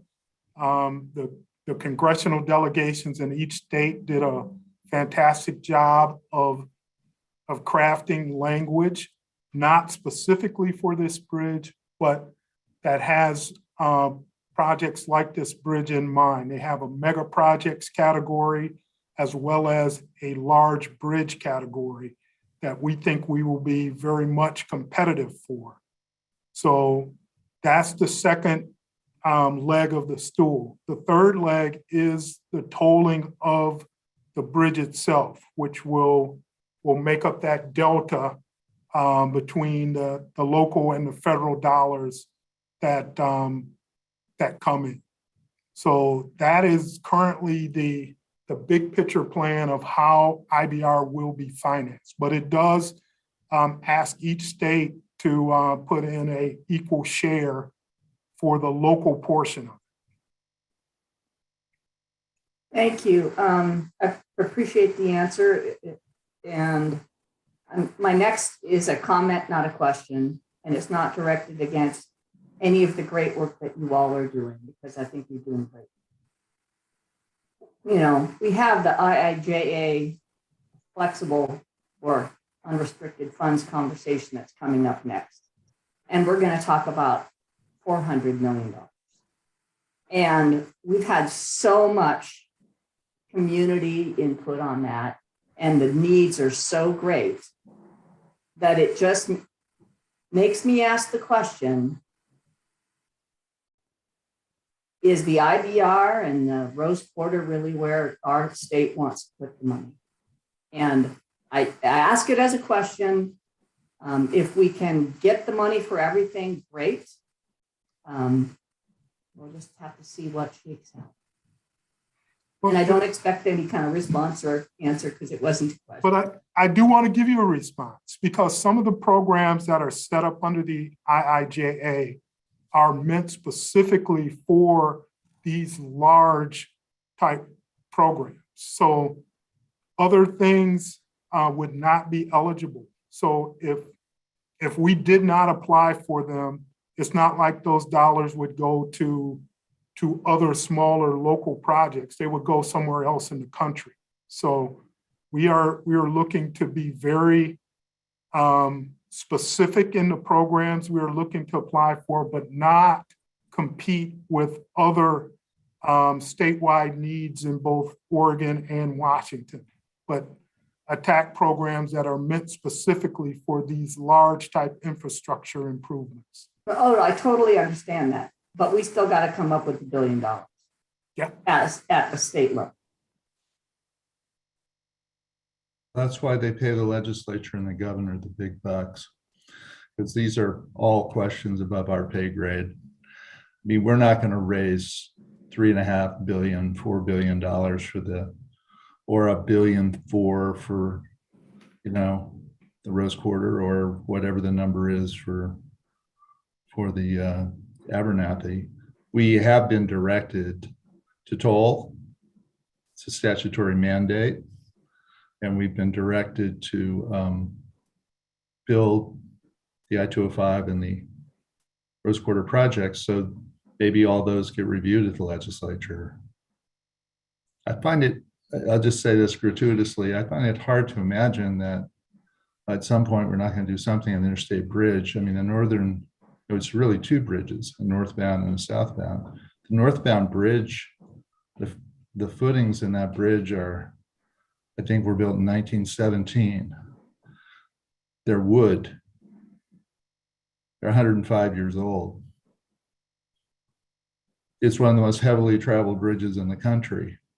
I just don't think, and it's been through, I know, repairs and that kind of thing, maintenance and upkeep, but I think it's unrealistic in the region or in our nation's capital to think that it's just going to hold up indefinitely. So I think that's a compelling argument for doing something. And I think we would have done it 10 years ago if the Washington legislature had shown leadership and approved it. It would be up, we'd be using it. And my former law partner, Henry Hewitt, who now lives in Bend, was chairing this commission then. And we were ready to go. And it was cheaper then than it is now. So we can delay it again, and then it'll be a $6 billion bridge 10 years from now. So I don't think it gets easier. And I think it's an inevitability. We're going to do something on that span. So that's a different answer than Abernathy, which is a bridge built in the 70s, and the Rose Quarter, which is a different project. But the IBR to me just seems, and Chris, you did the project. You were Greg Johnson in 2012. So you have more probably familiarity with it than anyone I can think of. Don't you think it's inevitable? I mean, it's so old. Yeah, Mr. Chair, I'd probably offer just a couple of things, and that is the project cost is going to climb. It will continue to climb if we don't find a way to fund it. That said, none of that takes the pressure off the fact that this is a big lift. I mean, it's almost the size of the package that was delivered in 2017, right? And so I think these are all absolutely not just legitimate questions and legitimate comments, but they're the issue that we're wrestling with. As I look to big projects like this around the country, every one of them is cobbled together with multiple sources of funding. None of them, though, go forward with a full federal participation. They go forward with kind of a representation that the Fed should be responsible for some, the state should be responsible for some, and the local should be responsible for some. And without that kind of partnership, I don't see big projects like this going forward. And to your last comment, we're really happy that Mr. Johnson is here. And as much as I would love to hold a candle to him, there will never be another Mr. Johnson. So I am not a him by any means. Commissioner Burke, thank you for your patience. Thank you, Chairman Van Brocklin. I want to hearken all the way back to Commissioner Brown's comments and urgings. And I think that it's in contrast to some input we've received from the public about waiting to go forward with tolling until we can do it all at the same time. And I think that the ensuing conversation underscores, and thank you, Chris, for your explanation of the process, that waiting only puts us further behind. And as we talk about federal participation, for example, we are in competition with other states, and the federal government is going to be looking for who's ready to go, right? And we want to be ready to go before whatever has been allocated in this round is allocated elsewhere. So I appreciate, the desire to start trying to figure out and starting to get in place the systems to pay for all of this, to help pay for all of this. I appreciate that explanation about the process, and each time that we sort of pause, what the cascading effect of that might be. That said, as we go forward with this process, and we are going to do further analysis, whether it's in the form of the SEIS or with respect to what do we think the tolling will actually yield with respect to income or revenue, that we want to take every opportunity to look at that broadly, so that when we start moving on these other projects, that we're not going to be as if we're starting from ground zero, right? But that we have already taken these things into account, right? So I think that that's where we can think about how, as we move in one project, we are getting a start on the others through our analysis, and that we, call upon these same resources, that we don't just start reinventing the wheel, obviously, each time. Good comments. Lando, do you have one? Nothing in particular, but I'd like to second and echo everybody's comments so far. Julie's was probably the most impactful for me because, we live in a society where everybody speaks around the truth. And that's why we're in a state of despair internationally, is because no one can ever just speak the truth, point and center, whether people like it or dislike it. People want to live in fantasies, and we just need to be real with each other nowadays. And I think what we're talking, what Chris and Greg are alluding to, and even Commissioner Burke, as it relates to other communities being ready to go. Our problem is we have too many divorces going on around here. And so it's like, whoever couples are ready to step up, like, let's ready to go. But the community, other agencies, ODOT, like, everybody's on their own path right now, and nobody's working in unison towards a North Star. So that's why we have the dysfunction that we have. And it's unfortunate and it's sad, but that divorce between individuals and institutions, we need to figure out that first, because she's right. Federal government's not going to wait for us to get our stuff together. They're going to keep moving. And so we have to decide if we want to get our stuff together now and make the investments now, or punt it to the next generation, which multiplies the cost and impacts them even more from a climate, economic, and social standpoint. And so I think for us, as not being elected officials, we need to really just not be hypersensitive and make decisions and move forward with them. So we have a decision point here, wondering if there's a motion to approve the proposal which is in front of us, which is to agree with the recommendation to make Oregon to enter into a memorandum of understanding with Washington State DOT to proceed with Oregon being the lead on tolling. So is there a motion to that effect? I'll make that motion, Chair. Thanks, Commissioner Brown. Second? Second. Second, Commissioner Smith. Discussion? I'll call the roll. Commissioner Smith? Aye. Commissioner Burke? Aye. Commissioner Simpson? Aye. Commissioner Brown? Aye. Chair votes aye. Thank you very much, Greg, Ray. Appreciate your presentation, and it was a good discussion afterwards. And thanks for your continuing good work on a very big hill you're climbing up. You're welcome. Hopefully you ascend. Thank you. Thank you. Okay, so should we take a short break? Okay. Let's see. It's 1:48. You want to reconvene at 1:55? Get going? How about 2 o'clock? 2 o'clock's fine. I should have anticipated that. Okay.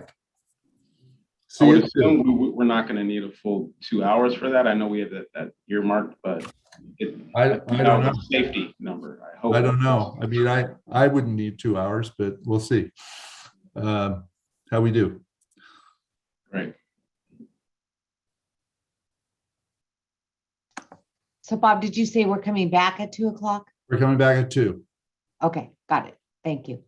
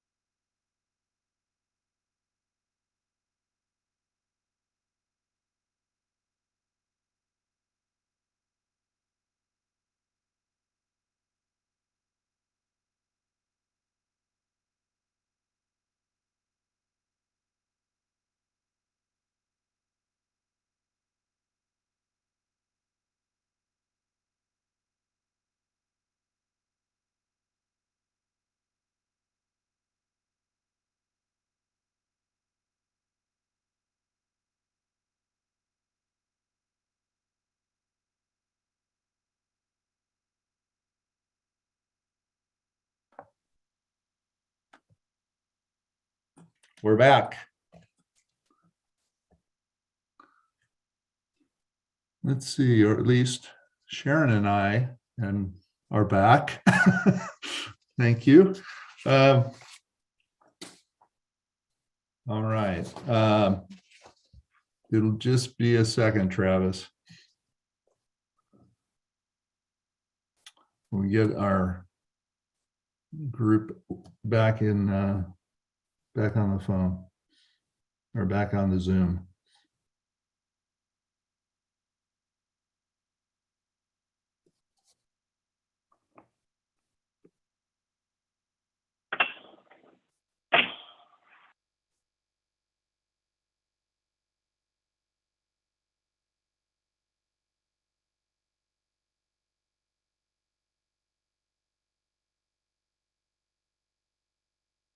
Marcelin, are you with us?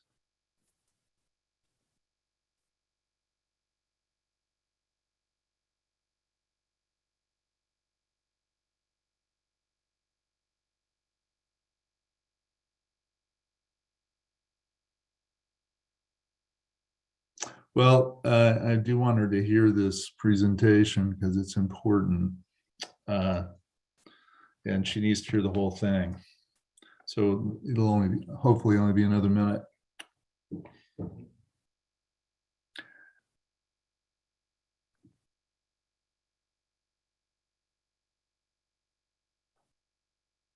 Mr. Chair, while we're waiting, if I could just add one thing, which is I'll look to Travis and the rest of the group for that matter, but to give me a nod to make sure that I'm getting this right. But we really do want to make sure that we've afforded the commission ample opportunity to have a dialogue about what you've heard and what you've seen as far as the concepts.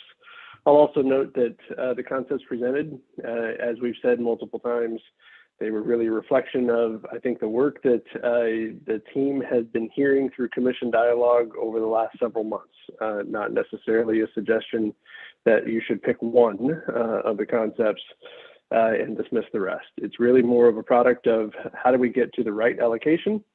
And so I think the team has put together a presentation that might be 15 minutes or less total and afford the rest of the opportunity for the commission to go through dialogue, ask questions, all of us here available to do so. Yeah, that would be great. And I would appreciate it being relatively short while still covering the topics that you need to cover. So we have an ample amount of time. And I have a little bit of a back end pressure because I'm in a 4-hour meeting starting at 4. So I do want to make sure that we have time for that conversation that we all need to have, because obviously we've heard a lot. So with that, I'll turn it over to Travis and Cooper, and they can run us through their presentation. Thank you, Mr. Chair, members of the commission. For the record, I'm Travis Brower, ODOT's Assistant Director for Revenue Finance Compliance. And Cooper and I are going to be giving the presentation with Amanda, Karen, and Mac available for questions. To Chris's point, we really are going to try to be fairly brief in this presentation and then have the vast majority of the time available for questions and answers, for commission discussion, and then to provide some feedback to ODOT as well for what we should bring back on March 30th. The outline of today's discussion is I'm going to provide you an overview of the input we have received on the IIJA funding and the work we've done to get that input. Cooper's going to give you an overview and reminder of the proposal that we put on the table in January, including the outcomes of each of the scenarios on key goals. But we're going to leave most of the time for questions, discussion, and feedback. We really do hope that you'll be able to provide input and be able to deliberate about this important investment decision that's in front of you. We'd like to know where all of you really are now that you've heard from the public and had time to think about the needs across the system and how these investments can help address the state's priority. Ideally, we hope that the discussion today will allow you to focus in on a couple of preferred scenarios. We have 4 on the table today. It'd be nice if we could narrow it down just a little bit, perhaps, to make it easier for you to make a final decision on March 30th. You could choose to move forward with scenarios that are either on the table, ones that we put forward earlier, create a hybrid from multiple different scenarios, a modification to an existing scenario, or something fresh and new entirely based on what you've heard and where you want to go as an organization. So next slide, please. Just a reminder of the process and timeline from here. Today, you've now closed off the public comment period, and this allows you to really provide feedback to ODOT on the funding decision in front of you. March 30th, we're going to ask you for a final decision on the allocation of the flexible highway program funding, as well as we'll present a proposal on the breakdown of bridge funding between ODOT and local governments, a topic that you heard a little bit about during the public comment period. Those decisions will allow us to undertake program development and start project selection so that we can bring you back project lists to amend into the STIP starting in May and continuing on into the future. There will be some other program issues that will be brought to you as needed at the appropriate times, but I don't have a complete list of that yet, as much of that will be to be determined. Next slide, please. So today, what we really would like to get is some feedback and direction from the commission on a few points. Clearly, this is your show. You can provide feedback on any element, but we want to know, we've recommended allocating $198 million of the $412 million in flexible funds for ADA accessibility, match for competitive grants, operations and maintenance, local climate planning, and business and workforce development. We want to know if you support that recommendation. Are there any changes you'd like to make to that recommended funding? And ideally, we'd walk out today with this pretty much nailed down, with obviously the ability to make some modifications at the end of the month if you'd like, and when you'll actually approve all of those. But that's an important base decision for the commission to make, because that then allows you to move into the question of how do you want to spend whatever is remaining, split between those three areas that we've laid out. So the second question is really based on what we've heard from the public and your assessment of needs across the system. What is your preferred scenario or allocation of the remaining flexible highway program funding? Are there any of the scenarios that we brought to you that you really don't like and you want to take off the table? And in short, where would you prioritize investments of these funds? And the last question that we hope to get to in the Q&A today is what information do you need to make an informed decision on March 30th? Next slide, please. I'm going to give you an overview of the public engagement that we undertook and the feedback we received. You're all aware of the fact that all the information gathered through the process is an important aid to the OTC in making decisions, but it's not ultimately a popularity contest or a vote that you're getting from the public. The input we got from each form of engagement has a slightly different flavor that I think you'll see, because each form gathers input from a different swath of Oregonians. So for example, the transportation needs and issues survey that we do gives probably the broadest view of the preferences of Oregonians as a whole, as well as for demographic groups within the state. We've had conversations with ACTs and stakeholder advisory committees. Those are primarily more with elected officials and other community leaders. And so you get a different flavor from those conversations. And lastly, we'll share with you the results of our online open house and some of our other digital engagements. We find that we often have in those engagements a larger number of people who are activated by various interest groups. And so you get a different flavor again from those. We provide these all to you as input to you as you exercise your judgment about needs and priorities across the system. Next slide, please. So I already walked through, we've done vast amounts of public engagement over the last several months. Over that time, I would say we've heard from probably thousands of Oregonians. This has been an incredibly broad and open process with huge amounts of public comments being made to you in person, through written public comments as well as mediated through ODOT staff as we've gone out and hit the road, so to speak, on our roadshow with our advisory committees and stakeholder groups all across the state. Next slide. I will start with the transportation needs and issues survey, as it really is the broadest swath of Oregonians that we reach. This is a survey that we take every 2 years, and one of the questions asks about the priorities of the public for investments in the transportation system. As you can see, there are really a fairly good ordering of priorities here. Keeping roads in a state of good repair and making them earthquake ready. That basic maintenance has always come out at the top of this, as well as improving safety, reducing congestion, protecting the environment. And then you see support for providing a variety of multimodal transportation options. I will tell you that the survey sample for the TNIS skewed older, whiter, and higher income than Oregonians as a whole. So that's why we broke out the data by a variety of demographic groups, including people of color, younger Oregonians, and those experiencing low income. But as you can see, the results are remarkably consistent across demographic groups, really the same sort of ordering of priorities. In fact, most of these are within the margin of error in a very, very narrow range, not statistically significant in terms of their differences. Next slide, please. We, as I noted, hit the road in November through January, went out and talked to folks even before we brought a proposal to the commission. And we had a number of themes that we really heard. First, all across the state, support for investing in public and active transportation in order to address equity, make progress in our climate commitments, and improve multimodal accessibility. We also heard a lot of support for investing in bridges, preserving roads in good conditions, primarily in order to keep them safe and open to traffic, and also reduce our long-term costs because it's more expensive to rehabilitate a road after it's deteriorated. We heard desire to address bottlenecks on state highways to ensure freight mobility and economic development opportunities, as well as an interest in addressing the needs of urban arterials, and not just in the biggest communities, but in many of the smaller communities as well, where a state highway serves as the main street. We heard support for improving safety across all modes and all programs. In fact, that's really just sort of a foundational element of what we have heard consistently in all of our conversations. But in a very Oregon type manner, we did hear a lot of interest in investing in fish, wildlife, and environmental projects. We have a very green ethos as a state, and that came through in the public comment. We heard the interest in expanding electric vehicle charging infrastructure in communities across the state. And also then, as the final theme, really heard about concern about making sure there was a fair regional distribution of funds and a desire to invest in regional and local priorities. Next slide, please. As I discussed in our social equity item, we have made some special efforts to incorporate the voices of marginalized communities who traditionally have not been engaged on these transportation funding decisions. So we hosted several focus group discussions, presented to the governor's Racial Justice Council, and even brought in a couple of consultants who have very strong relationships in some of these communities. The results of this are included in the public input summary document that we provided to you.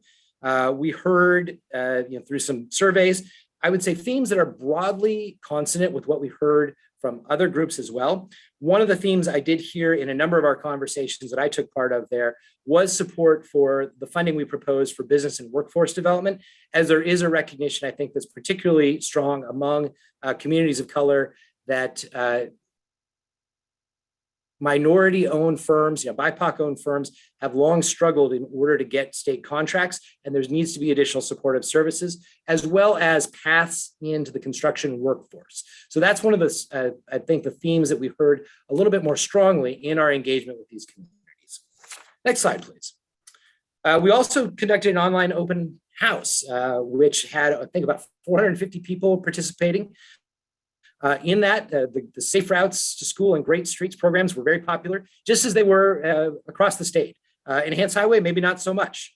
Next slide, please. When we asked the same question to rate the scenarios, the public and active transportation scenario came out on top, with Fix-It coming in behind in second place. Next slide, please. With that, I will wrap it up and turn it over to Cooper, who will walk you through our flexible highway funding proposal. Thank you, Travis. Good afternoon, Chair, members of the Commission. Again, for the record, I'm Cooper Brown, ODOT's Assistant Director for Operations. I've just got a few more slides to share with you, just as a way of recap of the proposals that we put forward for you all to start your deliberations with. Next slide, please.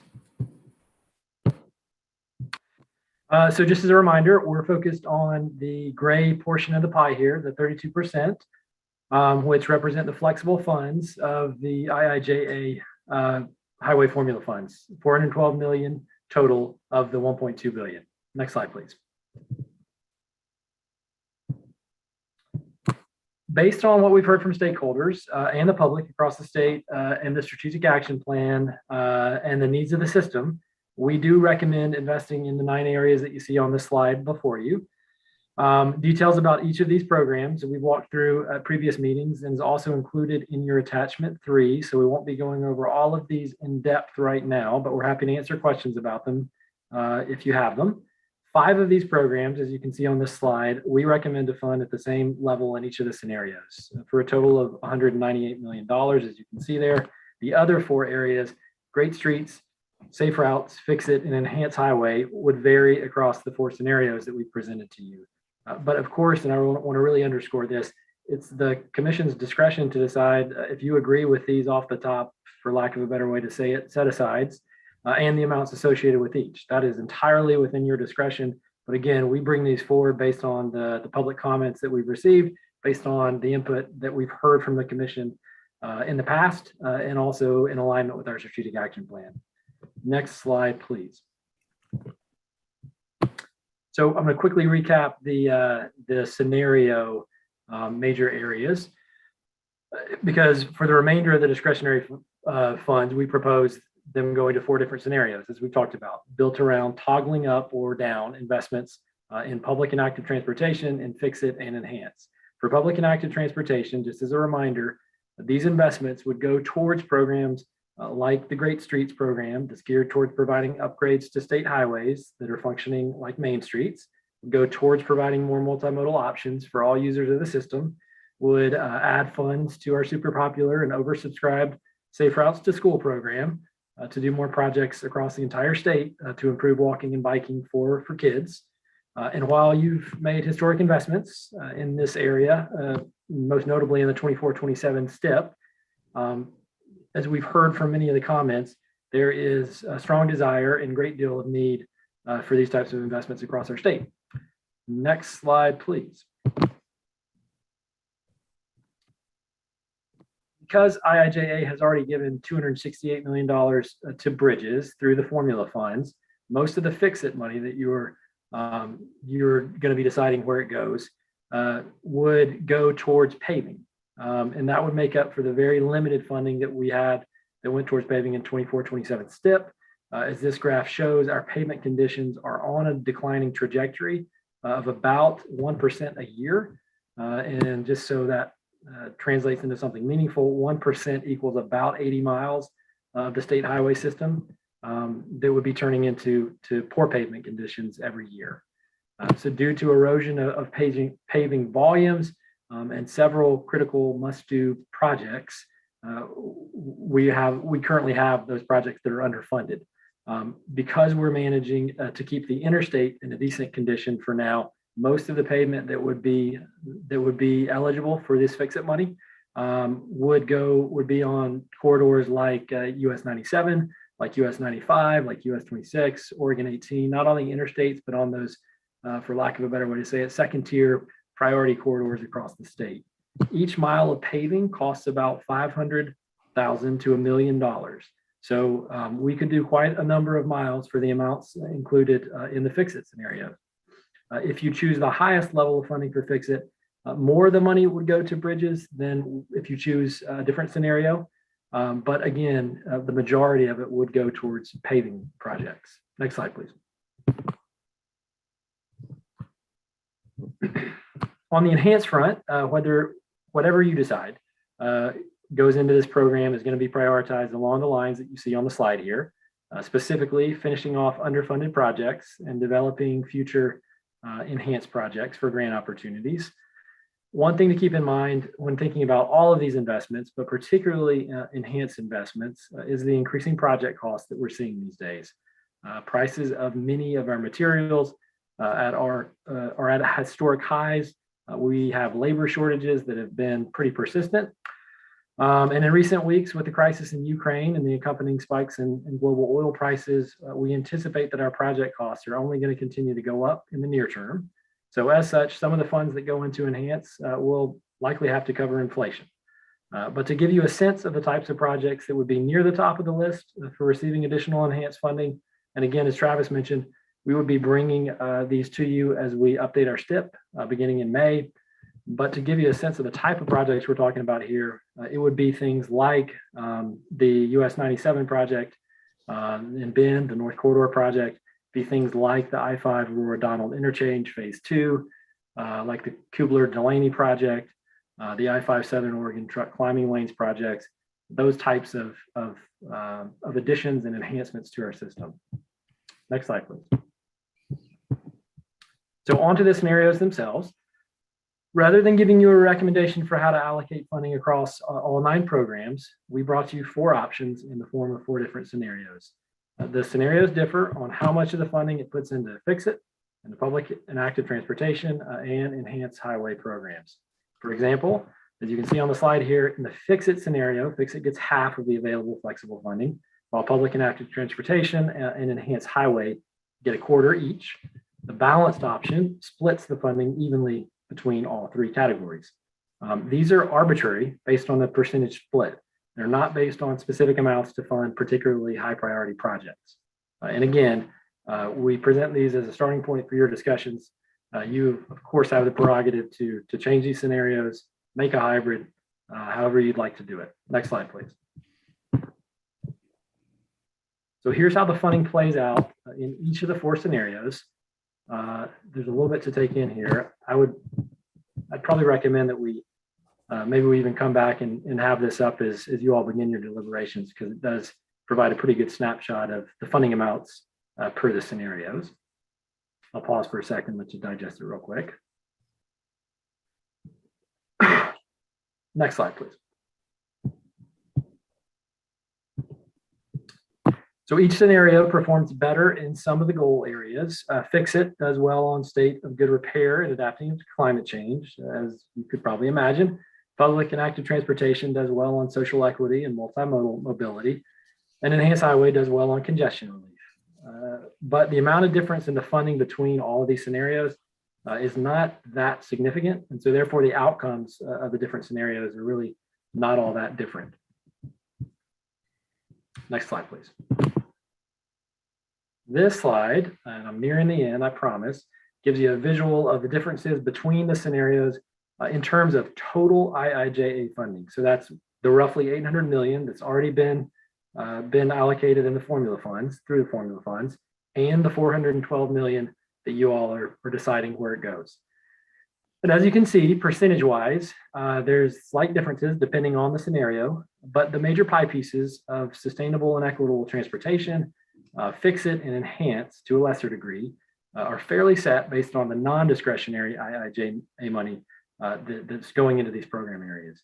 But I did want to give you this because I think it provides a good snapshot of how the decisions you make on the discretionary funds, if you choose one of these scenarios that we presented, would impact the whole IIJA pie, all the $1.2 billion from the entirety of the bill. Next slide. So that concludes our initial presentation today, and it's time now for you all to discuss and ask questions. As a reminder, in order to meet the timelines of landing on your final OTC decision to us by March 30th, we do recommend that you agree on a couple of the preferred scenarios that we will bring back to you at that meeting on the 30th. That could be one that's on the table today, a hybrid, or something new entirely. That's entirely up to you. Additionally, it'd be great, as Travis mentioned at the outset of the presentation, to get your feedback today on whether or not you agree with the $198 million in set-asides for ADA accessibility, for competitive grant match, for operations and maintenance, local climate planning, and business and workforce development that we've proposed. That would be wonderful to get feedback on that. And in fact, it might make sense for this to be one of the first questions that you all take up, but I will leave it to the prerogative of the chair and the commission. And finally, as a reminder, we do have, in addition to myself and Travis, Mac, Amanda, Karen, and Director Strickler here to answer any questions that you have. But with that, I will now pass the mic back over to you, Chairman Brockman. Thank you, Cooper, and thank you, Travis, and all of you who are here to answer our questions. So can we go back to slide 4?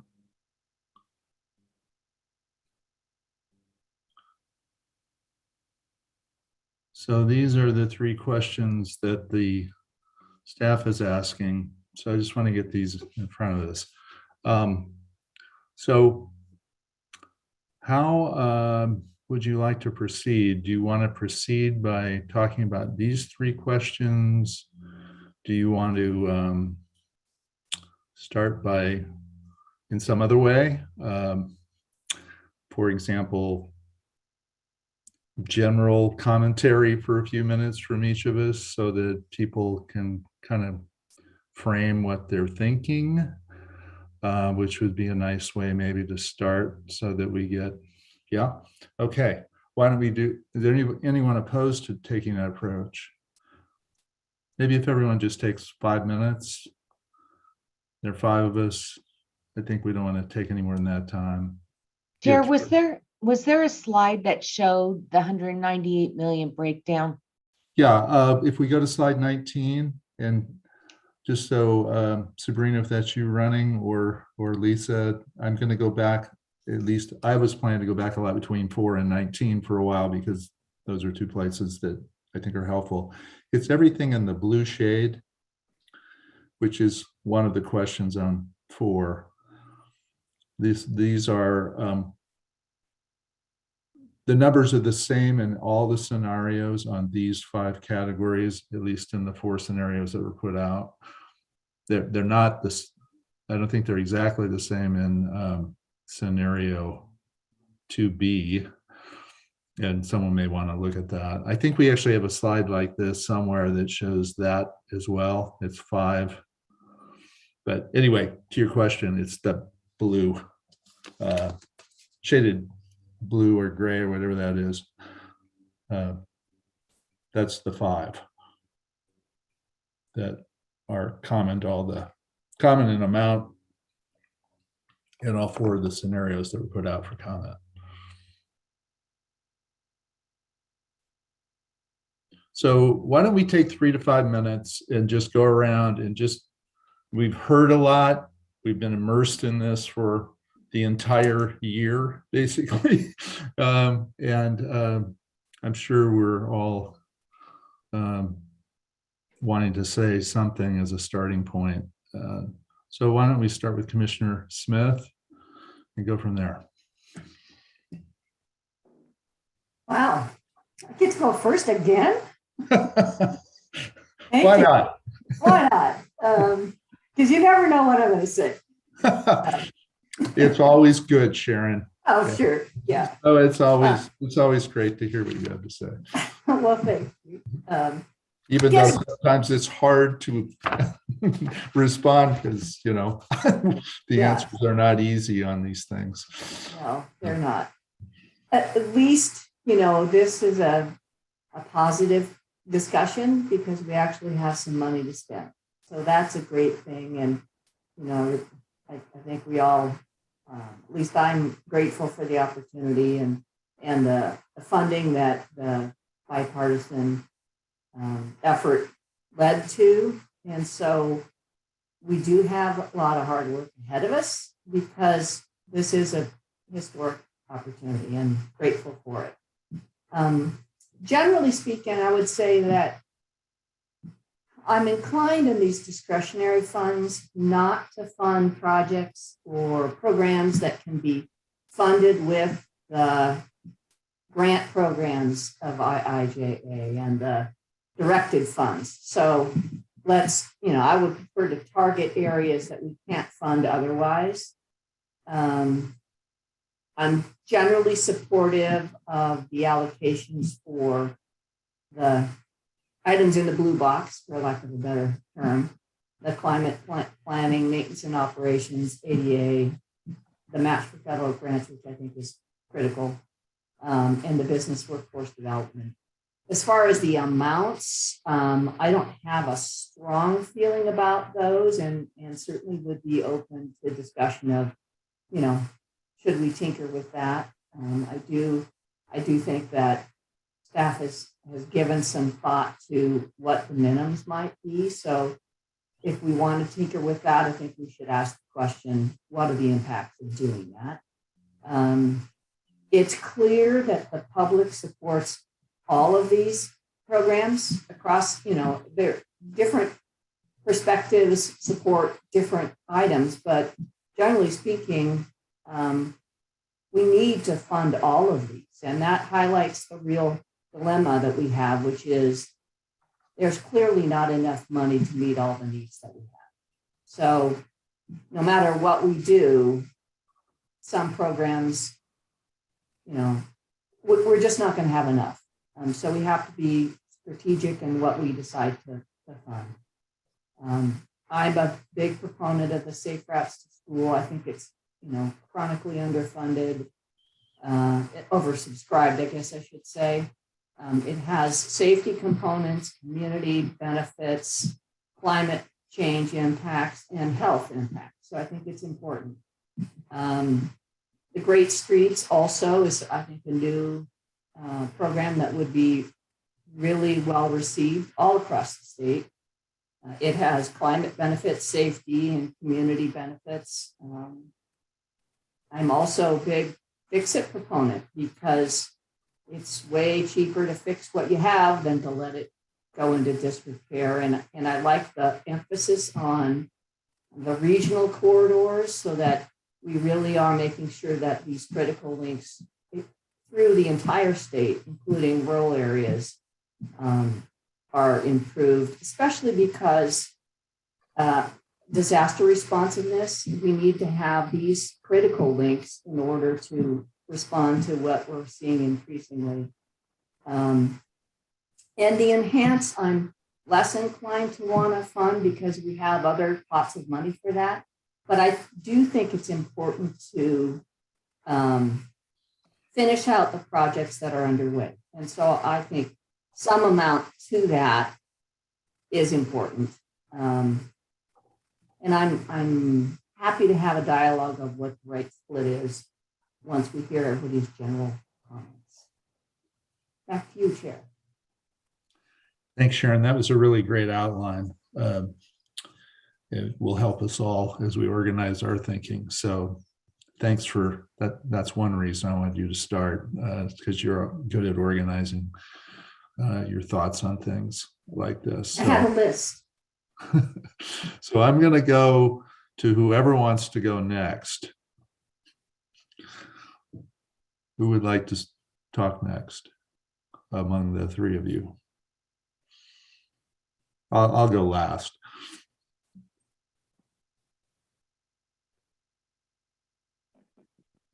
Vice Chair Simpson is up. And you're right, it is Darth Vader, and I'm picking up some of that now. Try to be quick. Really. We're getting a lot of feedback, Orlando.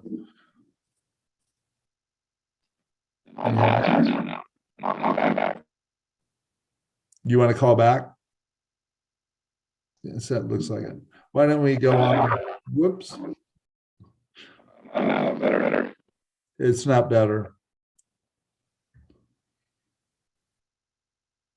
It's very garbled. So, I mean, maybe you could use your phone.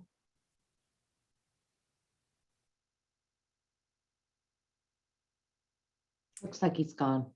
Yeah. Why don't we, to use the time wisely, we'll come back to Orlando. Commissioner Brown, do you want to go next? Sure. Maybe not. So, I lean a lot towards the fix it only because of everything that I've been hearing across the state for very long. And because of what we did when we balanced the STIP. But with that said, I think the 107 million in the fix it is a little high. And I'm looking at the balance, but I don't like where enhance is on the balance. So I'm going to give you a new scenario. Okay. Like to see the fix it reduced a little bit, maybe down to the 71 million, and split the difference between the great streets and the safe routes to school, if that makes any sense. So take the money, put the money there. Yeah. Okay. I really don't want to increase the enhanced highway at all. I mean, I do, because we have these projects that we need to complete and we don't have enough dollars, but that's another problem. I think that's a battle we can fight in another direction. But I really feel when you hear from communities talking about there needs to be more money going to the locals, The great streets, especially in a rural area, that's a way that we can boost that a little bit. But I'm not sure that I want 75 million going to that. And that's why I said maybe we can do a little adjusting there. Okay. If that makes any sense. I know I just threw another scenario out that just makes it more complicated. I'm sorry, staff. I was going to ask a question, Commissioner, as I have the spreadsheet up on my computer. As the finance guy, I'm required to have a spreadsheet open at all times, and usually more like 5 or 6. So if I understood that correctly, you're taking the fix-it scenario and essentially making a hybrid of fix-it and public and active transportation, sort of mixing each of those with fix-it at about $71 million and the $36 million then split between great streets and safe routes. Is that correct? Yes. Okay. I will work on those numbers. I have no idea. I guess I could have got the calculator out, but I'm too tired. Travis, maybe if you could just put that in the chat so we could all see it underneath this slide, that might help. What would help me? So Julie, do you have other comments? Okay. Mars, oh, Alanda's back. Alanda. How is it now? Perfect. Haha. Yes. It is. It's unbelievable. Yeah. You're unbelievable. Well, incorrigible. I missed the first part of what Julie was saying about splitting it. So what I was I saying, just jumped in. what I was saying, Lando, was that I like the balanced approach. I like the balanced approach, sort of. But I don't like enhanced getting 71 million. So I'm going back to the fix it, and where I'm saying I'd like to see enhanced highways get 53 million. Take some of the money off the fix it and put it into great streets and safe routes to school to bring them up a little bit. I see what you're saying. That was, I think her numbers were, if you just take the fix it column, it would be 53, 71, and then you There's an 18 there, and you're talking about throw 9 on each of those, or balance those out evenly. Great streets and safe routes. Well, now that I'm looking at the number, I mean, it probably gets you to where active transportation, but I think 75 million for great streets is a little high. And maybe we need to put it into safe routes to school. I don't know. Well, if you split, if you take the 107 to 71, right, that's 36. Right. And you divide it between great streets and safe routes to schools. Safe routes would have 32 and great streets would have 54. You like those numbers? Yeah, I like those numbers. All right. Thank you there, Chair. Could you repeat those, Mr. Chair, so I can include those in your If you just look at spreadsheet? the first, if column 1, fix it, it's up here, and you just look at the white, well, and the green, the first 4 numbers would be 53, 71, 54, 32, I think. Is that right, Sharon? Yeah, that's right. That seems close. That is the math that she proposed, that Commissioner Brown proposed. That's the Brown plan. So I actually get 53, 71, 56, and 34 to get to 412. Oh, I was close. Okay, We were very close. In fact, that was the math I originally did, and it didn't add up to 412. It's the benefit of having a That was going to spreadsheet. be my very next comment would be, does it add up to 412? Right. Along with the other 5 elements. Can you say it one more time, please? $53 million for enhanced highway, $71 million for fix it, $56 million for great streets, $34 million for safe routes to school. And the other programs, those gray, blue programs, all maintained at the current level shown below. Okay, on to Orlando. Okay, I would I'm gonna kind of take a little different turn here.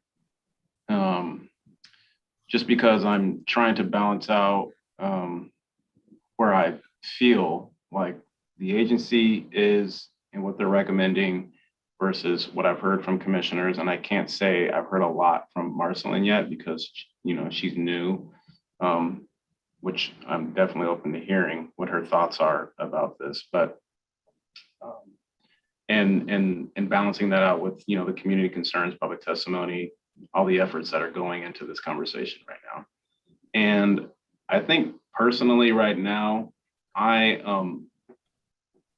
would like to look at something a little outside the box that's going to essentially allow the commission to have more autonomy around spending dollars innovatively.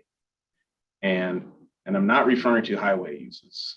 I'm referring to more on the ground, granular, hands-on projects, program, grant. I'm not sure yet, but I'm saying all this on the record so staff can put their bright minds together to come up with some solutions. Because the one thing I don't want to create out of this unintentionally is we come up with a program and then we have all this red tape on it.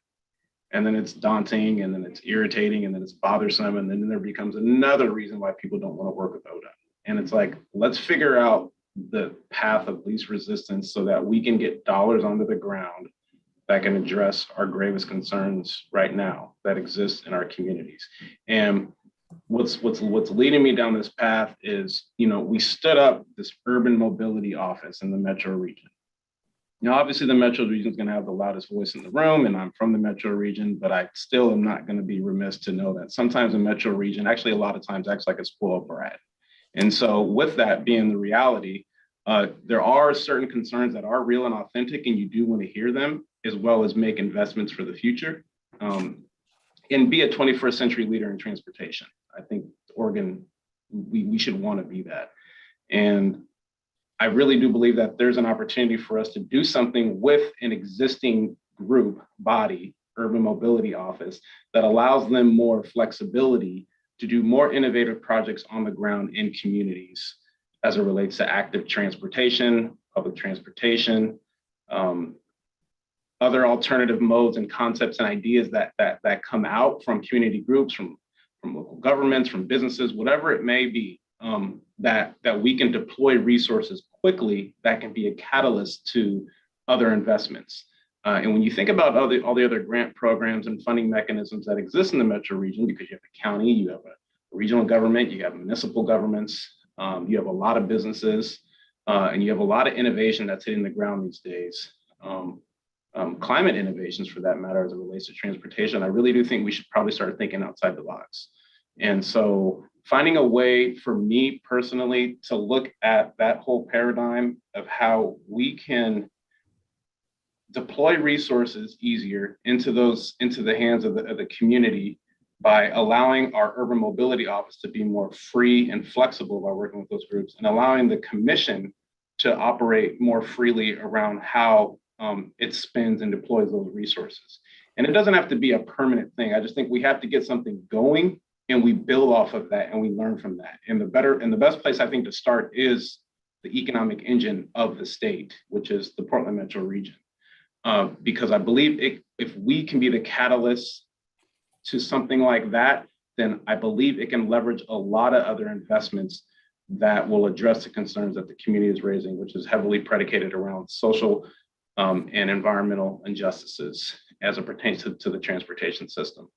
And so I probably don't want to, I think it's best for me right now, probably if we're going to look at a pot of money to get something like that going and getting it going quickly, I would probably just go straight at the 5 areas in blue and figure out what amount could we give small haircuts to those numbers to stand something like that up with.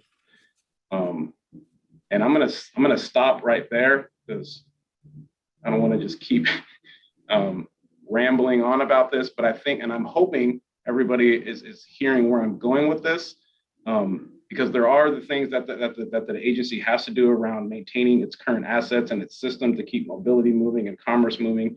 There are investments that the agency needs to make in modernizing and enhancing the system. And there obviously are all other type of challenges that require a lot of money for the agency to keep the system operating efficiently. This is something I'm spitballing out of the box because I do feel like the commission doesn't really get granular with revenue and spending and innovation and get creative. And this could be a great opportunity for us to get creative around alternative modes of transportation, especially in our metro regions. So Orlando, if you slim up several or all of the blue entries up here, just taking the first column just for exemplative purposes, if you give 3 or 4 or all 5 of those a little haircut, business workforce would probably maybe not be worth your time, but the other 4 get a little haircut to fund this thing you're talking about. Then where are you on the top 4? Well, it sounds like Commissioner Smith and Commissioner Brown are kind of in alignment. I guess there's fine details, but in terms of not putting so much emphasis on enhance, obviously maintaining the system, but then really focusing in on those great streets and safe route options, I think is something that is definitely super important. And I want to respect the fact that my fellow commissioners, if they feel that something is important, we should definitely entertain it and look further into it. But again, I haven't heard from Marcelin yet, so yeah, I would like to hear from everybody first. Yeah, fair enough. So we'll hear from Marcelin next, and then me. So Marcelin. Yeah, so I think I'd like to look at I think it's the next slide. Yes, this slide. So what has been striking me about all of this is our ability to make a real impact in any given area. And so if I look at the fix it scenario, for example, right, that we're going to make a significant, impact with respect to climate change and adaptation is what this is saying. Like, help me, there's going to be improvement there. And this is going to be on the side of more improvement, 2 arrows, right? To slow progress with preservation projects. And that the focus on fatalities and serious injuries, safety, that we're gonna have some improvement, et cetera, right? So that makes me disinclined towards the balanced scenario, where the impacts across the categories will be less evident, I guess is the word I might use. Impactful? Less impactful. Well, I said the impact would be less impactful, so that wouldn't. I like it. So the impact would be less significant. So I tend not to be interested in the balance scenario. And notwithstanding all that we've heard for scenario 2 from the public comments, I am not trending in that direction at all. And so what is difficult, now if we go back to the other slide, for me to wrap my head around, say, so the idea that we, lop off, fix it at around the $71 million mark, man, I wish we could see the 2 slides side by side, because then what impact will we have with fix it at 71 million, according to slide 20? So Sabrina, can you go back to 20?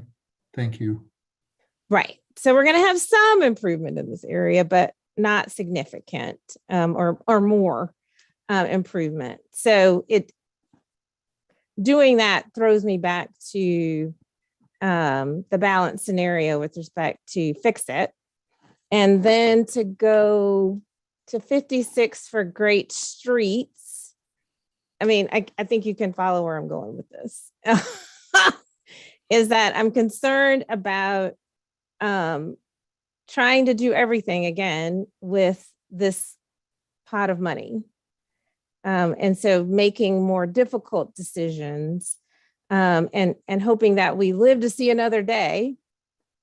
And so that other things may rise to priority. So that's one thing.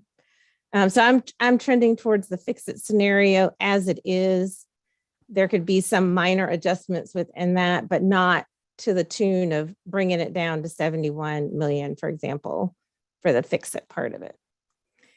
The other part is, as I understand it, the 100 million for ADA accessibility isn't really under discussion, in that we have, legal obligations to do something and we don't have another source of funding for that. So then when we start thinking about moving around, as you said, Chair Van Brocklin, maybe the business workforce isn't worth trying at our level, trying to do anything about it. I'd be concerned about taking away anything from local climate planning, because I do have real empathy for the capacity of local governments to engage in that kind of work. And so I didn't really like the idea of holding the blue section in violet. I do think we should talk about it, but I'm not actually seeing that much wiggle room in the blue either. So one question I would have for Commissioner Simpson is, as we think about trying to innovate, if you could help me understand with maybe more of a specific example of what you're thinking we should be thinking about, tinkering with these categories in order to fund something else. Yeah, I mean, with these numbers, well, first, the question was going to be around local climate planning. Is that to pay for consultants or staffs in these local agencies? Who has the answer to that? I do. Yeah, I have the answer to that. So the local climate planning is really supporting local jurisdictions in meeting the requirements of the transportation planning rule and really addressing climate and equity in their local plans. And so in order to do that, it will be very similar to the Transportation Growth Management Program, if you're familiar with that, TGM, and it basically provides consultant support to local jurisdictions. So it's not something that's benefiting, it's not something that's directed at ODOT, and ODOT manages heavily. It really is a resource to local jurisdictions to support them in their work. Got it. Yeah, which is all great and all, as I get into my point, because I was also going to talk about business and workforce, because to me, that line item is kind of an offensive line item. It's like giving a dollar tip on $100 bill. It's like, why would you even do that? Like, it's more offensive than actually putting a number, like a real number there. So especially based on how it's written of what it's intended to do, personally. And I would assume a lot of people would agree with that. So that's one thing. That number is just too low. So you either erase it and don't stand by that, or you beef it up a little bit more to not make it as offensive. And then the other thing was, what I was going to say about those numbers was, the ADA thing, it is what it is. We're always going to have to pull money for ADA. And I feel like the magic number we always use is 100 million. But what does it have to be 100 million? It seems like that's going to just be an ongoing thing. It's like billions of dollars. So it doesn't matter whether we put 80 million or 150 million, we're going to have to trickle away at that little by little. So what I was thinking was, ultimately, of those numbers, you shave 5 off of all of them and you get to 20, or maybe, you penny pinch it on whatever or you do it by percentage or something. I don't know. But the number that I was thinking of, standing up some kind of innovative pilot to be able to leverage and attract other resources. Because what we don't talk about too is that other agencies have taxing authorities. So they can raise funds. The community has to trust them and want to pay that additional tax, but that's to their discretion. If they can't sell their community on it, that's their problem.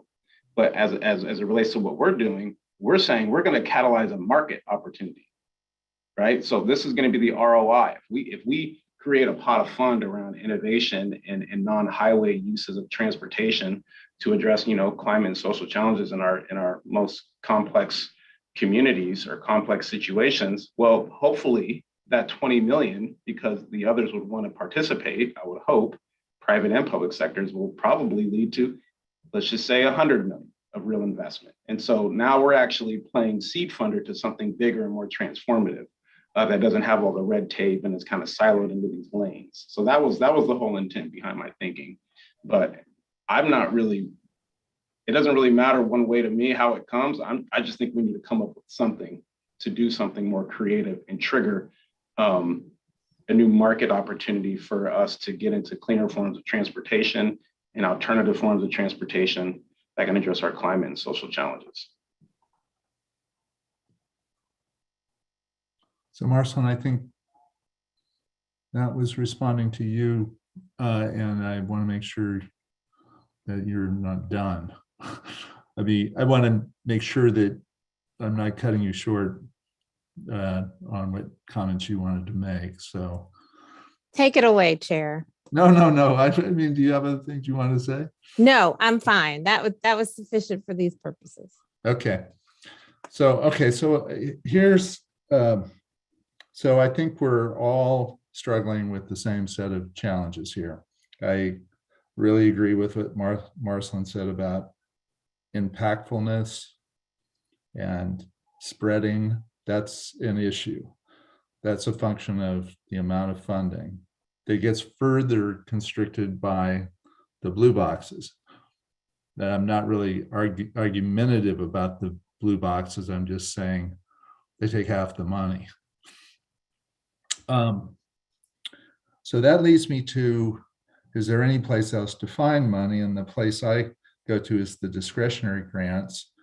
I don't know a lot about the discretionary grants other than it's $100 billion sitting in the secretary's office, of which I assume if we're budgeting 40 million in the blue boxes for match for federal grants, and I assume what that is taking 40 million of this federal money and exchanging it for 40 million in state money, because we can't match federal money with federal money, that we would have to match it with state money. And that's the way Travis has explained it. So now we've done a switchy here to get 40 million in state from 40 million in federal. So that's what actually happens, is we trade out this, we exchange federal money for state money, and then we use the state. So it'd be 40 million state for matching. But getting to my point, the 40 million is going to match. It's a guess on what we might be able to match. So what's the match? Is it 10? Is it 20%? What is it?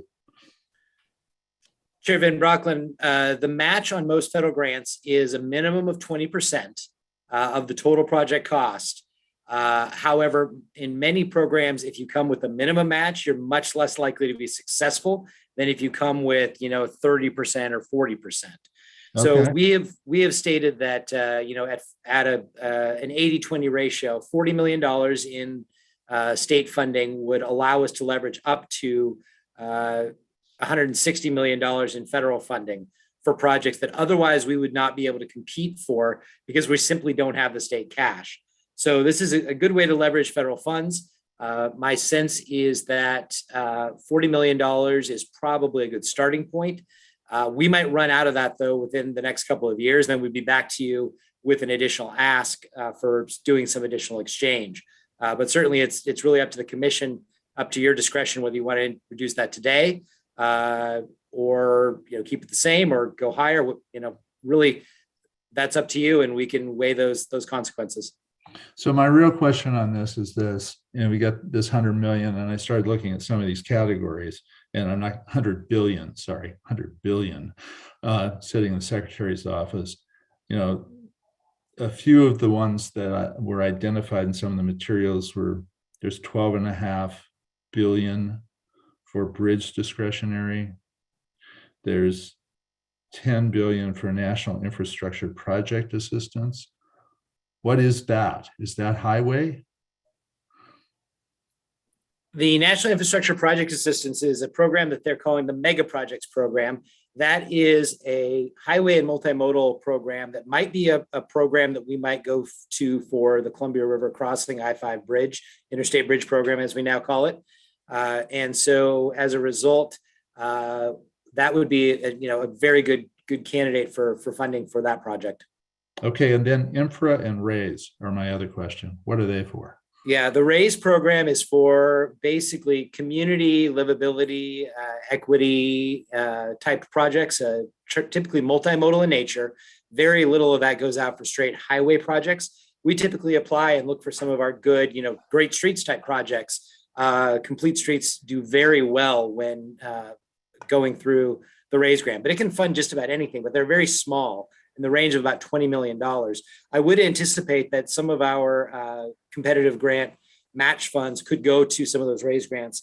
The infra grant program is more focused on freight mobility. So when we look at that program, it might be a good program to go for the Rose Quarter or I-205 or one of our other major urban mobility projects.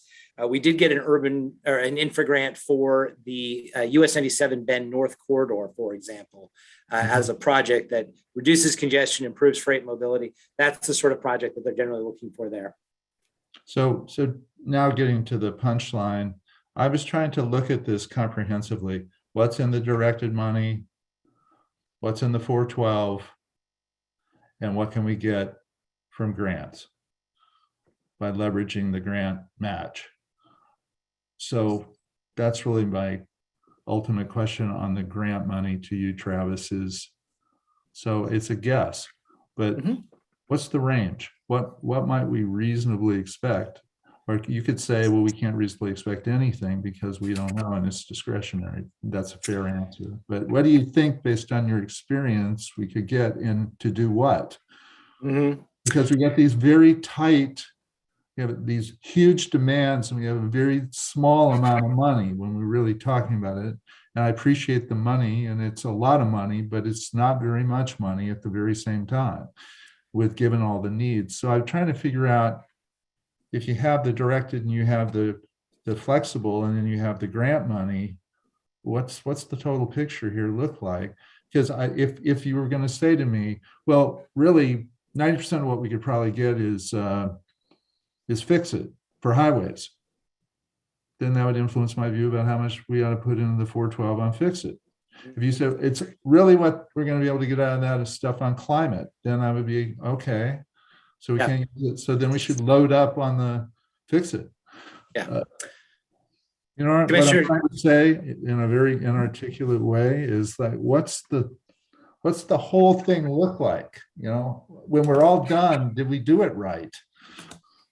Yeah, Commissioner, I wish I had my magic 8-ball still here that I could pull that out and give you an answer based on that. Unfortunately, I know I'm leading with my chin, but I just want to have you tell me what you think. Yeah, I will tell you that a lot of the grant programs are focused on, two key areas would be sort of the community livability, equity, and climate areas. And then the second would be sort of some of the more enhanced type projects. However, the Biden administration is going to define how they want these programs to work. And so they may, slant them one way or the other. I think we understand they're likely going to have a climate, equity, safety lens on just about all of their programs. And so that will, increase the likelihood that we'll be able to get some of the public and active transportation projects funded. At the same time, the competitive grants are really a grab bag. I think we shared a slide with you last time. And there's a culvert competitive program. So that would be Fix It. There's a wildlife crossing program. And so we've heard a lot of testimony about wildlife crossings. And so rather than set aside money directly for that, our thought was it would be great to have this match pot that we could go develop a couple wildlife crossings. We have $7 million from the legislature, and then use some match funds here and from those legislative dollars to go after some of those wildlife grants. So it really is indeterminate at this point and a real grab bag of what we'll be able to get, but we want to be able to be as competitive as possible. And right now we would have some very serious constraints in going after those grants because we just don't have that much spare state money that isn't specifically dedicated. Okay. Can we come back to this in a year and rejigger? Mr. Chair, as you're well aware, we bring the STIP amendments back to you on a regular basis. I think that's quite likely. If it turns out that after 2 rounds of grants, we're haven't used any of the match money, we'll come back and say, hey, why don't we drop it to 20 and redistribute those funds? Alternatively, if it turns out we've already, at the cupboard's bare in that account because we've been successful, then we've got another good problem to have and we can come back for more. Yeah, my parting remark on this, I don't think that's probably enough for me for now, and I would probably defer and wouldn't speculate on what we might get, as long as we have flexibility in year 2 or year 3 or year 4, whenever we know more. But I would be my message would be to be very aggressive on the discretionary grant program because we need the money, and we need to be in as many of these pots as we can possibly be in, as creative as possible. We need to dedicate resources to this because we get very few opportunities to infuse real money into the agency, and this is one. So we have talked, nobody's testified on the discretionary grant program, or not much, and very few comments on that. That's a potentially important area. So I think we ought to, and that's why I'm okay with the 40. So here's where I am. I think, kind of the area that we've been talking in, I didn't go to Sharon's comments, I think, and she did mention the grant programs right at the top. I mean, I'm basically okay on the blue box, and I'm willing to be creative with Orlando and finding a little money in there for what he wants to do, which I also think makes some sense as an experiment. I don't know how much we can do there, but we can figure it out.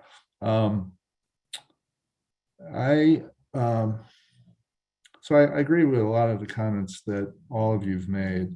Here's where I am. I think we have to maintain the system. So I think we have to have enough and fix it that we can really do something on the pavement. The bridges are in better shape in this bill because there's in the directed part, the 2/3 we're not talking about, there's $268 million for bridge repairs. Okay, so I view that as part of fix it. But then how much do you add on that's not for bridges? There's also a $2.5 billion, or pardon me, there's a $12.5 billion bridge discretionary program that we ought to go after with more grants. So I think we could do something pretty meaningful on bridges. I worry about the pavement, and I think we need to put some money into this from the 412 that goes to the pavement. On the other elements of this, my question on enhance is really about how much we can get out of discretionary grant funding. But I would, if we can maximize that, there's so many of these projects I would love to do, including all the ones that Cooper ran off, but I also, I don't know how much we can put there. I think Great Streets is a great idea, and we should invest in it and safe routes. So I'm sure I can get to wherever the four of you get on that. So here's the one thing I want to say. In addition to whatever we work out, and I think we can work it out fairly well, and maybe even identify a couple of scenarios before we have to leave today.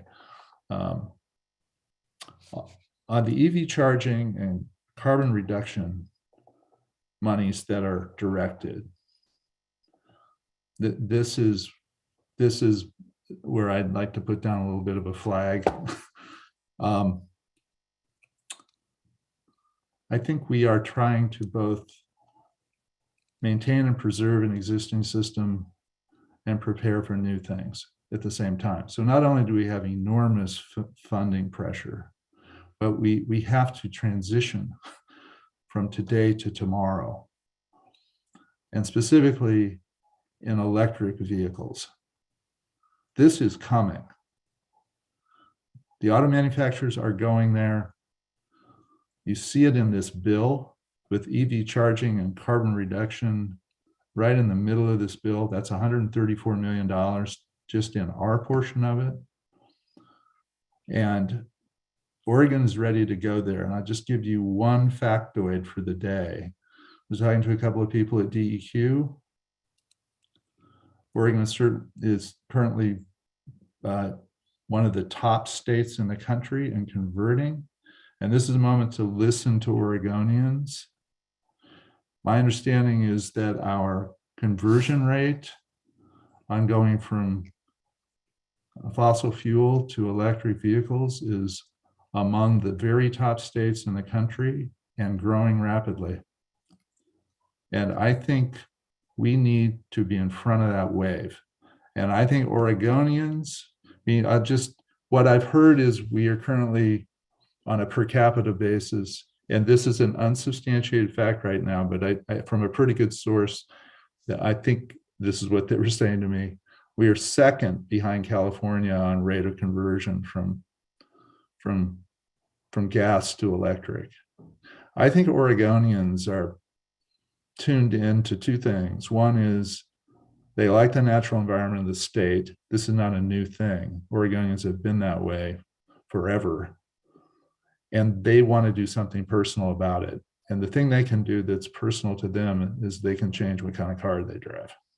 Now, those are for the people that can afford cars. I know we have the whole transit, et cetera, a whole range of things we need to be doing for people that either don't have cars, can't afford them.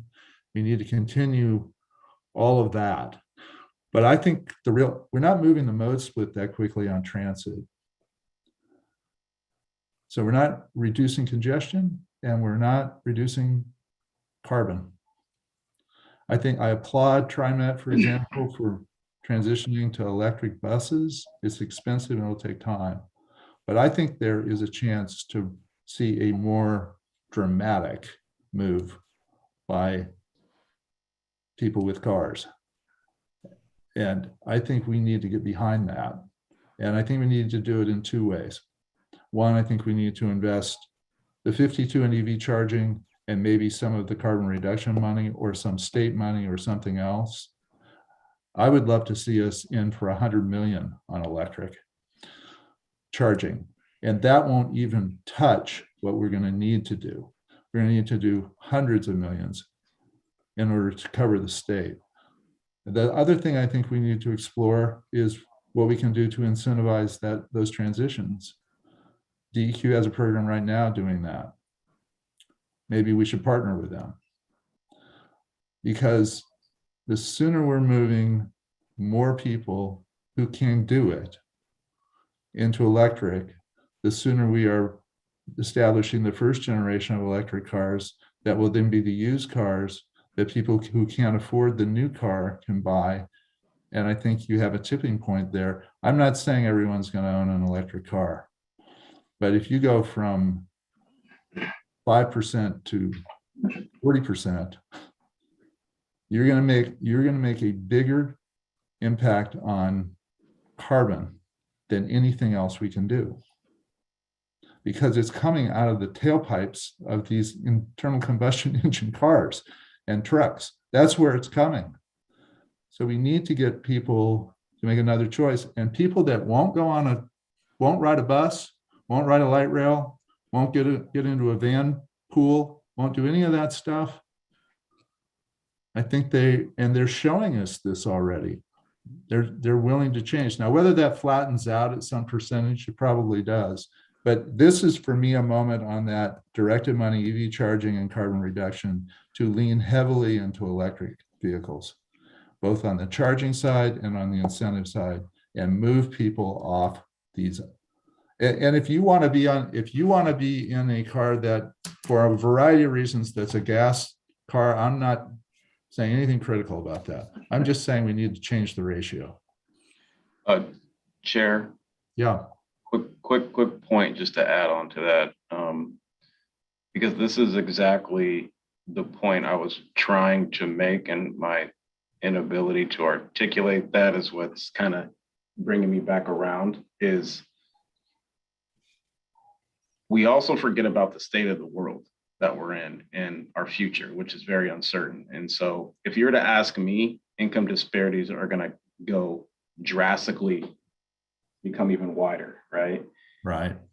Obviously, Portland, as we're looking at it, the metro region is focusing heavily on multifamily development. The region's growth is multifamily development. There's going to be some single family residences that get developed, but the most development is going to go into multifamily. When you have multifamily development, we have to think about how we can leverage our resources and opportunity to build and incentivize the infrastructure of electric transportation. And yeah, we cannot control people's decisions to ride a bus or a train or have their own personal SOV or ride share, whatever it may be. You can't control that. It's like trying to control like tell people they can't have cell phones, or they have to have an old cell phone, or they have to Yeah, I don't want to. I don't pagers. want to. Yeah. I And I don't am think it's interested. I don't think it's our responsibility to do that. No, it's not. We need to make sure that there's enough options that are actually leading to community benefit, whether it's from an environmental standpoint or a social standpoint or economic standpoint for that matter. And so what I was really thinking of in my head was, if there are more multifamily developments and there are people living in these circumstances that don't own vehicles and that refuse to go walk several blocks to go catch a bus or to catch a train, we have to be creative in what we can do around providing support around alternative vans or small buses to get those that have disabilities or those that have health challenges or those that maybe have a couple kids to get to the grocery store or to get to the doctor clinic or to get to the dentist office. But why can't we do it in a clean transportation mechanism and a format? And so that is like thinking outside the box of how we can be creative for the future. And that's just one concept, but I think there's several others of how we could leverage these public resources to actually create new markets and clean markets for the future. Yeah, I think things like its relationship to land use and urban development, et cetera, and maybe requiring that developers include charging stations in their buildings, all of that. I don't want to though have anyone think I'm pushing people that don't want to go there to go there. I just am trying to follow the trend line. Trend line is it's coming. The trend line is we're a leading state. The trend line is we have people that want to go there. And I think we need to facilitate that choice for those who want to go there. In the same way we facilitate choices for people who don't, in terms of other investments we make. And the driver for me is we're sitting here with this $134 million in the directed funds between EV charging and carbon reduction. And I want it to be part of a strong commitment to offering EV. Is I almost think of it like a mode split. You could be on transit or you could be in a car. Well, you could be in transit or you could be in an EV or you could be in an ICE. No judgment, just options. And this is a moment, and this money is here. And I think a lot of it is one time. And the 52 million in EV charging, we're going to have to spend on EV charging. So then it's just how much of the 82 in carbon reduction we should use to incentivize and maybe beef up the EV charging program statewide. Commissioner Brown. Well, I think one of the things that's really being in transit, what we're seeing is a shift with gas prices just accelerating out of control. And you have middle-class people now looking at spending, well into $100 to fill up a tank, or real close to it down here in Southern Oregon. We are going to see a shift. We're going to see a shift of people wanting to use either public transit. They're going to look at active transportation. They're going to start walking. They're going to start biking. And we've seen this before, back in 2008. The same thing happened. I think it was 2008, maybe it was 2007. Somewhere in that period of time, you see this shift that's going to happen. I think we have a responsibility, some ways, to make sure that the infrastructure is there. And I'll give you an example. You go by any elementary school in the morning, and how many individual vehicles are there with kids jumping out that live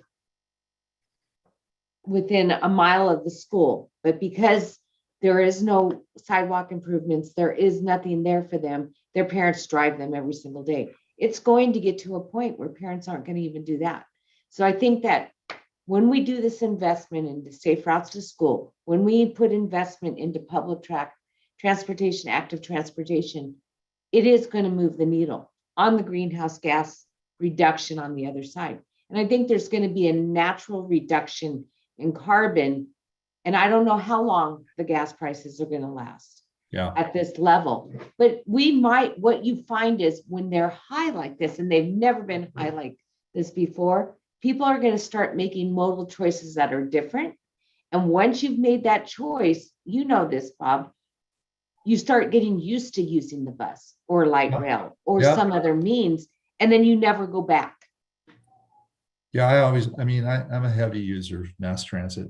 So I think that's right. And now it's just it becomes part of what you do. So anyway, I just wanted to put a stake in on the directed funding side, because I think this is a moment. And I think if we fall behind the public and they buy the cars and we don't have the charging stations ready and out there, and that's a partnership, we shouldn't pay for all that. We should be leveraging with private investors as well. And Amanda can speak to this much more articulately than I can. But I just feel like this money that is already earmarked in this area, we ought to spend it wisely and aggressively on this. I'll just call it a mega trend, because I think it is. I can guarantee you the major car companies would not be in this and would not be on television every day advertising electric unless they saw the market coming. They see it coming. And they can spend a lot more on market research than we can even think about spending. So I just view it as real. They would not be going there unless it was coming. And if Oregon is one of the top 2 or 3 states in the country in adoption, then it's going to come on faster than we may think. I think there's urgency in this. I don't think we have a lot of time to get some of this electric charging in place, or we're going to have an ornery public that says, I want to buy this car, but ODOT with its partners has not gotten the charging to my community. That's a problem that we can't let happen. On this chart, though, as I said earlier, I think any of the things we've been talking about are in the realm of what I could support. And so I'm not going to throw out more numbers. We've got numbers out there already. I'll try and, I'll make my micro adjustments as we go, or suggestions. Commissioner Smith. Thank you, Mr. Chair. I agree with you. I think we need to be all in on EV. And I also agree that when we transition from looking at the flexible funding buckets, the commission really needs to be involved in how we develop the program for the directed funds. And I think that's where the discussion about the EV should happen more robustly. And unless you're suggesting that we allocate some additional flexible funding, which I don't think I heard. No, okay. No, I agree. We can do it later. I just want to put a flag in a stake in that. I'm going to be pushing hard in that direction, because I think it's the compelling place to invest right now. I was going to say, I wanted to respond to Orlando's comment when you're done. Well, the only other thing I wanted to say is, I think we also, on some of the other comments we've heard along the way during this process to date, I do think we need to recognize that there is money on the directed side for bike ped. There's $45 million coming to us, as I understand it. There is $200 million for local government, as I understand it. And Travis can correct me on any of this I've got wrong, but my notes indicate that on active and on local. And there's $200 million for transit. Anything you want to do to clarify those or correct me on those, Travis? But that's how I read it. Yeah, Commissioner Van Broeklen, the number on, I think the numbers you laid out were correct. The one I would say on the local government side, it's probably going to be more like $300 million. We started off with the fairly minimal, the base amount, and that was a number we put out that were pretty certain. As we've done additional calculations, for example, how much local governments will get within the local bridge program, how much they would get from things like local climate planning. As I run the numbers today, it's probably more like $300 million, which is about 30% of the total IIJA additional funding. That's very consistent with where we have been at in over history, which is generally about a quarter to a third of federal highway funds going to local governments. So we're right in that normal sweet spot, which is, I would say, from what we've seen from other states, we did kind of a survey of how other states are using their IIJA funds. We're definitely on the high side if we get to 30% of the funds going to local governments compared to other states, as most states aren't generally as generous with their federal dollars as Oregon has been traditionally. And I think just this is the last question, and I want to turn it back to Sharon, but I also think we're among the most generous states on our state gas tax split. Chairman Brockland, I believe we're actually the most generous. I have not yet seen another state that provides, we're at 45% of the state highway fund going to local governments approximately. I'm on a national panel that's involved in looking across all the states, and nothing I've seen to date indicates to me that anybody is even close to that in terms of the total state funding going to local governments. That, by the way, as just a dollar value, local governments in the next several years, their apportionments will grow to over $600 million per year of state highway fund resources. And that has more than doubled since 2009. So that's cities and counties. Sharon, sorry to go on and on. No, that's fine. I welcome the dialogue because I don't think we have enough of it, and I think it's really important. So I just wanted to speak to Orlando's outside the box idea, and I like it. I'm not sure that, I think that if there's some more brainstorming, but I too agree that a lot of times we tend to be very program heavy, very process heavy, very deliberate. And so it does not foster creative outside the box thinking. And that's what we really need in this changing landscape of transportation and climate challenges. And so I think that you've got a great idea that we can flesh out some more. I would probably add to not just focusing on the metro region, but maybe pilot program in more rural communities, because there's some innovation that's happening in those areas as well. And I'd be happy to maybe, with the commission's blessing, work with you and staff to maybe flesh out what that might look like. And I would almost challenge ODOT administration to figure out a pot of money that isn't necessarily this one-time funding, but ongoing funding. So if that is something that folks are agreeable to, I'd be happy to work further with you on that. And then I have one last idea on the flexible funding scenario. So I'm going to pivot to that real quick. Yeah. I've heard a lot of inputs, and I agree with Marcelin that we need to look at what is going to move the needle. And Julie had suggested some splits. And I'm going to maybe throw out another one for us to ask staff to review. And then depending upon how people feel about it. So my number would be 50 for enhance, 80 for fix it, 50 for great streets, 30 for safe routes to school. And if I did the math right, there's 4 million left over, and that I would allocate to the business workforce, because I agree with Orlando that we need to make a meaningful contribution to that. So if people are comfortable with that, maybe we could have that be one of the scenarios that we look at next meeting.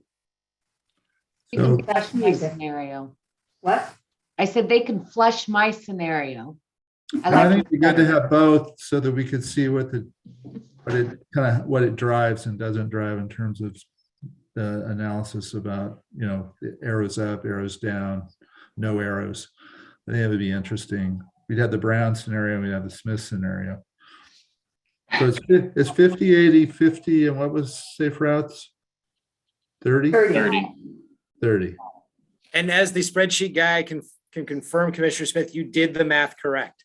So what I guess I'm taking away from Commissioner Smith and Commissioner Brown's hybrid scenarios is that ODOT should look at these numbers, flesh them out a little bit. We can get back to you with any further methodologies. These look very similar to one another. And so we can do just a little bit of work and get back to you on that part. On just a couple other pieces, I want to make sure that what we have heard, what I've heard, I've written down correctly. I had about 4 key takeaways that I want to run by you. So first is, it sounds like the commission is generally comfortable with those 5 programs in blue, although maybe there's a little bit of rejiggering there with just a slight amount. The second piece and related to that is to Commissioner Simpson's proposal, we should bring forward a proposal for some sort of innovative mobility pilot program, we'll call it today, that would look at, how much funding, what sort of funding, and how that would work, that we can bring as part of this overall proposal in March. Third, it sounds as though there's general consensus that fix-it and public and active transportation are the top priorities, and that we should, based on the numbers that Sharon and Julie shared, that we should develop some sort of hybrid or multiple hybrid scenarios there that we can bring back. And then fourth, to Commissioner Van Brocklin's point about EV charging, that we should bring back a proposal to show how we would supplement the EV charging direct funding with other funding sources, whether that's state funding sources, federal competitive grants, other formula funds, or even utilities and other public-private partnerships in order to get a more robust investment. And as long as, yes, and the directed funding that I mentioned is on part of that mix to look at. I think that would be great. Wow. Oh, the last thing I think you need to put on, and maybe you already said this, is aggressive pursuit of all grant opportunities across the board. Wildlife crossings, enhanced projects. We can get some of these projects that Cooper was walking through built. Yeah, Aurora bypass, all of these that you've mentioned, Cooper, that we've been looking at, the Southern Oregon ones, the Aurora Donald, the US 97 Bend North Corridor, Kubler, Delaney. There's just a list. In fact, I think Mac put a list together, which I looked at the other day.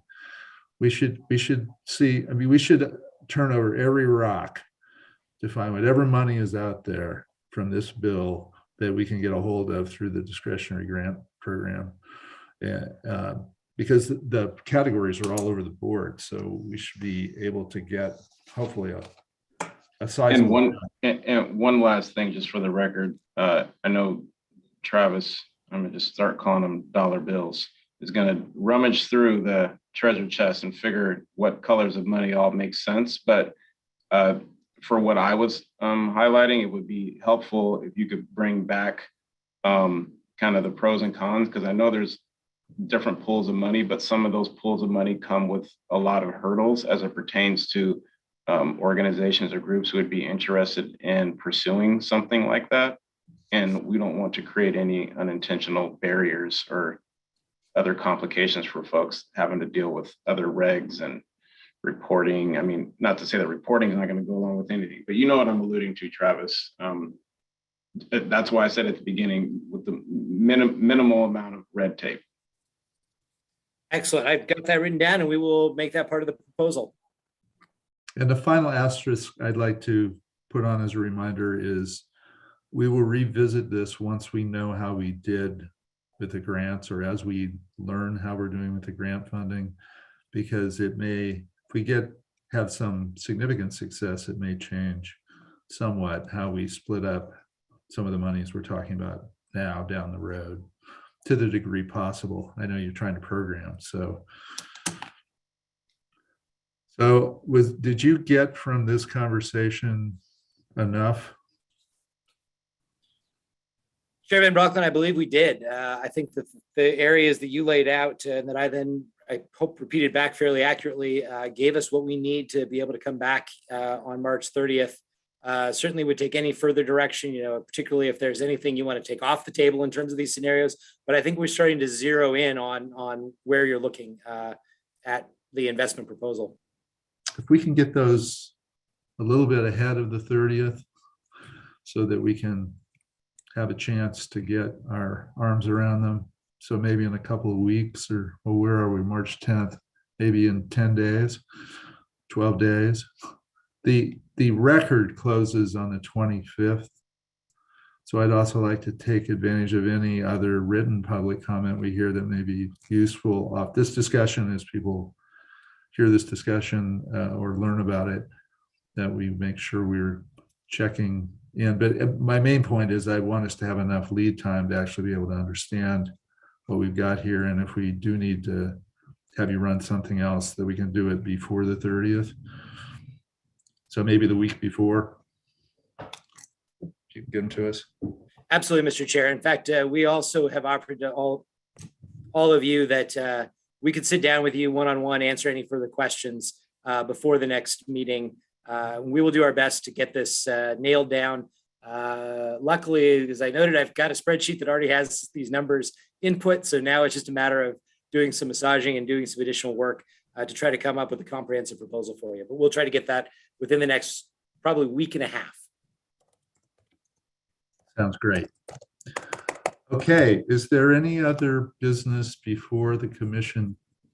Mr. Chair, it looks like Cooper has a comment. Oh, sorry. I was looking. No worries, Mr. Chair. Quadrant of my screen. Missed you. No worries at all. I did want to just real briefly speak to your comments around the competitive grant work and what we're doing.